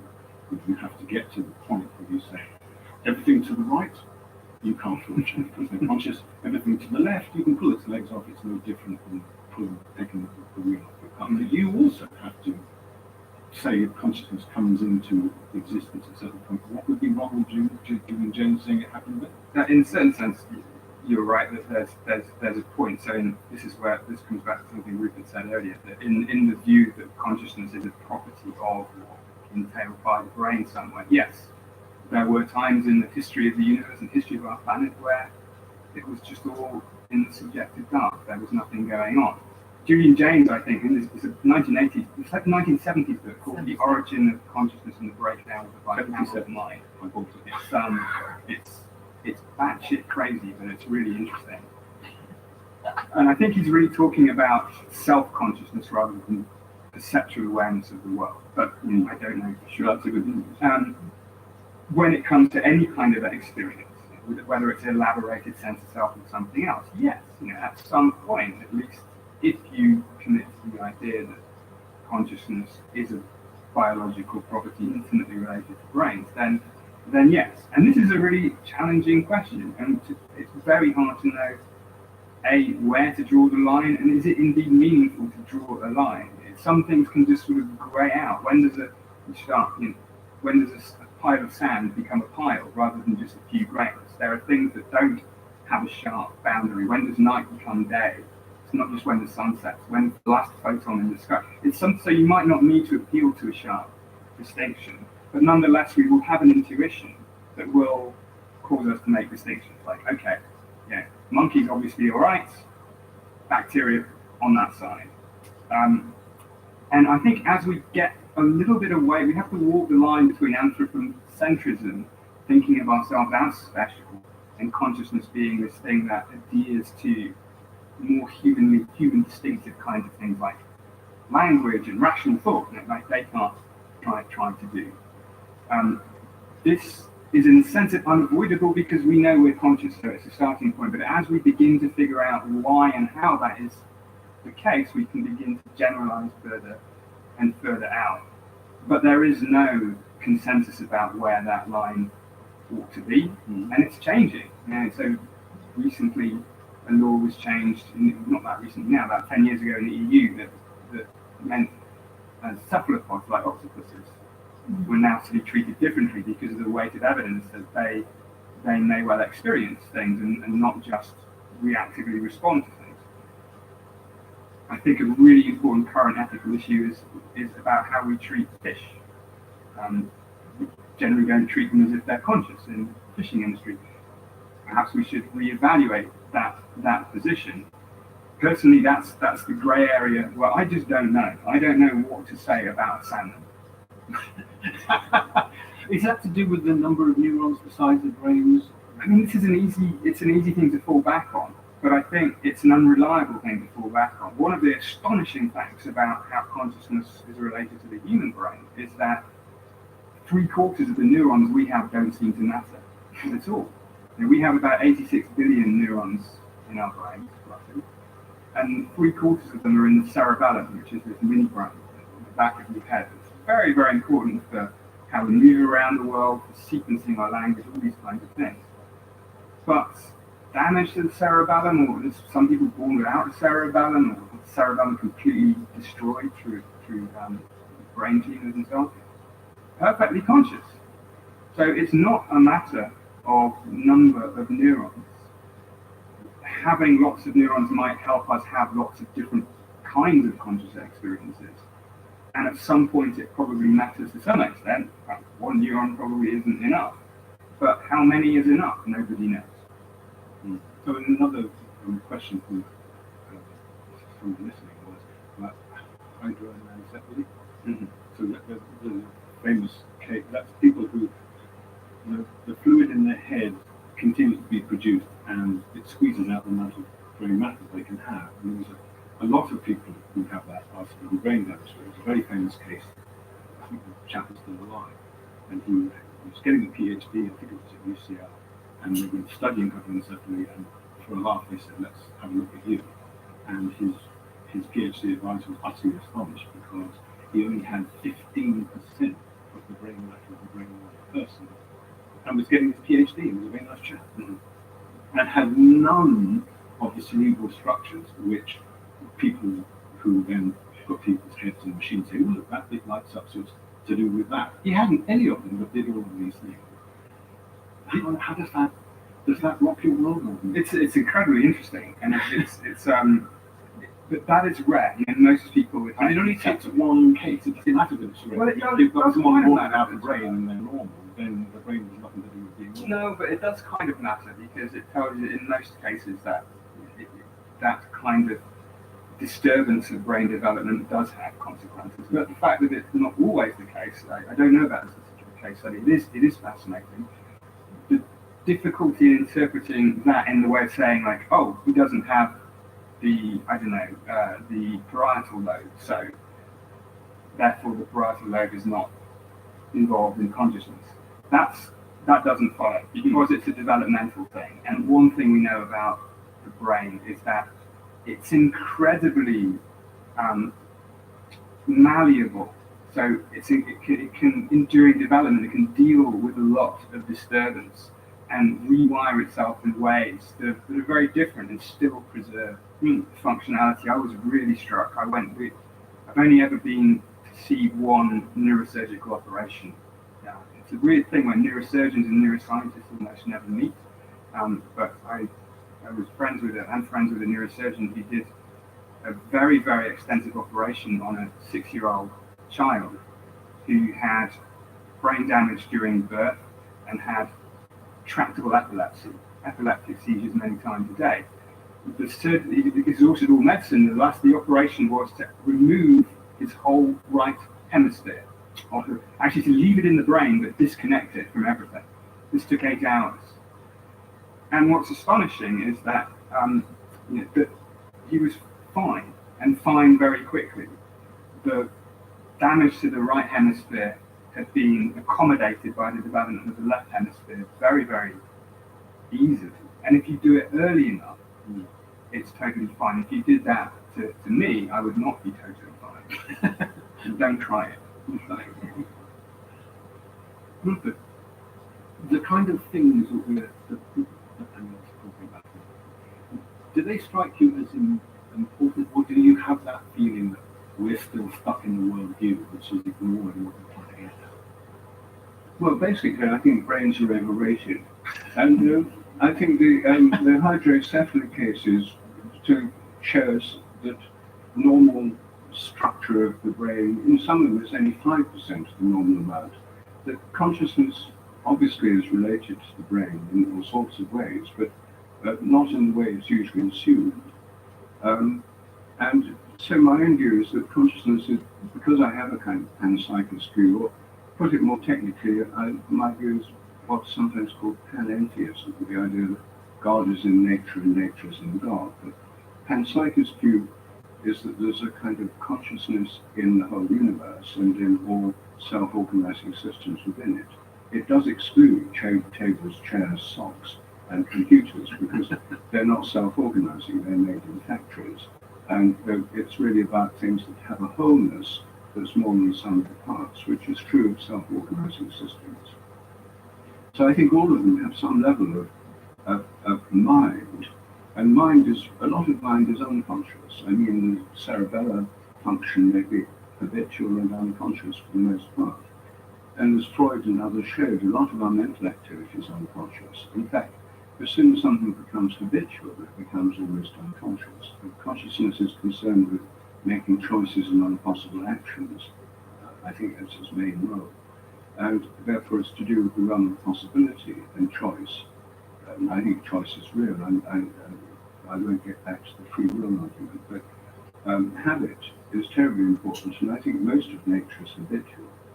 And that at every level of organization, atoms, molecules, cells, tissues, organs, plants, animals, planets, solar systems, galaxies, and so on, there's a wholeness that's more than the sum of the parts that organizes them, has some degree of choice, organizing power, wholeness, integration, as in IIT, integrated information theory. It emphasizes the wholeness of all these different levels of organization that they integrate. So I think that when it comes to our own consciousness, it's part of this bigger picture as I see it. And I tell you, no doubt think, well, I must put in an awful lot of effort to arrive at this worldview. I do. I mean, I've written 2 whole books about spiritual practices and how they can change the way we experience things. But I think this is, from a scientific point of view, it's a perfectly valid way of looking at things, a more helpful way. But I think it's also a way in which one can actually experience it. You see, I'm not as agnostic as you about God becoming real. I mean, I believe in God, and I believe in God because I experience a divine presence and purpose in my life. And so for me, it's a matter of experience. So you could call it a mystical experience, but it's sometimes spontaneous, sometimes a result of spiritual practices. And no doubt there are brain mechanisms involved and so on, but for me, it's not just one way of looking at things. It's real because I experience it as real. And you could easily argue others would experience different things as real. But I think for people who have a mystical experience of God, of a kind of ultimate unity or divine presence, one of the things about it is that it does feel very, very real. It feels more real than anything else. People have near-death experiences, which sometimes only last a few minutes, have their lives changed by this, what feels to them a direct insight into ultimate reality. And then I come over when I have these experiences myself, and I don't claim to be anything special. Lots of people do. Then the question is this just self-delusion? Is this just persuading myself of something that I'd like to believe is true? And should I take the objective scientific view? Then I come to the so-called objective scientific view is actually just a theory. And insofar as it would deny these experiences or say they're nothing but the brain, that's just a theory too. And for me, experience is more important than theory. And partly because if we believe in empiricism, which I do, experience is empirical. That's what empirical means. It means experience. So I think that experience is actually, in the end, for most of us, something is probably the ultimate arbiter. And if someone comes along and says, oh, it doesn't fit with 19th century physics or 21st century physics or something like that, it doesn't necessarily mean it's untrue. It may mean that these scientific views are temporary views which change, and I think our present scientific worldview is in the process of evolution, partly through taking on the very challenge of trying to understand consciousness. And I think we have a very different scientific worldview, not only about consciousness, but also about life, because although I know you say, well, life's been solved and this is a model of how to solve consciousness, but you know, that you people used to believe in violence and we now know that it's so on, that we chipped away at it. And I don't think the problem of life is solved, and I think we need to have a whole new way of thinking about life as well. So my own view is that the scientific worldview is in the process of growing and expanding, as it always does. And when it does, it will give us a very different basis for thinking about consciousness and for interpreting the kinds of experiences that people have, which you might study, because we wouldn't know about them unless someone studies them. The fact there's a huge diversity is really important, but there are certain common factors as well, actually. If you wanted to say that, I was just going to move this on to give you a chance to flush his medical credentials. Because I do feel that you have had to defend things, and one of the places where you are quite medical is, you say quite clearly, you don't think that the brain is computational, consciousness is not computational, and therefore the hundreds of billions of dollars of investment you claim to be making an artificial consciousness do. Why? Right, and actually, this is, I think, listening to you, this is an area where, for different reasons, we might end up agreeing with each other to some extent. But I think life is important. I think there's something distinctive and special about systems that self-organize. And I think that may be one of the keys to understanding the biological basis of consciousness. So I think this is broadly in line with what you're saying. I also, by the way, don't think that we've solved life entirely. What I mean is that there's no longer a sense of conceptual mystery that life is explicable in terms of physics and chemistry. Well, I think there is. So we don't agree about that. We don't agree about that. Okay, fine. Can I just is everyone happy with the idea of self-organized? Or do you want them to explain it? So, no, you're happy with it? Okay. I just wanted to check. Things that organize themselves. Yeah, They don't have to be organized by somebody else. Organize themselves. Okay.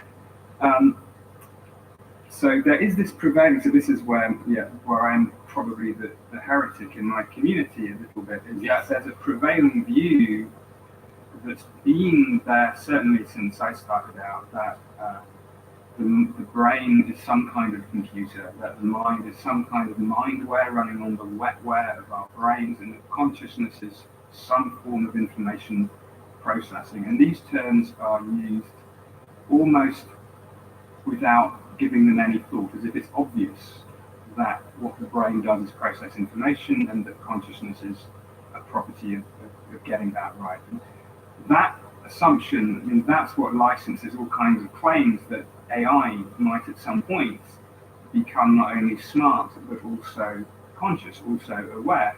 And these are assumptions that are having, again, real practical and ethical consequence now, as people are scared of AI for all sorts of reasons, some of which are justified and some of which probably aren't. If you think that your next language model is suddenly going to experience things, and then you're probably not correct about that, and you're not going to see the real risks clearly.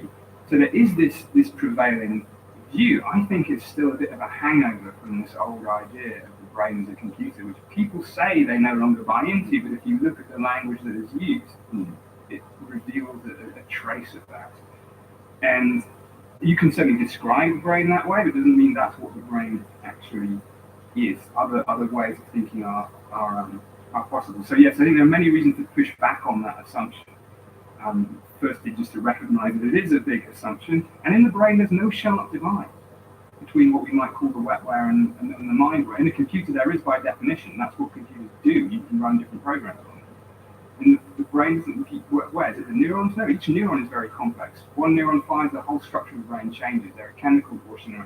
Where do you draw the line? Again, it's not clear. And on the other hand, the more that you put on the thread of this idea of the brain as a prediction machine and ask, well, why is it doing that? What's it for? What's it predicting? Why? You realize, at least I am drawn to the view, and I didn't expect to get there. You're drawn to the idea. I'm drawn to the idea that the mechanisms, these predictive mechanisms that underlie our experiences of the world and the self have their roots evolutionarily and developmentally and in the day-to-day business of living in this biological imperative to stay alive. Prediction enables control, it enables regulation. When you can predict, you can keep things within bounds, and that is fundamentally what the brain is for. It's for keeping the body and itself alive. That means keeping things within bounds. That drives down right into our biochemistry, right into the level of individual self, so that you start to see, this is where the self-organizing thing comes in, that systems that create their own components, that don't just run on components like things made in factories, that self-produce. There becomes this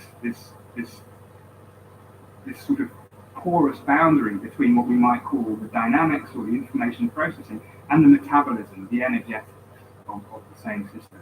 To me, this grounds what brains are doing and what the nature of consciousness in something that is deeply biological, the embodied brain, not just the brain in a vat, but the brain in a body. And the last point here is the phenomenology of consciousness seems to speak to this too. Again, that's not evidence, this is not again evidence that is the case. But if you look deeply, as people with many hours of meditation do, into what the experience of self really is at its core, it's not a thought, it's not this being my body. Arguably, it's a fundamental experience of being a living organism. And this is definitely speculative now, but this gets to some descriptions of what people think about when they think about soul. There's something more to do with breath, something more to do with an experience of being alive.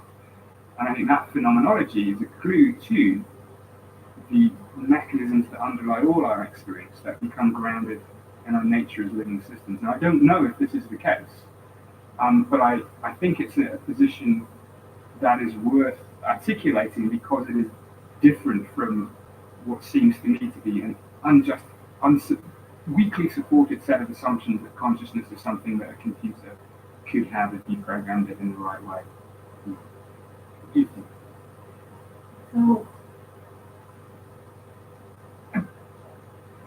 So I guess what I am struck by is your last set of comments about feeling alive. And I'm not opposed to that perspective. I think that the experience of meditation captures some of that.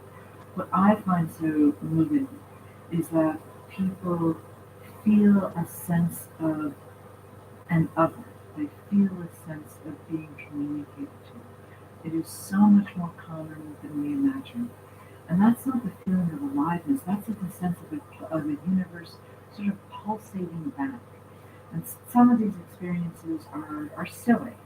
So I remember a woman in talking to me about her, she was a Christian, talking to me about her new relationship with God, and she gets onto a bus in Chicago, and she thanks God for, it's no longer sleeting, it's winter in Chicago, and she's going on and on about how much worse the winter could be in Chicago than it is now. And she sits on the bus and she's reading a book, and God says out loud to her, "Get off the bus. You're going to miss your stop." Like a silly little thing, and it meant so much to her. There are other experiences that people have that are more profound. I remember a woman who was working in a 7-Eleven. It was the best job she could get out of college. She didn't want to have the job. Somebody came in with wanted some beer and some cigarettes, and this woman was like, "Oh my God, I'm doing this with my life." And she heard God say out loud, "I've loved this woman, I have created her in my image." Changed this woman's life.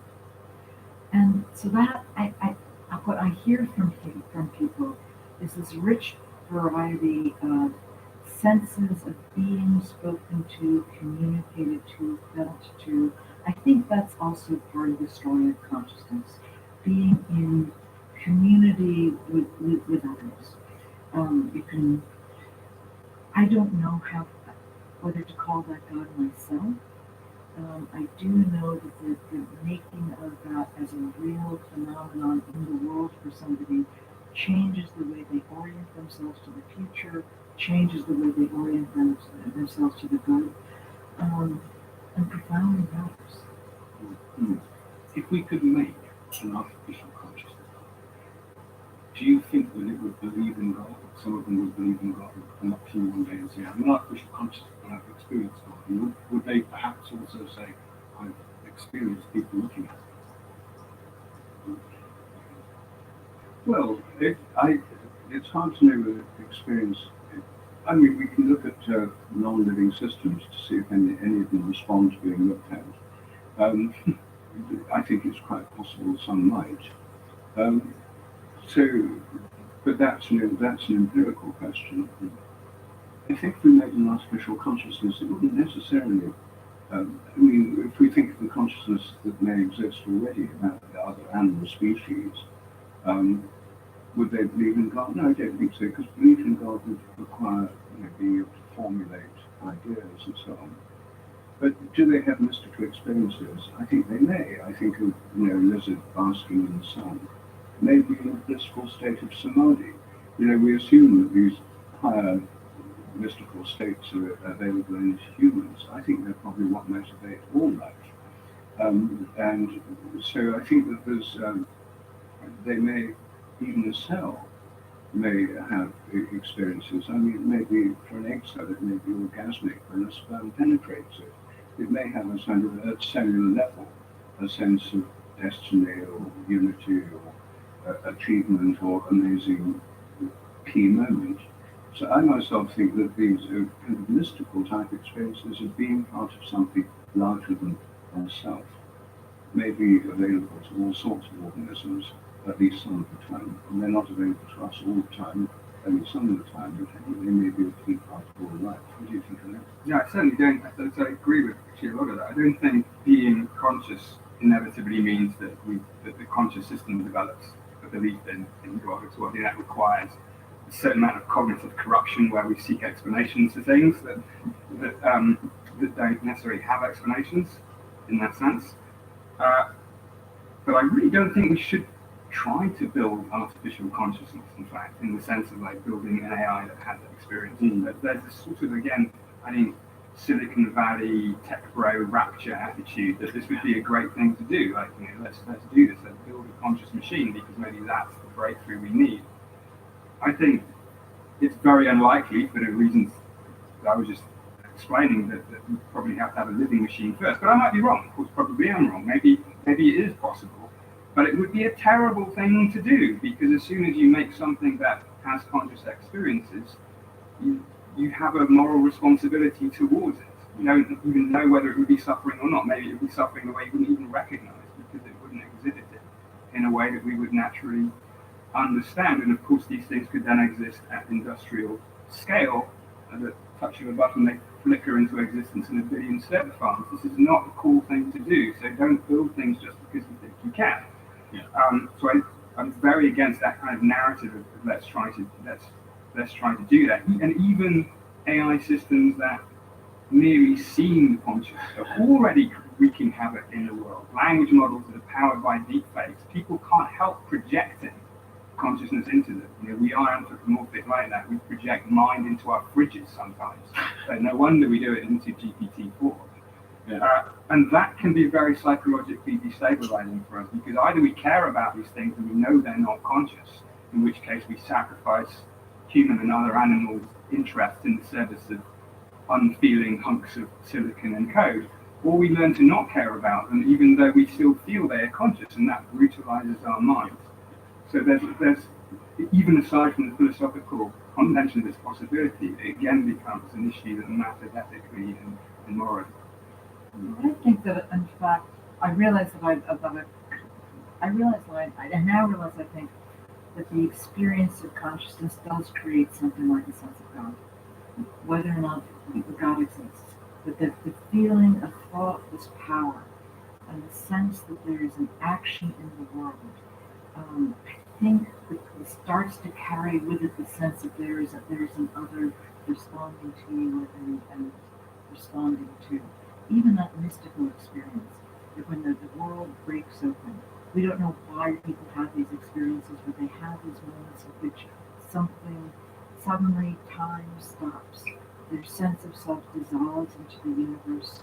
They have a sense that they know something that they've never understood before. They have a feeling of knowing, and it is beyond the feeling of anything that they can explain. Often what comes with that is a sense of an other who directs, who guides, who manages. And so I think that I would bet on the machine developing a God. Ladies and gentlemen, it falls to me to be the baddie on stage and tell you that we can't just carry on. I would like to, but I suspect someone back there will get very in the way. So we have arrived at the point where if I could ask each of you to just give us some closing remarks in a couple of minutes. It's stated 3 minutes actually. And Tanya, would you? Oh, sure. I mean, I sort of feel like I've said everything that I intended to say, but I think that there is. Has anything changed because of these two characters? I think that this observation that a conscious machine would have a God is a novel thought to me, and so I'm going to go away and think about it. But I think that the point that I would want to make to the audience is that these remarkable experiences in which people hear something, hear a person no one else can see, they feel the sense of a presence, they feel the universe break open, and they have a sort of Saul on the road to Damascus experience. Those experiences are relatively common, they're relatively powerful, they are deeply moving. Sometimes they are relevant, sometimes they're profoundly. There's an anthropologist called Godfrey Leonhardt that described faith as, he said that there were the Dinka man. The Dinka are a pastoral community, pastoral people, or they were pastoral people in southern Sudan. He said that when a Dinka man is late going home to dinner, he'll tie a knot in a tuft of grass. And he doesn't believe that this knot is going to keep the sun from going down. He believes that this is a way of externalizing his intention, and that the externalizing the intention is what changes him and causes him to believe, to act differently. And I think that that's what the experience of external order does for people. Thank you. Thank you. Well, I love the fact that I'm sitting between, as it were, two extremes of, the brain and neuroscientist and anthropologist, with such different takes on consciousness, and, which are very much part of the any deeper understanding we come to. I think has to include both. And I love the fact that you're able to look at the way that different people experience these things differently, and they're not just experiences that happen to me, but the experiences make huge difference in their lives. So they take them seriously and they have serious effects. And any understanding of consciousness has to take into account these experiences, not only people's own consciousness, but their experiences of other kinds of consciousness. And I like the fact that Daniel's approach to the brain and consciousness is to try and explain or connect conscious experiences with what's happening in the brain and look at them scientifically. And because I also like this idea of the real problem of looking at what we can look at scientifically. And I look at things which a lot of other scientists don't look at, but which I think are important ingredients in this. So I think we need to cast the net much wider. But I genuinely believe that through open-mindedly exploring these things, we can actually come to a deeper understanding of consciousness. And we're in a position that's unique really in the history of the world, because never before have we had access to all these different philosophical and religious traditions that we now have. We now know about all these different kinds of religion, theories of mind and consciousness and experience. We have this much more detailed experience of knowledge of brain structure and function and physical processes. And so, although we're far off an agreed with deeper understanding of consciousness, I'm hopeful that we're moving closer to one. And so, in that sense, I think this debate's helpful because I think it's made me realise that there's more hope than I might have thought when I started on when we came together, and actually moving forward to a deeper understanding, which would be useful and helpful to us. Thank you. Thanks both for a lovely discussion. Thanks for moderating it as well. I think there are fascinating commonalities and disagreements, and I've learned a lot in recognizing this. So I very much on board with the importance of taking people's experiences seriously. And I've learned the variation in individual experiences of how people experience thoughts. That's something I hadn't thought about too much before. So that's something I'll take away. And yeah, there's also a surprising to me commonality with Rupert in the sense of the importance of self-organizing systems that I think is a common ground for understanding the connection between life, mind, and perhaps consciousness do. But I also think there are interesting divergences, and there's a divergence perhaps in the primacy we give to content of people's experiences in sort of evidentiary sense. These experiences can be massively important for people's lives. This is absolutely the case. But when it comes to trying to understand what gives rise to these experiences, I will come back to this important distinction between taking them seriously but not taking them literally.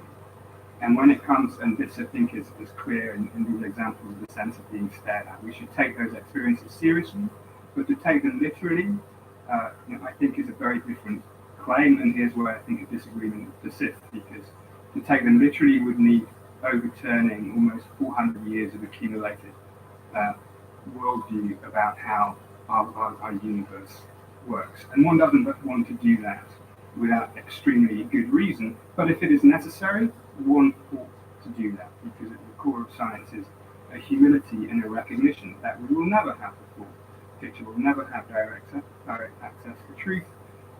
All we will have is evidence, and it's up to us to judge the importance of that evidence. We'll just have a better control research. We will. Then all that remains for me to do is to thank you for being such a lovely audience and coming up. And if you would join me in thanking our three panelists, Tanya, Rupert, and Annie.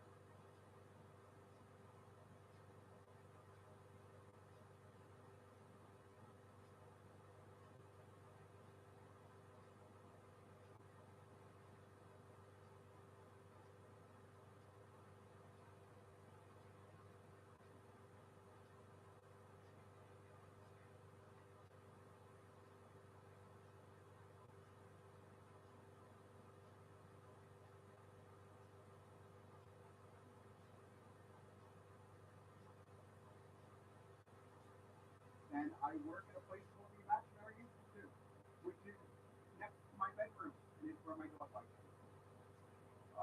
I work there. I can give myself any job title I like. I am an imaginary photographer. Cigarettes would like me to mention to you that you can take pictures, you can record, you can tweet, you can live tweet. You can't dance in the aisles of wildlife. So we're here today to talk about deep learning. What I'm going to cover are concepts and terminology and structure. I'm not going to give you math, and I'm not going to give you code, because I don't think those are things that we can absorb quickly, particularly in an environment like this. So I'm going to give you the ideas that you need to understand the field, and then if you want to know the particulars, you will be able to go to many of the resources available and enjoy all the math and all the codes you're like to know. And there's plenty of that out there. You won't be needing to write much of your own deep learning code, because one of the beautiful things about this field is that free open source libraries do most of the heavy lifting. These are libraries that have been built by teams of experts, and they do an enormous amount of work, from getting things ready for CPUs, to worrying about numerical stability, to worrying about floating point accuracy, and they take care of all of that for us. So we can focus on the concepts. So following in that spirit, we're going to focus on concepts. And we'll let you do the work for us.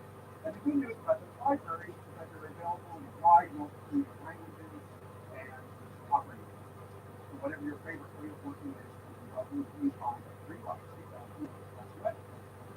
So this is called a crash course. And that name, I hope, gives you pause. Crashes are not quiet and gentle and smooth and easy. We're going to cover a lot of stuff, and we're going to do it fast. I'm going to try to squeeze a one semester course, at least, into 3 hours for you. You're not going to walk out experts ready to write code. You're going to walk out very well informed, ready to comment. Certainly be well enough informed to talk to you. And you'll be well enough informed to attend some of the wonderful papers or any other speech, and to read other papers online in the field I talk to. So those are our goals. We're going to talk about concepts and terminology. We'll talk about algorithms, but not in detail. And we'll talk about applications. So what is this deep learning thing? Well, let's think of science being the study of phenomena, including man-made phenomena. And inside of that is artificial intelligence, which is nebulously defined. Every time we say, this is what is basically intelligence, then a computer or a dog or an oracle will come along and show us. And so we say, nah, that wasn't intelligence. Intelligence is over here. So you could argue either we're moving the goalposts, or we're sharpening up our focus on what it means to be intelligent. If you have an opinion on that, feel free to discuss it over dinner. Inside of artificial intelligence, which is the system for trying to figure out how to code intelligence into a man-made device, whether it's analog or digital or biological, we have machine learning, which is a class of algorithms. Machine learning has been around for decades, and there's a wide variety of algorithms that try to implement some version of intelligence, some version of understanding information hidden inside the data. Finally, we have deep learning. Deep learning is not a thing. It is a class of algorithms that have been developed over the last couple of decades that have proven themselves to be enormously powerful. And you probably know that because you're here at deep learning. So deep learning is not a thing. It's not like math training. Deep learning is an approach. It is a structural way of trying to do machine learning. It's just a structural way of doing artificial intelligence, which is one way of doing it. What is intelligence? Well, it's a general thing before we dig in. If you believe a reason about things, you know, logically make things. I know this, what else do I know? If you're going to learn, do I know something today that I didn't know yesterday? No.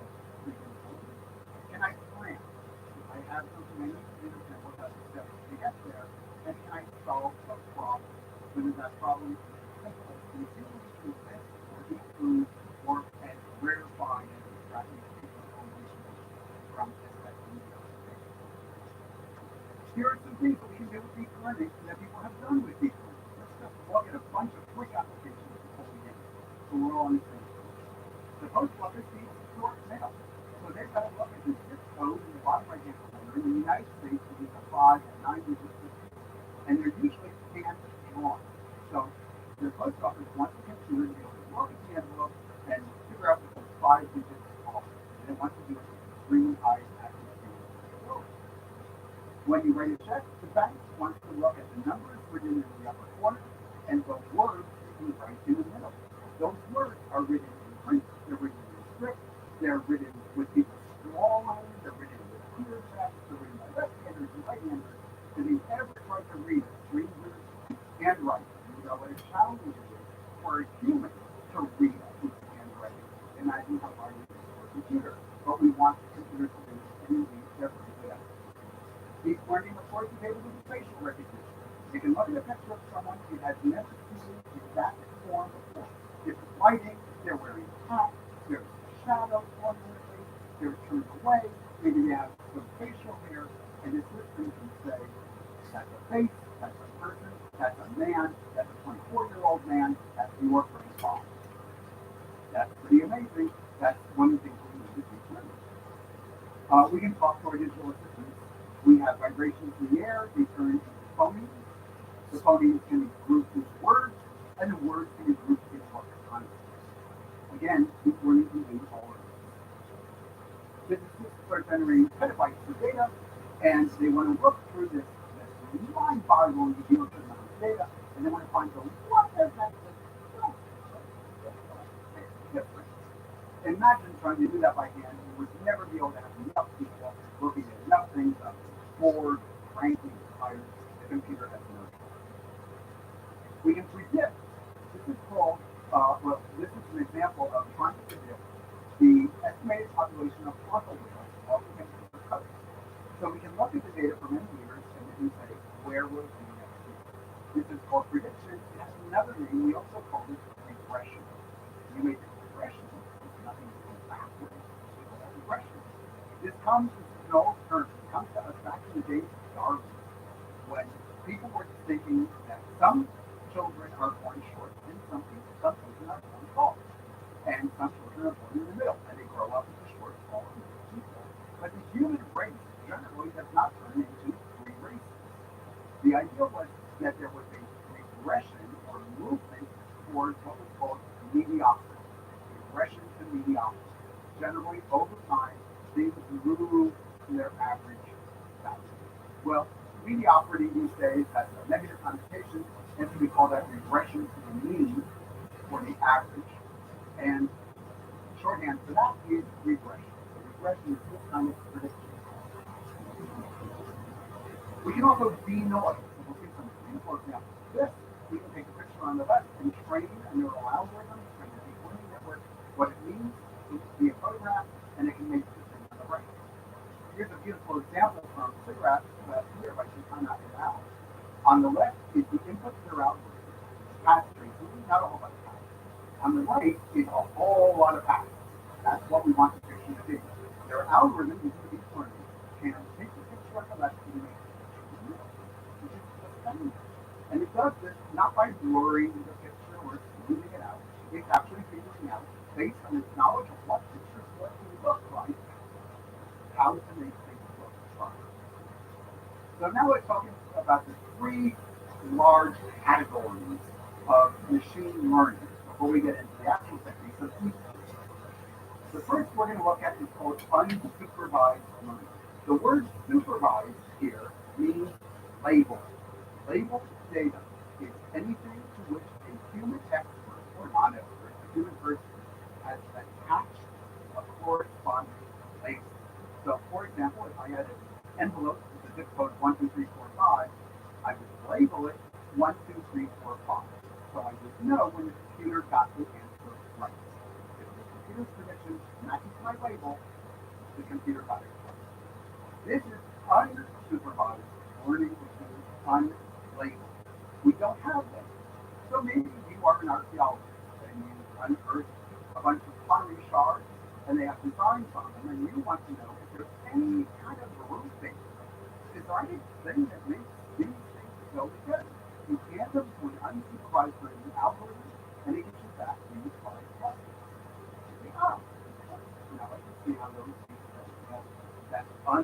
unsupervised learning or clustering. Here's another example of unsupervised learning. We have data.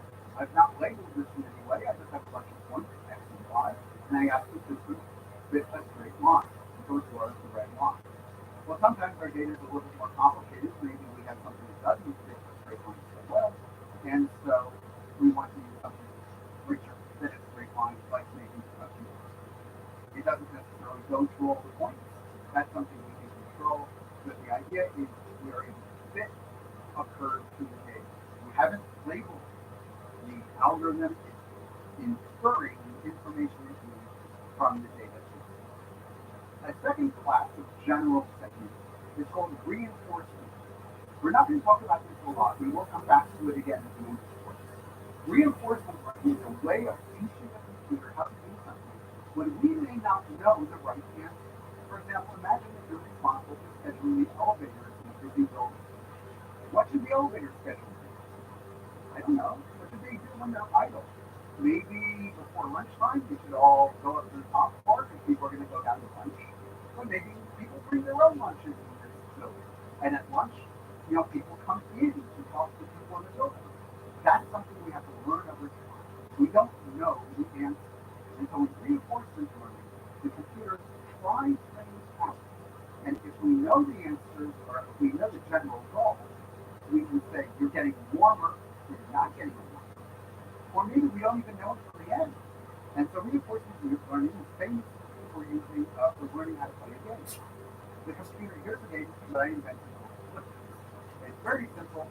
You have little tiles that are blue, have a blue gun on one side and nothing on the other, and you touch the tile and you flip it over. And the goal is to get three dots vertically or three dots horizontally. That's a very simple game. We can teach a computer to play this without giving it the rules, by just letting it make moves. And we tell it when it wins. And we'll see later, there's a way for the system to propagate that information earlier and earlier through the game, so we can look at the board and figure out what is the best thing to do.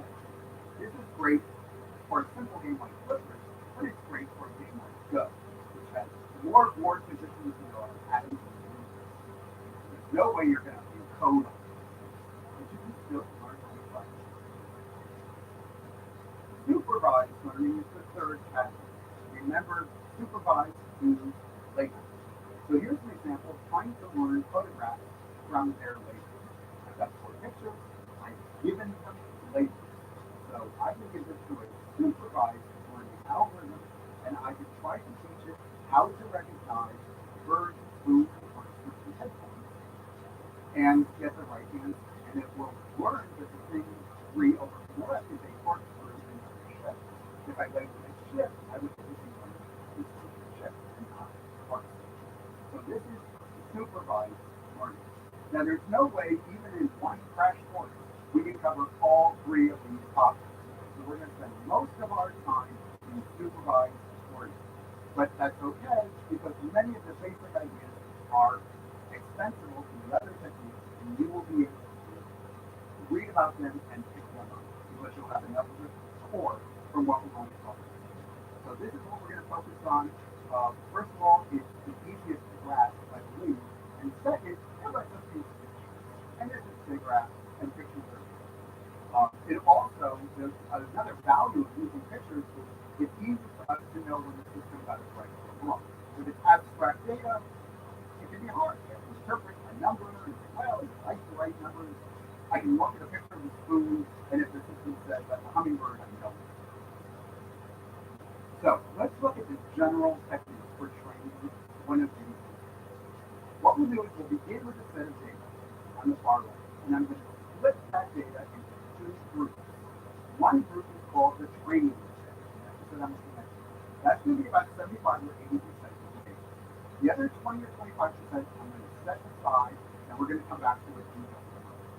So I take 80% of my data, and I give it to my system. So in this case, supervised learning images, I would hand it, let's say, 1,000 pictures, each one with a label. And I would ask it to predict the label for every picture. If it gets the label right, I do nothing.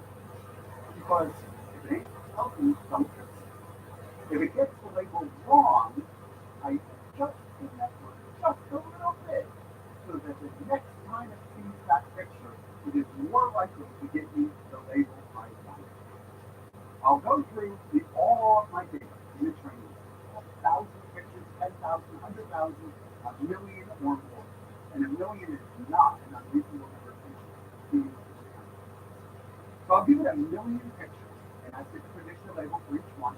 And each time it gets it wrong, we tweak it, and we'll see how to do it. That is called teaching with one epoch. One epoch means one pass through the data. Having passed through all the data, we start over again, and we run through all the data again for a second epoch, and then a third epoch, and then a fourth epoch. And we just keep running through the data, tweaking the system after every incorrect answer until we hope eventually the answers get better and better and better. And then we stop either if the system is not getting better, meaning we've got to go back to the drawing board, or it's become good enough, in which case we deploy the system and hopefully take a well-earned vacation. The vacation stuff is not part of the formal algorithm. So this is the learning process.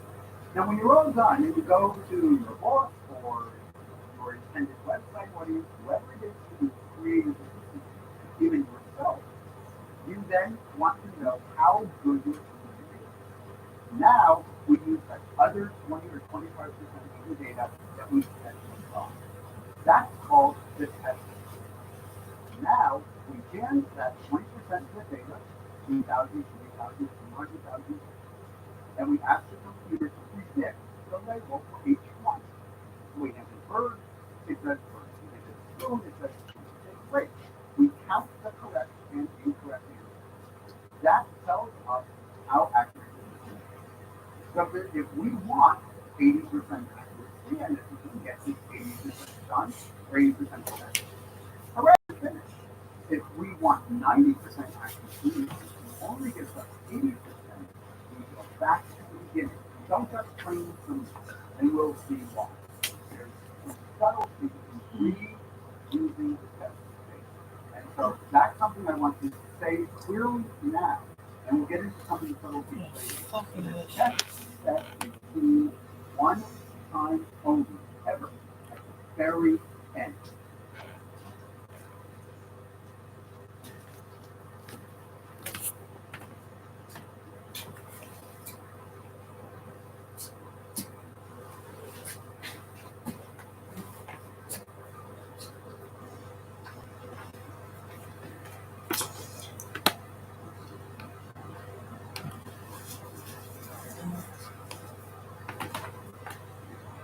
These are those rhombohedron crystals in your pineal gland. When those crystals become electrically activated, all Gay people are furious at the research that's coming out this weekend showing that it is the gay kids that they're mutilating by telling them they're trans and advocating sex changes.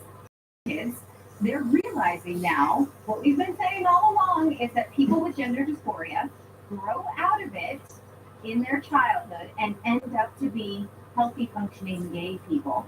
And this trans rights business is just sterilizing and hurting gay kids. It's homophobia. That's what it is. It has been all along if you bothered to dissect what they were saying. And now, you guys, here come the lawsuits that you knew were coming, right? Because how can you take a whole population, do this to them based on no medical research, and not expect them?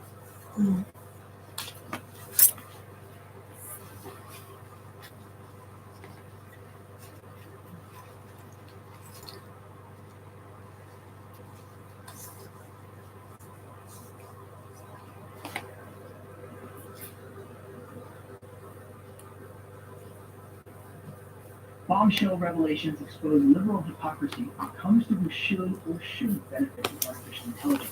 Trudeau, the liberals accuse conservatives of improperly using AI technology to oppose a preposterous bill with a huge amount of amendments. They fail to recognize how their bill can be highly contended from several different MPs looking for a better option for Canadians.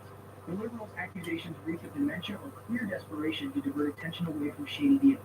It seems weird how Trudeau publicly announced a $2.4 billion investment into AI in the tech industry that does not even need this kind of money. Only for him and his liberal goons to accuse conservatives of playing ball with the novel technology. In spite of what Trudeau hopes for, recent research has exposed the government's slimy scheme to use AI themselves and rapidly expanded algorithmic systems behind citizen facts, all for the sake of control and power. Will the corrupt liberals succeed in their bid for unchecked technological power? Welcome to Street Politics Canada. Before we start today's video, take a quick second to subscribe to our US-based channel, Street Politics USA, where we report daily uncensored US news and how the unfolding political landscape can impact Canada.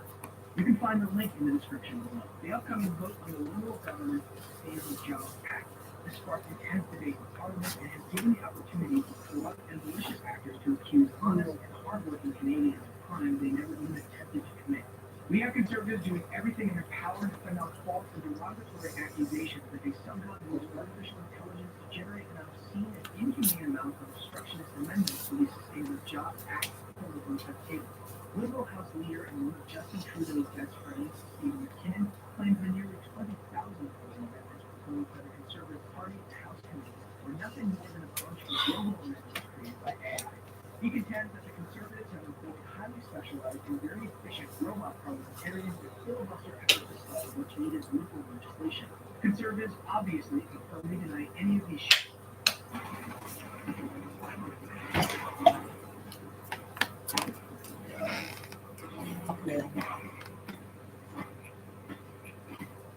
sham bias allegations thrown at them from the crony and incompetent party headed by the worst and most corrupt Prime Minister Canada has ever had the misfortune of knowing. Conservative MP Shannon Stubbs stated clearly that the proposed amendments were not in any way, shape, or form generated by AI. The justified argument that should shut up the liberals and put them in their rightful place of shame is that the large number only reflects serious and noteworthy policy disagreements with most of the content of the bill itself. According to Conservative MP Shannon Stubbs, the Sustainable Jobs Act is a blueprint for the Liberals' wide-scale radical economic destruction. Allegations, MP Shannon Stubbs explained how the bill seeks to establish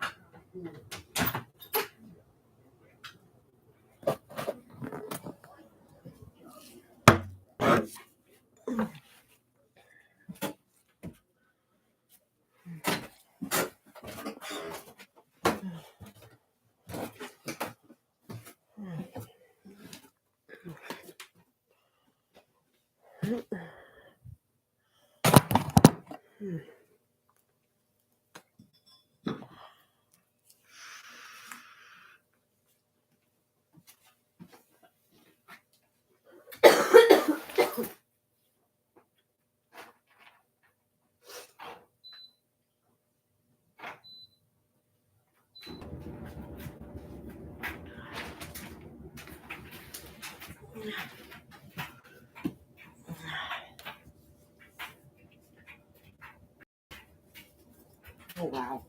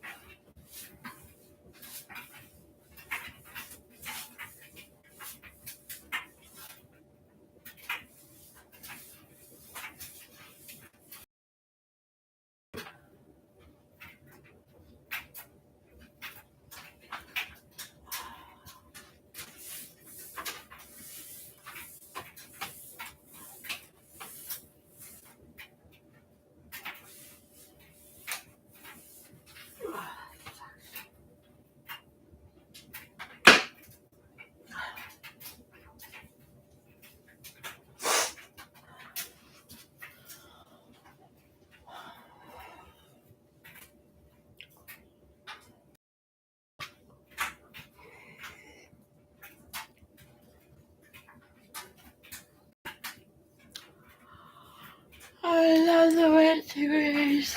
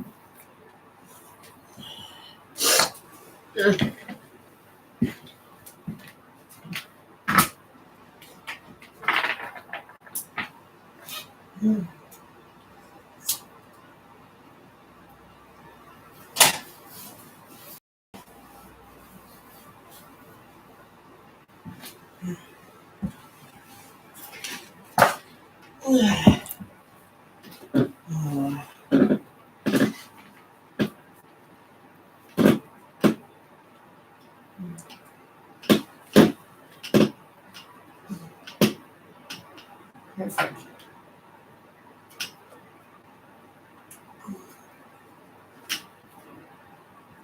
Perfect.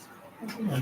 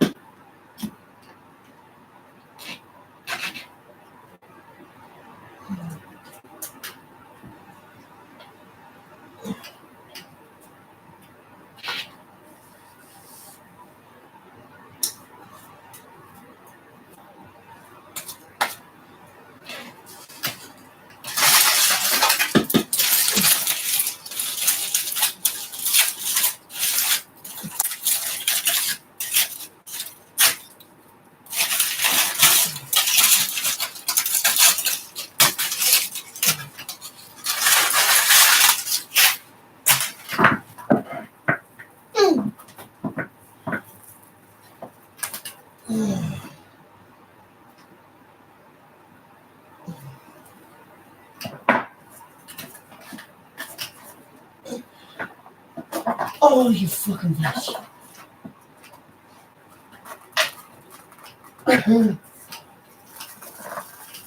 Yeah.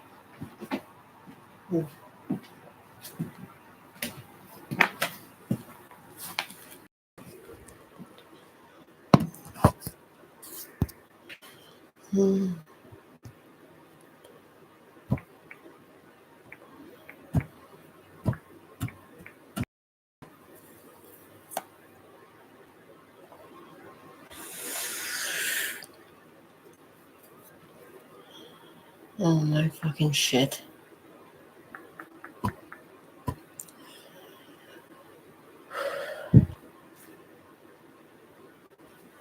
That one fucking hurt.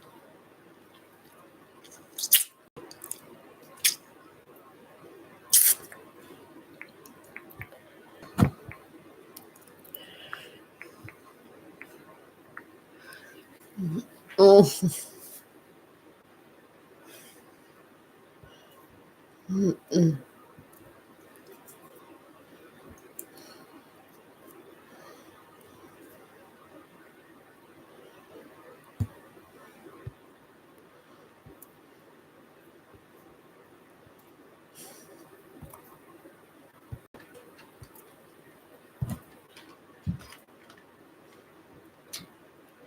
Oh, Jack. What the fuck? Why?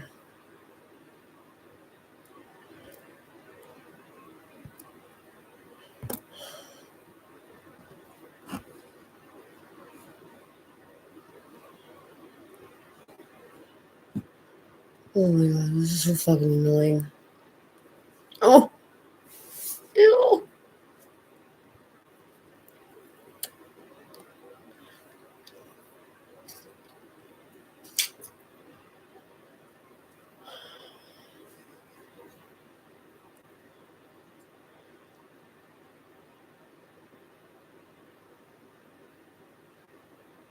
sensitive teething gums.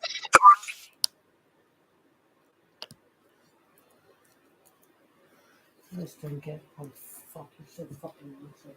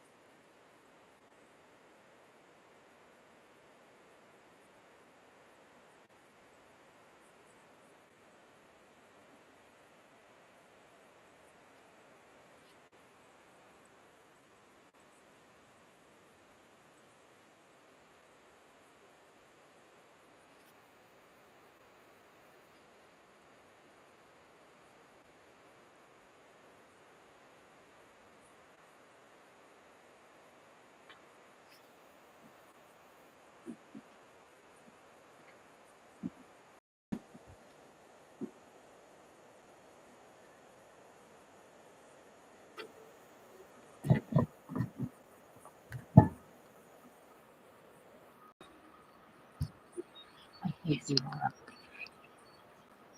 You think the fruit is good.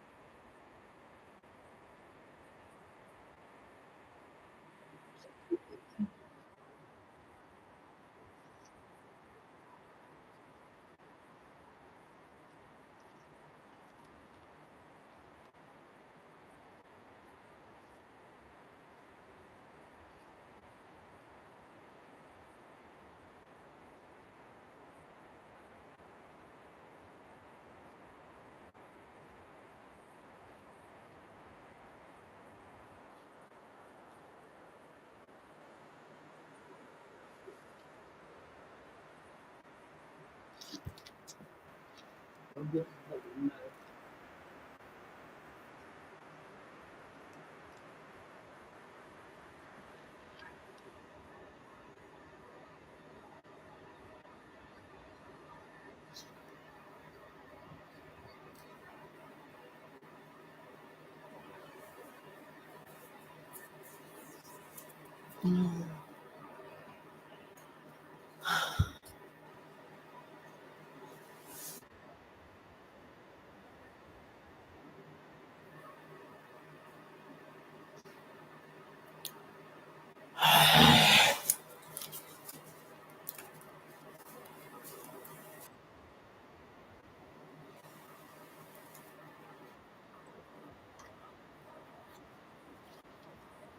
I wanna fuck you up.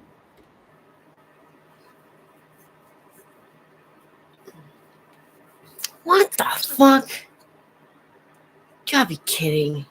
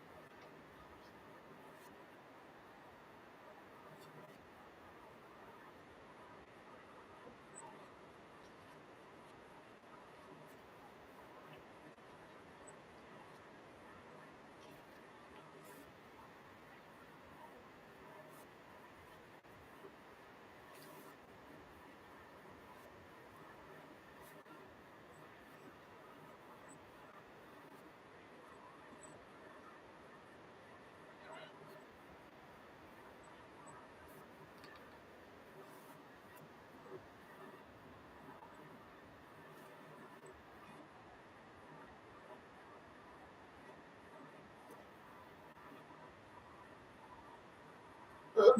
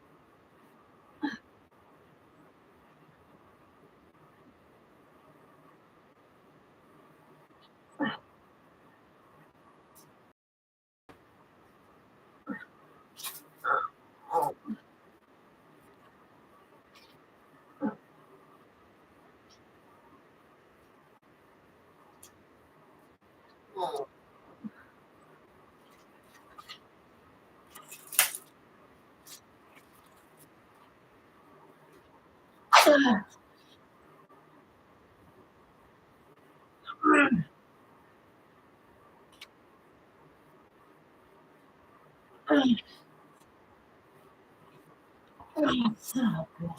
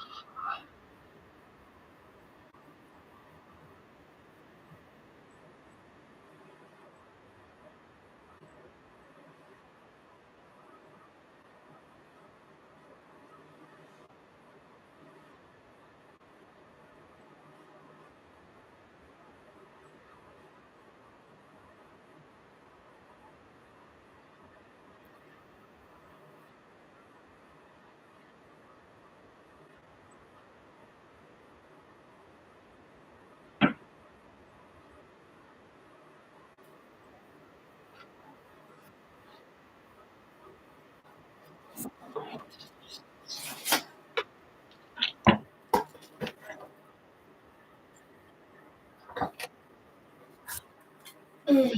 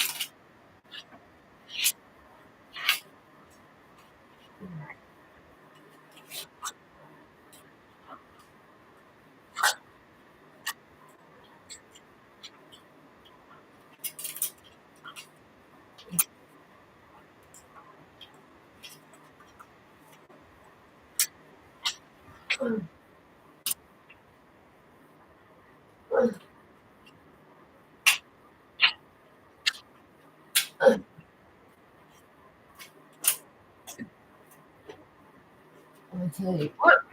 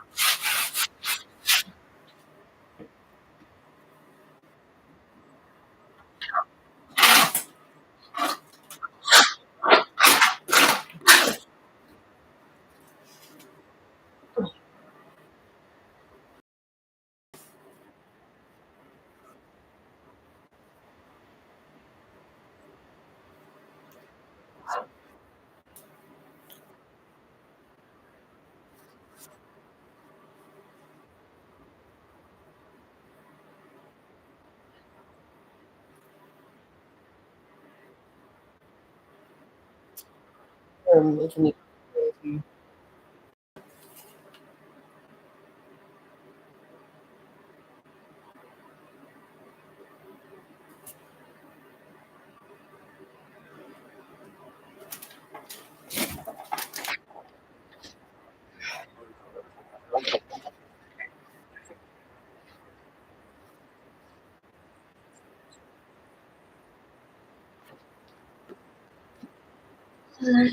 No, 71.